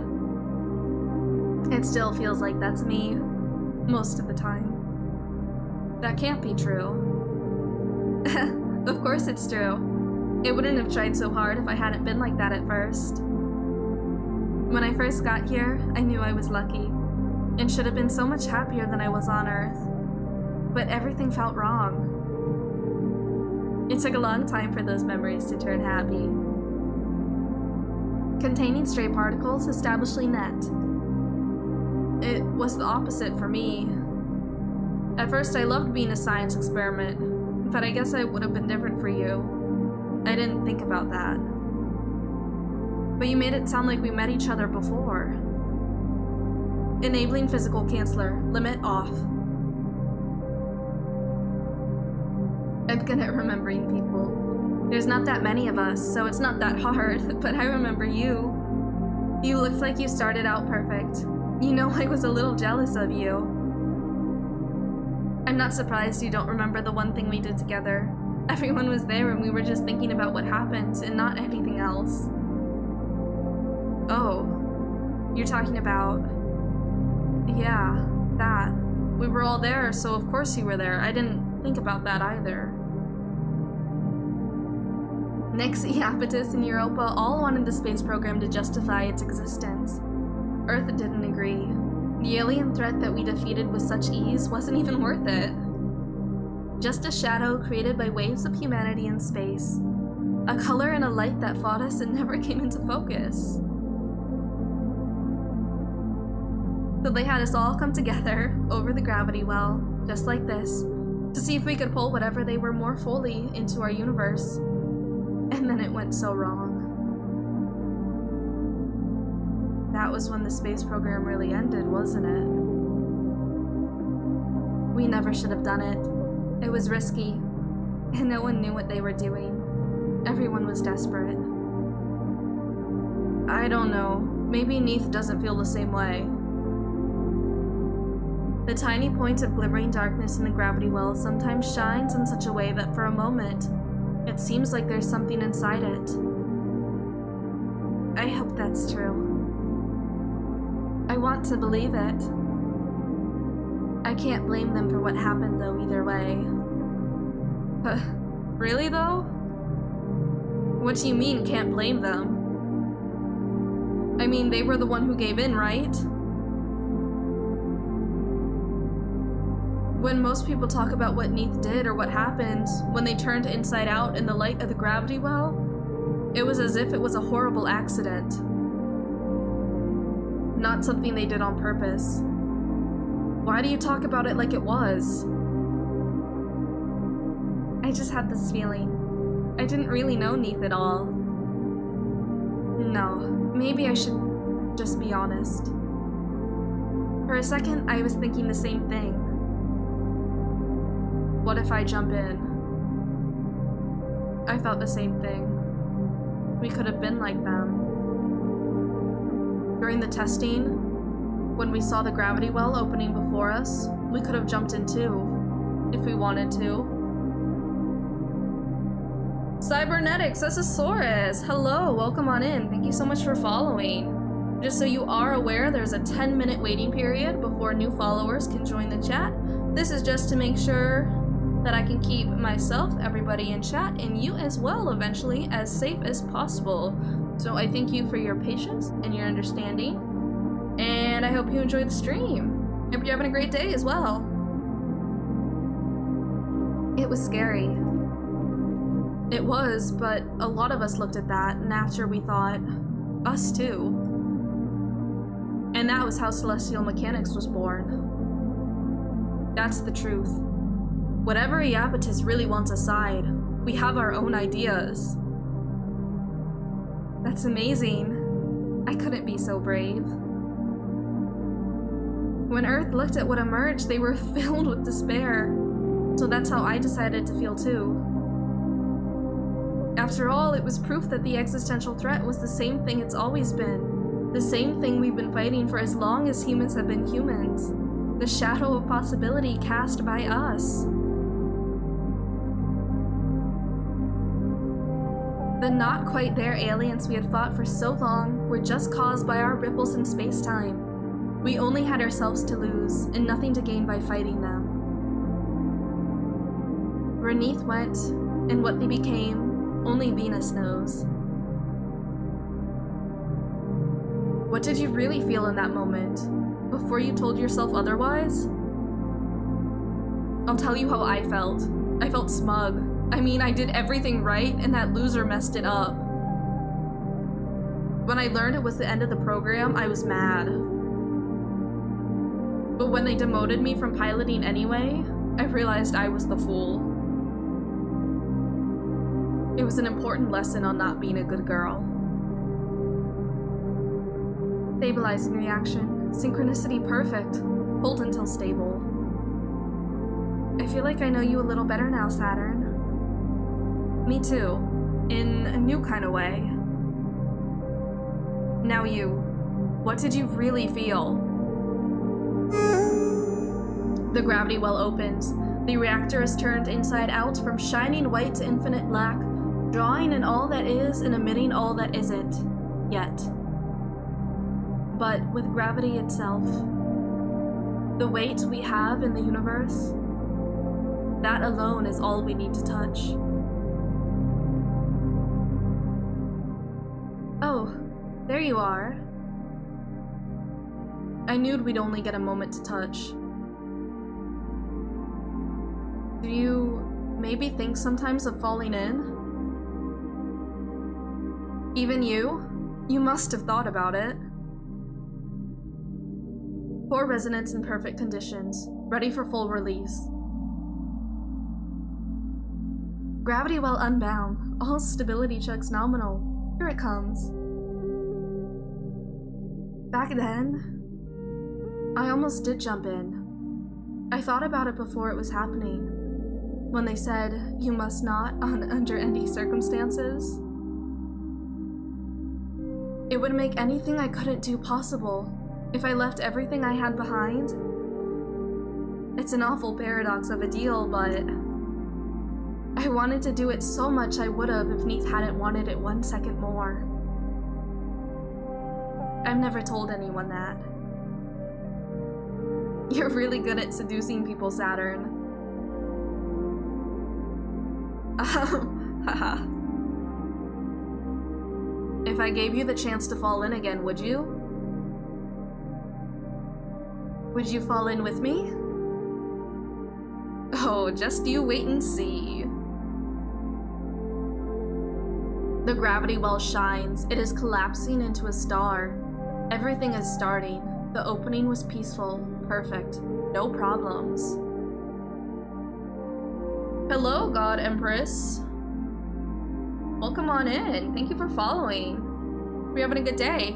Just so you are aware, there is a 10-minute waiting period before new followers can join the chat. This is just to keep myself, everyone in chat, and you as well eventually as safe as possible. So I thank you for your patience and your understanding. Yet there's a feeling, like the fluttering of wings deep down. Day 9! Day 9! Iapetus. Well then. I'm quite impressed. You don't even sound surprised. With how much I fucked everything up. I thought I'd get to see you surprised for once. If you had this much faith in me, you shouldn't have got so mad. I wouldn't be respecting you very much if I wasn't prepared with contingency plans. But I'm delighted to not need them. Haha. I thought so. I used to think you knew everything. Oh, good to see you're understanding the fallibility of your superiors.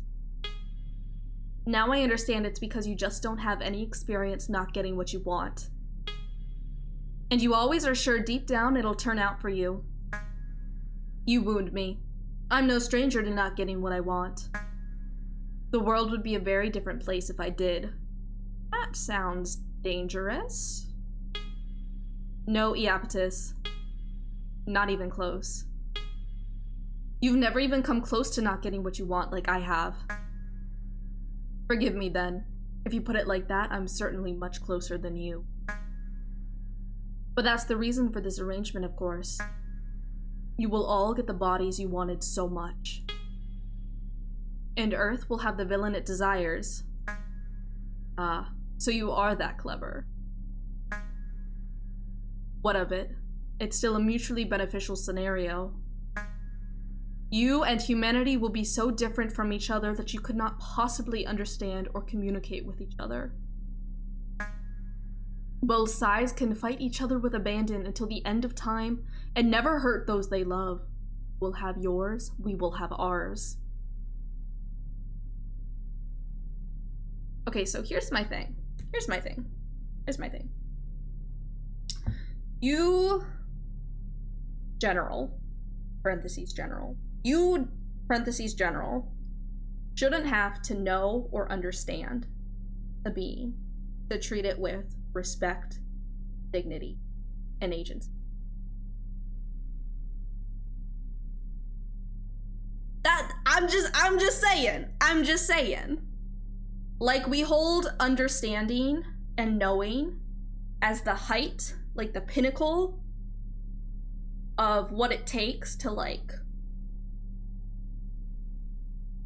treat others in a moral or an ethical manner. Like, as if these are prerequisites. You must know, you must understand, you must be able to communicate in order to treat it as a prerequisite. And it's like, okay, but it's not though. It don't have to be.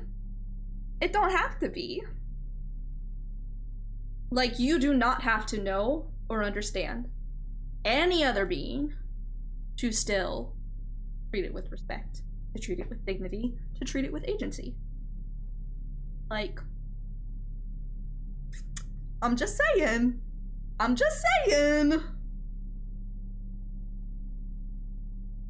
But then again, that's, you know, that could just be the post-humanist in me jumping out.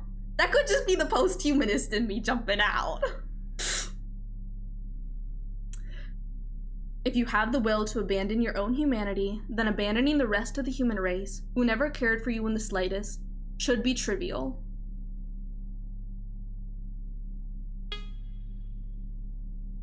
You don't know how relieved that makes me to hear. You really don't understand. Whether it's spite or love, no way I'm not sharing this gift. The fleets crash, ship self against ship self. In the shadow of the gravity well, none of it is visible from Earth. A quiet conflict, not a war, as has been stressed. It's more like a very pointed argument.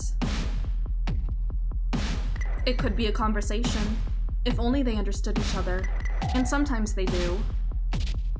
It could be kissing, if they loved each other, and sometimes they do. With the gravity well open, unrestrained, they fight weightlessly, under the full weight of their own gravity alone. A truer way to fight than anyone has experienced before. To fight with one's own self in the full weight of one's gravity, in the hollow weight of inverse, is the only time this will be possible. Our true power, unrestrained. Celestial mechanics simply takes advantage when no one else is looking. Celestial mechanics made no plans to win. After all, there's no way to win in this sort of conflict. The winner only has to prove a point. The way that celestial mechanics accomplishes this is simple. True to themselves, without the weight of gravity tying them to Earth, tying them to orbit. Holding them in their human forms, what happens next is the natural result, and that's what proves their point.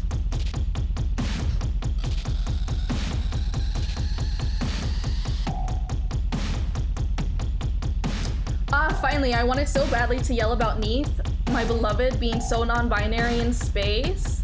Oh hell yeah, oh hell yeah. I love that. I feel like I've only gotten bits and pieces about Neath so far, but I'm very curious. Yeah, automod what even? Automod what even? I don't know why that would be...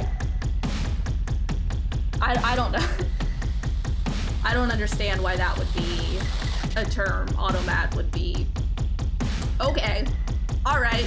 Alright then. Fine, Automod. Go fuck yourself, Automod. But yeah, I'm very curious to learn more about Neath. And who they are. And what happened to them.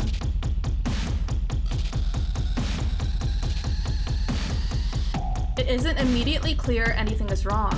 It happens naturally as a consequence of truly unrestrained conflict.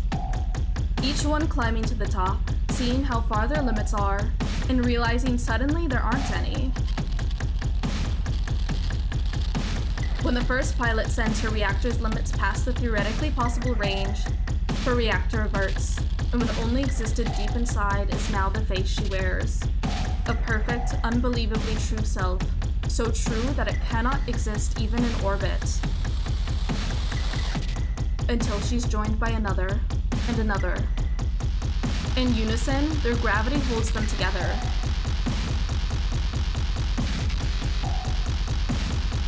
Good job, Saturn.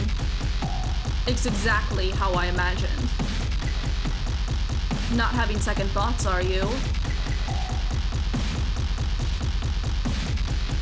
I love Heaven Will Be Mine so much, and I'm so mad I was napping through hours of it, but glad I could catch them, at least here for the end. We'll definitely be going back to watch the VOD. Yeah, I am. So this is my first time playing through it, and I am obsessed. I am obsessed. This game has irrevocably altered my brain. I love it so much. I'm very excited to go back through and play through the other characters, and also mess around with the loyal versus betray options throughout to see how that affects the story. But I really enjoy playing it. It's everything you wanted. And it will be good for Earth as well. Your infection of the gravity well was perfect. And you will successfully fuse with your ship shelf, just like you wanted. It's for our happiness too, of course. Humans will get to live as humans, aliens as aliens. As enemies mutually agreed upon, with no possibility of communication or reconciliation. And no conflict or guilt on our own sides.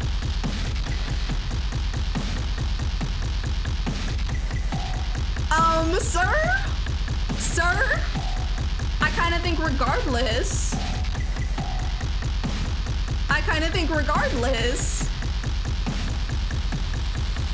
maybe there should be a little guilt sometimes. Iapetus is the worst person in space. See the fact he is censored, so the devs didn't have people cheering for the grossness he is, unrelated to which is someone who is safe and cool. She sews up the same as I do, tracking down every WKTD HWBM stream. Oh, cool. Awesome. I must also send my love for Neith. Awesome, love it. I love to see it. Love to see it.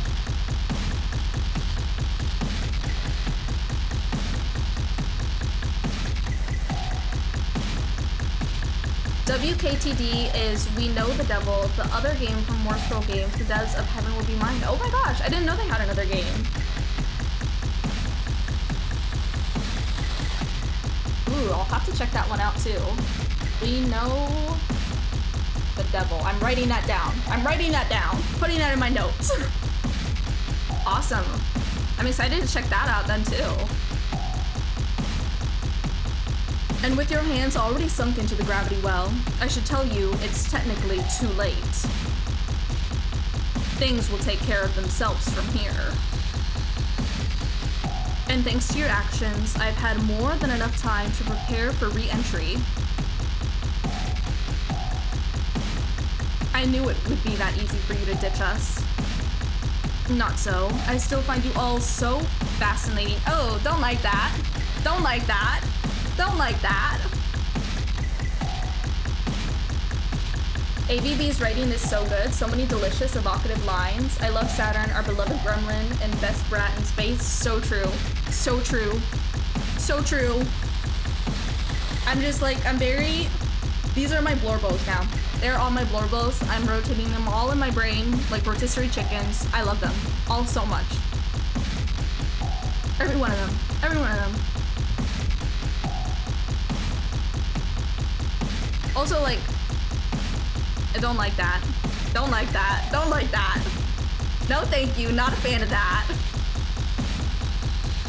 Like, you can tell there's parentheses here, derogatory.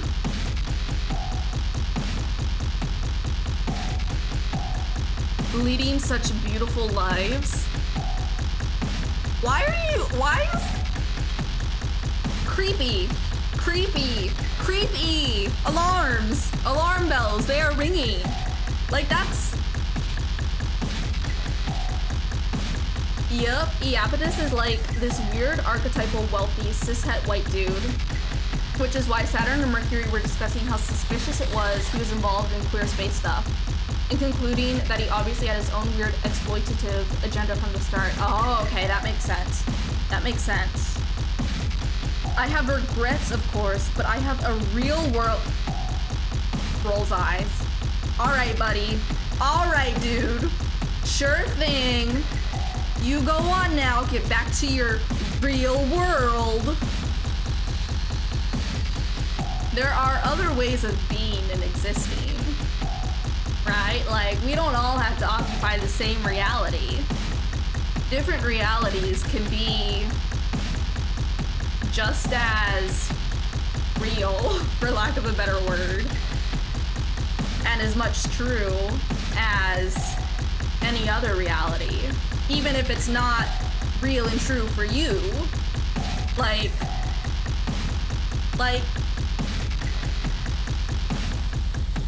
I'm not having regrets either. I'm only mad about how much you're underestimating me. Because you think I'm satisfied only getting what I want. And not greedy enough for more.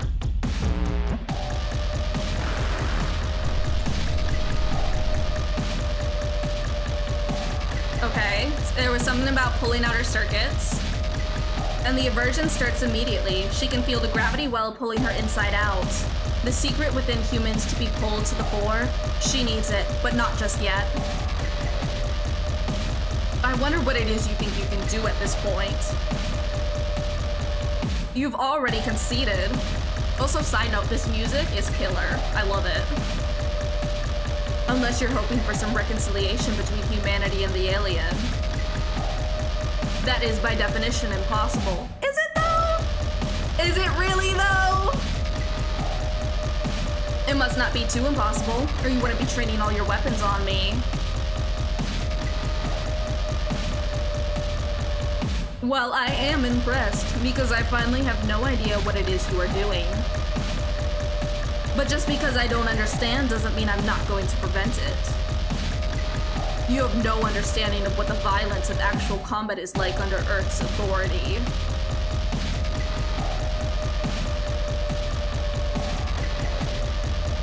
Silly game is an absolute banger among bangers. 100%. Like, it's just, the whole sound design in general of this game has been absolutely chef's kiss. Phenomenal. Like, from the beginning to the end, it's just been everything from the music, to the sound effects, to, like, the timing and the placement of them. It's just so great. This is truly a work of art to me, like in, like, capital A art. I want to take this game and show it to everyone and be like, here, do you see this? Do you see this? Look at this. Look at this. Look at this art. Look at it. Listen to it. Iapetus's Roncevotera is equipped with certain features that allow it to divide and categorize. It's an abstract ability with a lot of application, sophisticated and sinister, and the warrant of Earth itself behind it. So Lunatera figures the best solution is to just shoot him a lot. It's honestly a very good solution. Iapetus buckles, and whatever thing he thought he was doing, he isn't. Huh. Easy.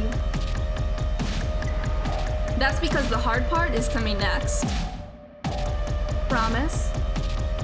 Huh, you say that now.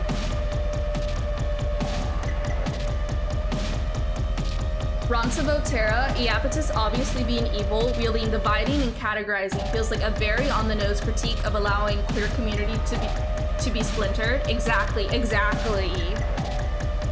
Like, this game is just, it just gets it. I truly, my brain is just so on fire from playing this game that, like, my ability to, like, pinpoint, like, to not pinpoint, but, like, verbalize, if that makes sense, everything that it's doing, besides just being like, oh shit, it's doing stuff, it's doing things, it's going places, look at all that it's saying, is just, yeah, my brain is on fire in the best possible way, but it's also in the same way where, like, it's the whole, like, if I loved you any less, then I would able to even talk about it more. It's like that. Just like that. But thanks for going along. Even though I didn't tell you anything, these games are absurdly good. Yes. I know how to make the best of a bad ending.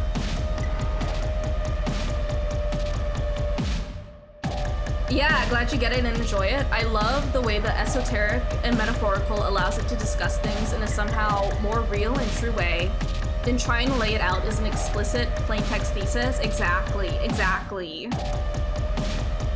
Hey, it's not anything worse than whatever you had planned, probably. So help me make it the best bad end we can find. Pay attention or die. The intent is lethal and simple, but the weight is not heavy enough to kill. The string of pearls tears a hot pink scar through space-time. His bullets can go there. If you can come close enough to talk to me, you can come close enough to kill me. But I don't want either.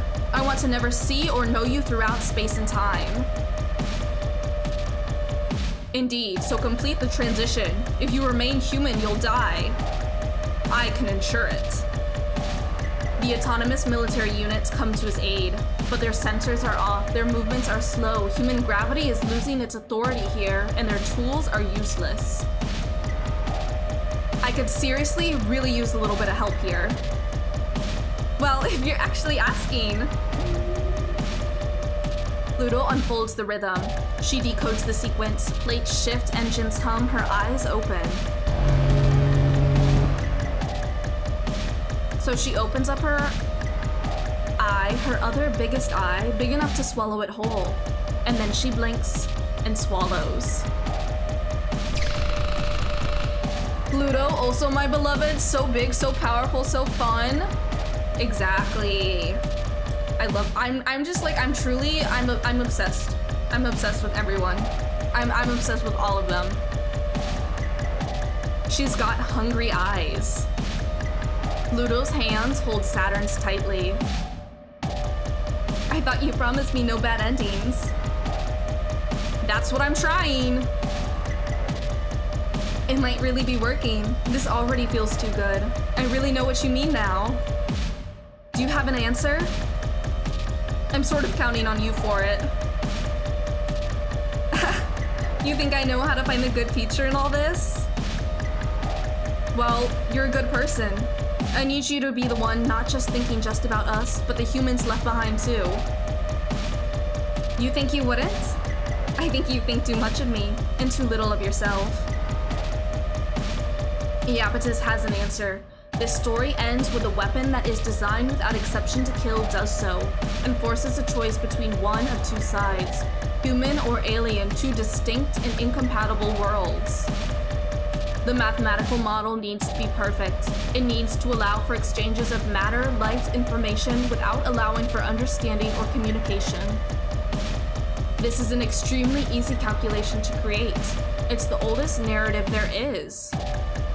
It's the one that Earth has told again and again and again. Iapetus has an extensive library to draw from, starting from the first moment humans separated light from dark. There is a way, and fuck off with this, we don't want it. And since I wasn't here when he was, Mercury, my beloved, right? I love Mercury. I love Mercury so much. I want Mercury and I want Ganymede to have the happiest of endings. I want them to live the happiest of lives. I am just so... I love him. Mercury, my little trans mess. Love it. I love him so much. Oh, he's just like me, for real, for real. Saturn throws that narration out. Why should it work like that? Why not make up something different? Who says physics works this way? Who says the calculations turn out that way? He is so tired and so anxious and so sarcastic and so good. 10 out of 10, best boy in space, nailing being a boy on purpose. Exactly, exactly. Iapetus wants us to take the fall for everyone, for the Earth, for us to scapegoat each other.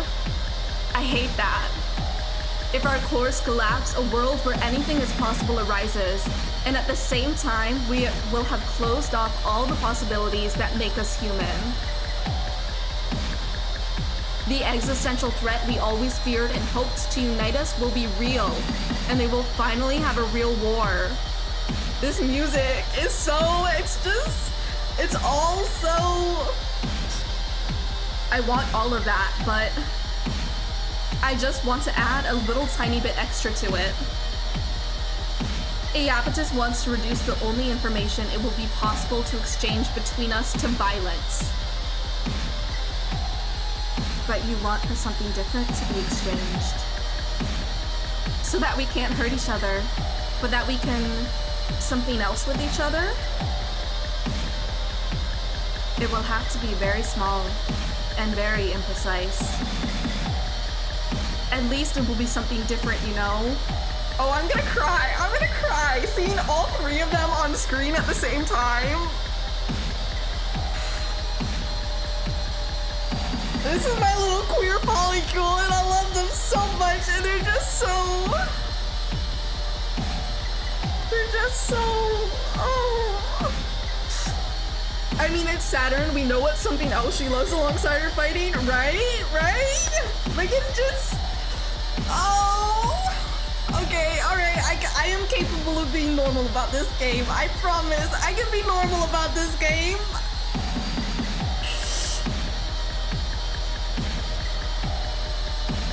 There's no chance of going back to being human. Not zero chance, although we won't even remember what being human is, so it's pretty low, I guess.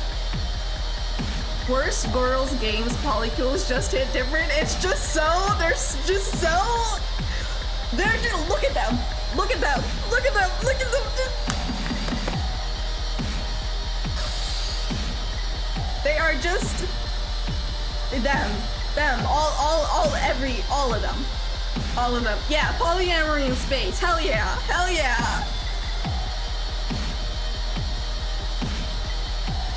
And that's good enough for me. Let's hope it's good enough for us all.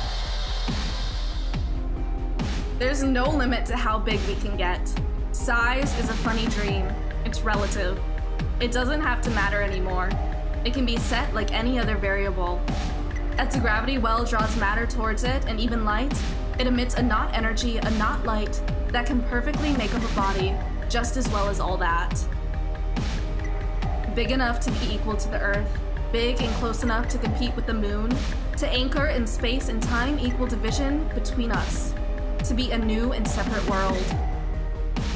The autonomous units are single vectors prepared for human violence, and we can't be cheated like that anymore. Only sad humans can have their gravitational impression in the universe terminated by the extinguishing of their bodies. They'll have to fight us on our terms if they want to get rid of us now, the way humans should fight with no fear of ending. The consequences will be unimaginable. We aren't going to have selves or consciousness like we're used to having. That's what it means to give up humanity. We won't know who we are, and we might not understand or grasp each other anymore. That's true. You might not know how true that is. It's so true. The final mystery of what is human, what is alien, ever shifting, for all ground reclaimed by humans lost to them. Humans have a lot. We'd only be able to imagine what it was like to be them. Hey, it's not all bad though. Don't overestimate the human race. Do the math.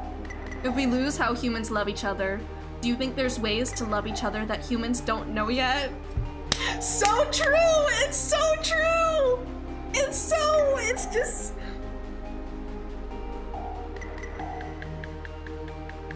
This game just gets it. It just gets it. It's just... Do they really know every way there is to touch and know each other? Or is there still much more to learn too? Maybe we're only scratching the surface. There are many, many routes. We won't understand each other in the same ways, but we'll understand each other in ways we never could.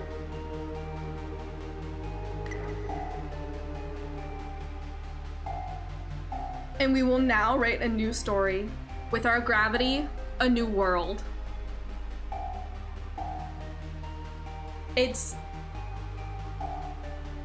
I need a quote.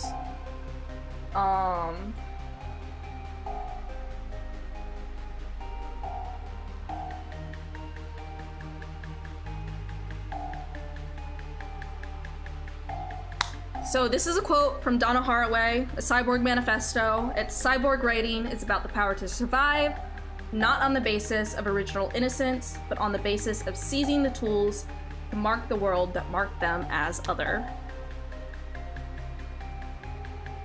It's just... It's all coming together now! It's all... I love the softness in this part of the track. It's so pretty and comfy and full of love, right?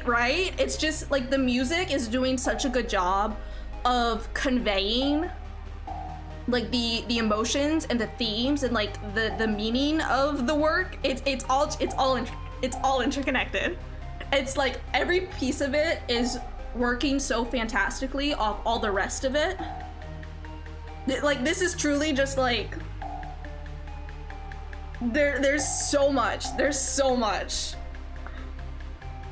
It's very good. It's very good. What a fucking great game. As we leave the level existence he insists on engaging us at, our tides push back. In Earth's tides, which no longer bind us, insist on him. What are you doing, hypocrite? You want to fight in the realm of heaven? Shout out to Alec Lambert. Who is Alec Lambert?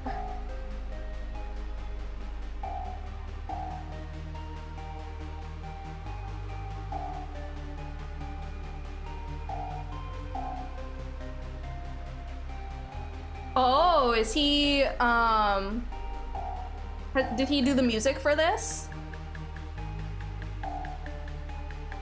I love that you clearly totally get why, I'm sorry, do I pronounce it, Jane? Or how would you like me to pronounce it? And I would hunt down everyone else experiencing it to share in it. Alec Lambert is the composer. Okay.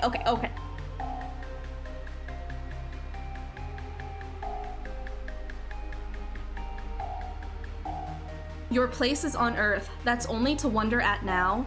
The story's ending twists, we are far away, another space and time. Watch us in the sky, but never touch. Until you find your answer on Earth, you'll never touch heaven. You know, no matter how bad you are at being human, there's no other way to be. It's really disappointing, but it's simply true. We just can't think in any other terms. You can say you want to not be human, but can you actually make it happen? Oh, this is hitting me. This is hitting me right in my little otherkin heart. Like, Joan is fine, that's what most people do. Okay, awesome.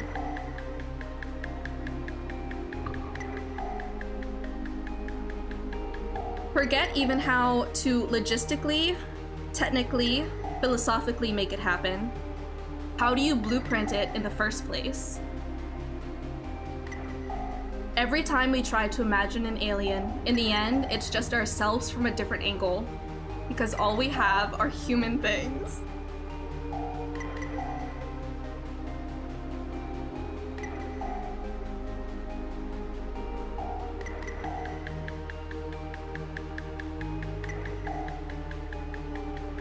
It's like I feel like I'm having like 7 consecutive like breakdowns isn't even the right word. It's like breakdowns, build-ups, all in one, all at once. Oh my goodness. Oh me, oh my, oh me, oh my. So the ambition to assemble them in an order that's alien to us is kind of inherently doomed. But that doesn't mean it's useless. So true! It's so true! Imagining that which is human, that humans are not. When I say I don't want to be human, what I really mean is...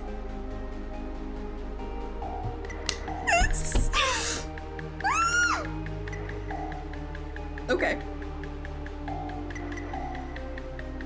Okay. Saturn is so real for that line, right? It's like they came into my house, they observed me for like 25 years, and then they were like, here's a game. Do you want this game? Here's a game. I think you'll find this game interesting. And it's like, no, this game it's me. What are you doing? What are you doing? I can't stand being human like this. It's so true. It's too real. It's too real. You know, I've been trying to be normal about this game and failing, but I've come to the conclusion now that is impossible. That is futile. It is impossible to be normal about this game. It cannot be. Oh my goodness. I can't stand being human like this. It's so real, so true. Oh my goodness. Emphasis on the like this. What I want instead is to be human like that. That was the beginning of the space dream. Everyone in the Memorial Foundation felt that way when they sent us here. And everyone on Earth who believed in us felt the same way. Let's be more human. How much more human can we be? That faith waned, maybe because they were jealous. Yet maybe also because the direction we were taking the future wasn't enough. Just another human that they didn't want to be. Or a sort of human that they're scared of being. I don't owe them anything, but there's one more thing I can't stand. Not being seen for what I am.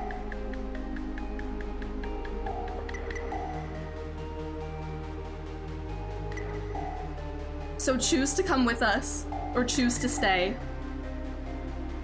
But I won't be happy without them knowing what they're missing out on. Look up in the sky and see all the weird stuff we get to do with each other. Oh, I'm like, oh, it's over now. I'm like actually crying. Oh, and come join.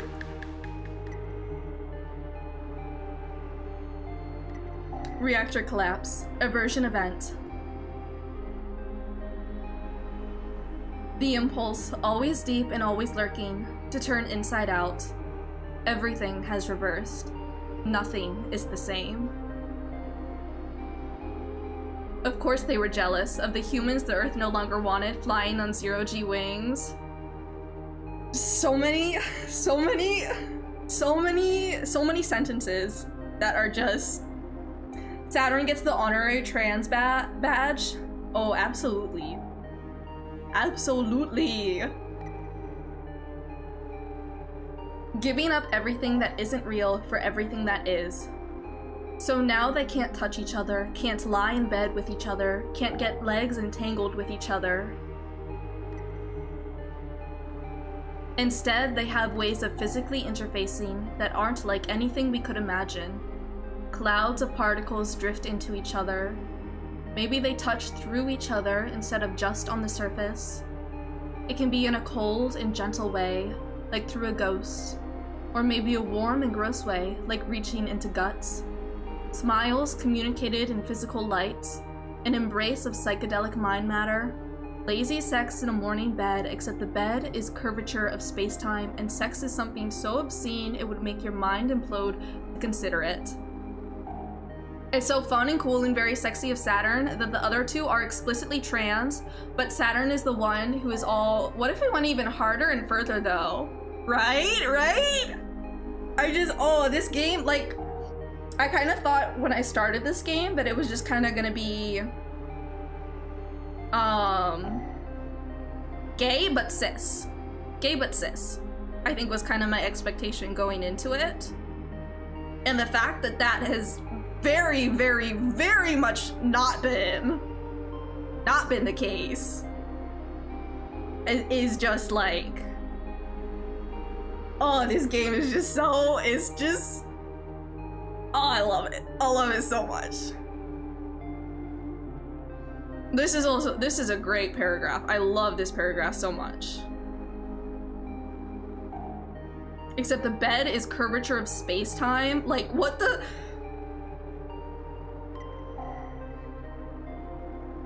Oh, that is beautiful, yeah. Avi is trans herself and 100% pours herself into her work. Oh my goodness, I didn't know that. I didn't know that. I feel like I didn't really know anything about this game going into it. Besides like what's on like the Steam, like their little brief description. That was basically all I had going into it. And so the fact that it's just been so, like, the description of the game is, how could it ever even begin to encompass all that this is? Like, this is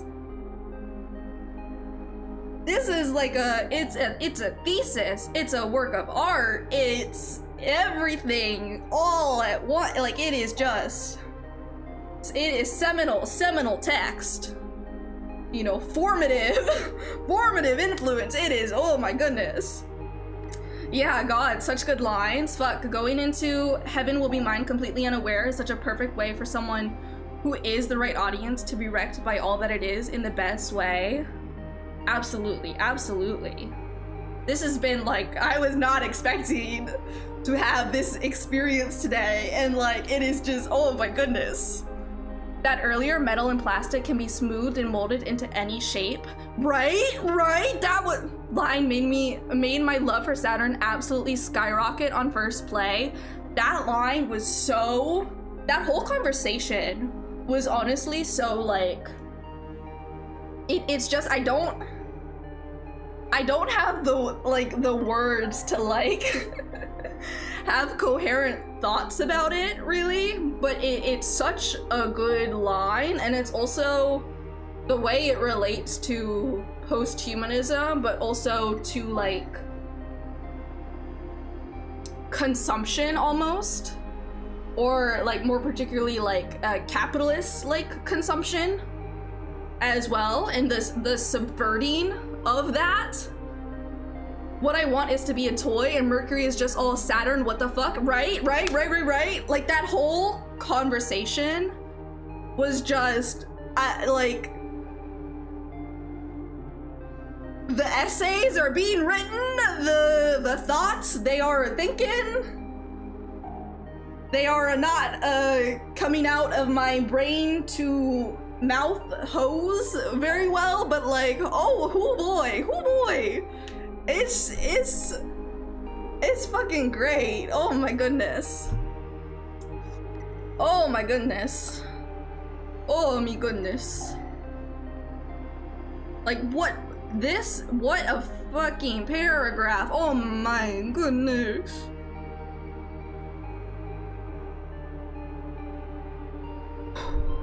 Okay. The ship's self fused to the hide, the gravity reactor to the flesh, because humans have sciences to distinguish the differences between those things, and these new aliens don't. They won't have arts or sciences, they won't know what the differences are, and they won't know what they mean, but they will understand the difference between many other kinds of things that we do not understand. A real hero would have turned out differently, but that's not who we are. Our ships have mouths now, and they open, and they can scream.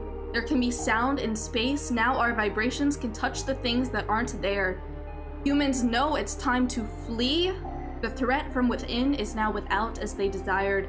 The moon is no longer hospitable, as alien and mysterious as it was long before it was possible to reach it. Their ships have mouths now. Saturn can suck things out like crab meat. Love that for her, right? Like, that was such like a visceral image in the beginning. It's truly just like, it's so somehow this game is simultaneously embodying like a very disembodied form, but at the same time it's also very visceral. Like, it's no form, but holy shit form, but all at once. Like, you know? It's, wow. Material and immaterial all at the same time. And like, holy fuck. Like, holy.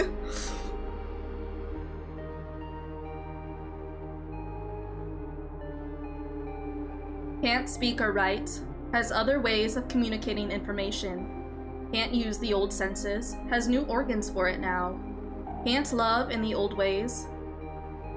There are new ways of having that too. Why is Automod? Automod, what's your location? I just want to chat. Automod, I promise. I just want to have a little conversation with you. What's wrong with you, Automod? Yeah, I love that intermeshing of the esoteric and philosophical and metaphorical, and then the raw and visceral and intimate. So good, so queer. Exactly.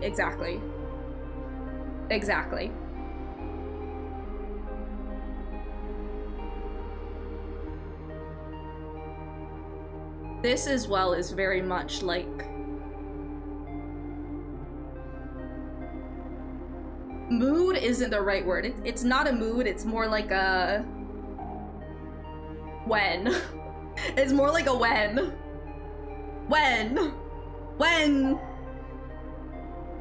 Please, when? Laying together in the stars, we can do that though. The metaphor translates. That's what this is, indisputably. Oh, I love that. I love that. As someone who like communicates primarily through metaphors to like bridge the gap between what's in my brain and all that leaks out when like I actually go to talk. Like my brain to my ability to convey that is like a leaky hose. So one of the things that I do to like duct tape the metaphorical hose is use metaphors. So this is very, this game was made for me. Just like me, for real, for real. And everyone is invited who wants to become a world and never touch Earth. That's a different world now.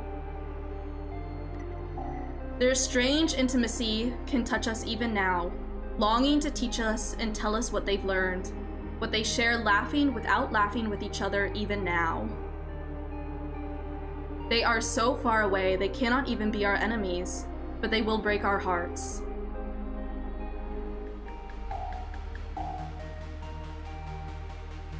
It's a lovely night tonight.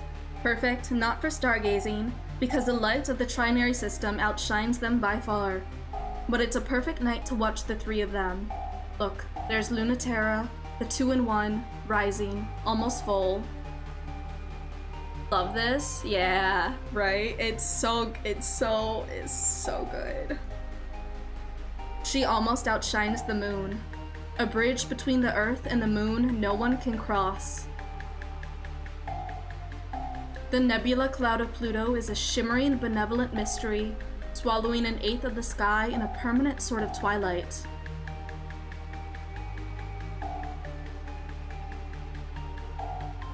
It's just so, like, oh, it's so beautiful. And the glittering twinkle of Saturn that trickles the edge of your sight this way and that, always seeming to be in the corner of your eye, but hard to see directly, and making the boundaries of your heart and mind ever so thin. I love all the endings, but this one has a very special place in my heart. So there are multiple different endings. It's good to know. I'm definitely gonna have to go through and play it a bunch more times. We love our beautiful Eldritch polycules. Absolutely, 100%. There is nothing better than an Eldritch polycule. Truly, truly, truly. Love written into the very fabric of the world, changing it, showing others. Exactly. The love is both immaterial and material. Again, it's like this, oh, it's just, it all is working together. All the themes, all the meanings, all the like textual, intertextual, diegetic, non-diegetic. It's just, it's all, oh, it's so good. It's so good. In the fact that, like, from the very, well, not like the beginning, but close to the beginning, we had Pluto, like, completely both being within the narrative and without the narrative. Like, reaching out to you, the player, as well as part of it. Like, it's just so, oh my goodness. Like, it's not just about the world and the universe. It's not just about material human form. It's not just about, but it's also the story and the narrative in of itself, and then the narrative and the story in of itself, then into our material real world, and then how can that then inform the immaterial. It's just, oh my goodness. Oh my goodness. Yeah, Pluto and Saturn's weird psychic mutant powers to read and alter the narrative of space-time. Exactly, right? Like, it's just, it's so... Like, it's just... Wouldn't you feel guilty if you got something special and never shared it? Yeah! Like... It's just, it's...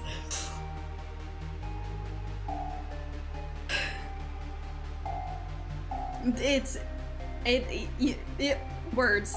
Words. Words. Words. Mm-hmm. Yep. Yep. Great game. Great game. Fantastic fucking game. We lay out our blankets and watch until someone catches us, and we run. But it's all fun and games. Until that day comes, they're waiting for us always. They just need 1 or 3 to reach out to them again.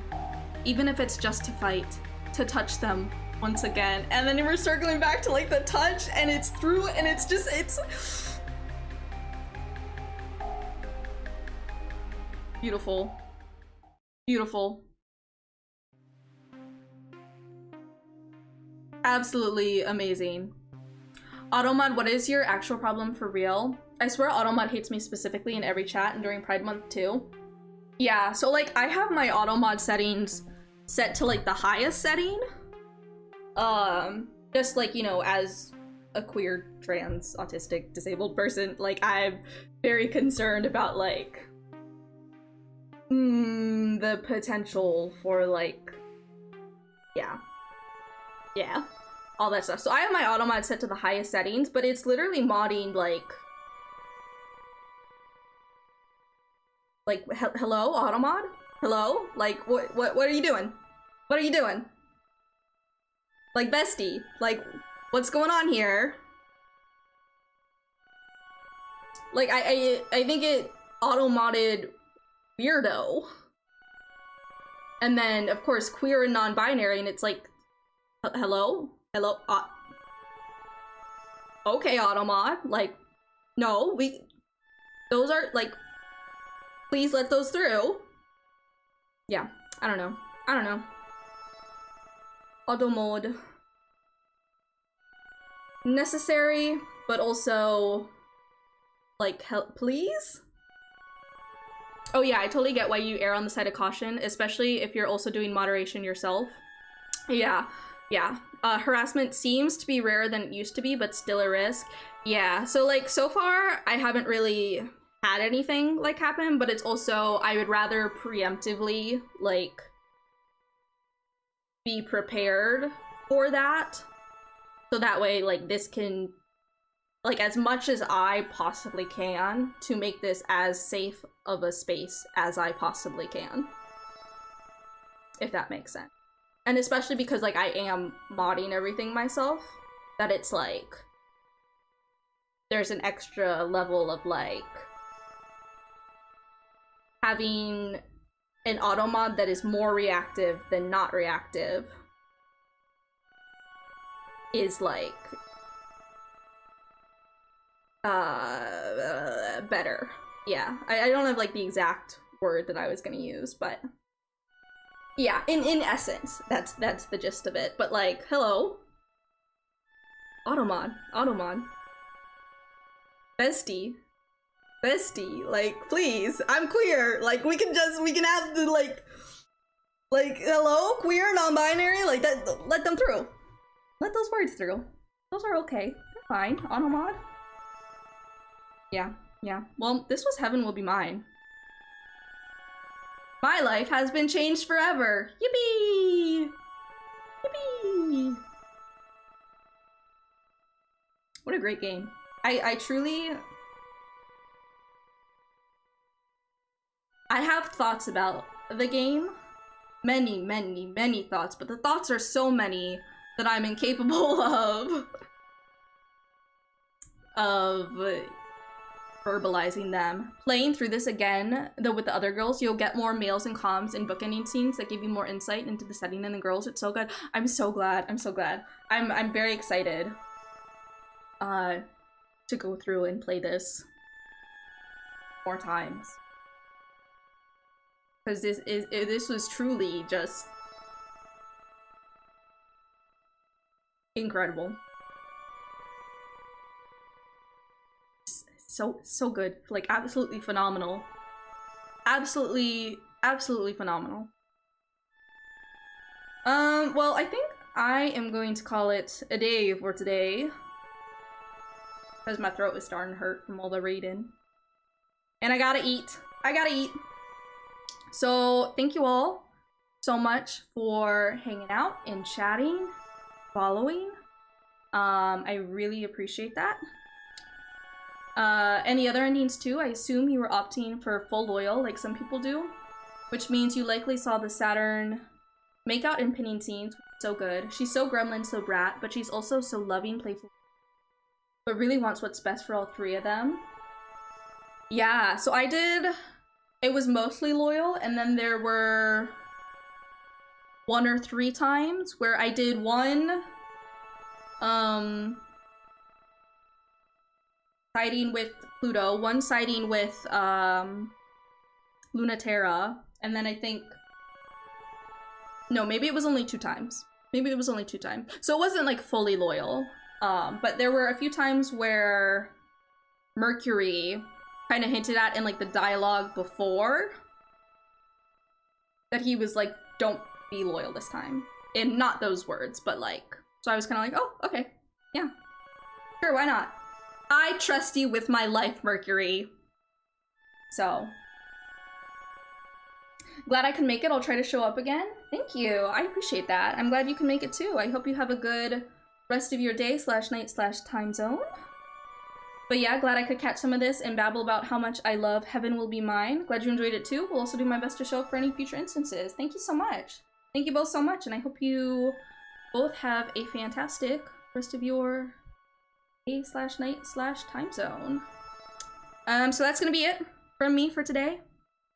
I will see you all in another universe. I am going to send you over to Sea Dragon Anisha. She is also a VTuber. I believe she is coloring today. So if you're okay to stay for the raid, I'm just gonna send y'all over there now. And I don't have a raid message at all, so you can just say hi or whatever if you want. Or you can lurk. Or, you know, you need food, water, whatever. Go about your own business. You can do that too. But again, thank you all so much for watching and hanging out and screaming about Heaven Will Be Mine with me. It's absolutely fantastic. And goodbye.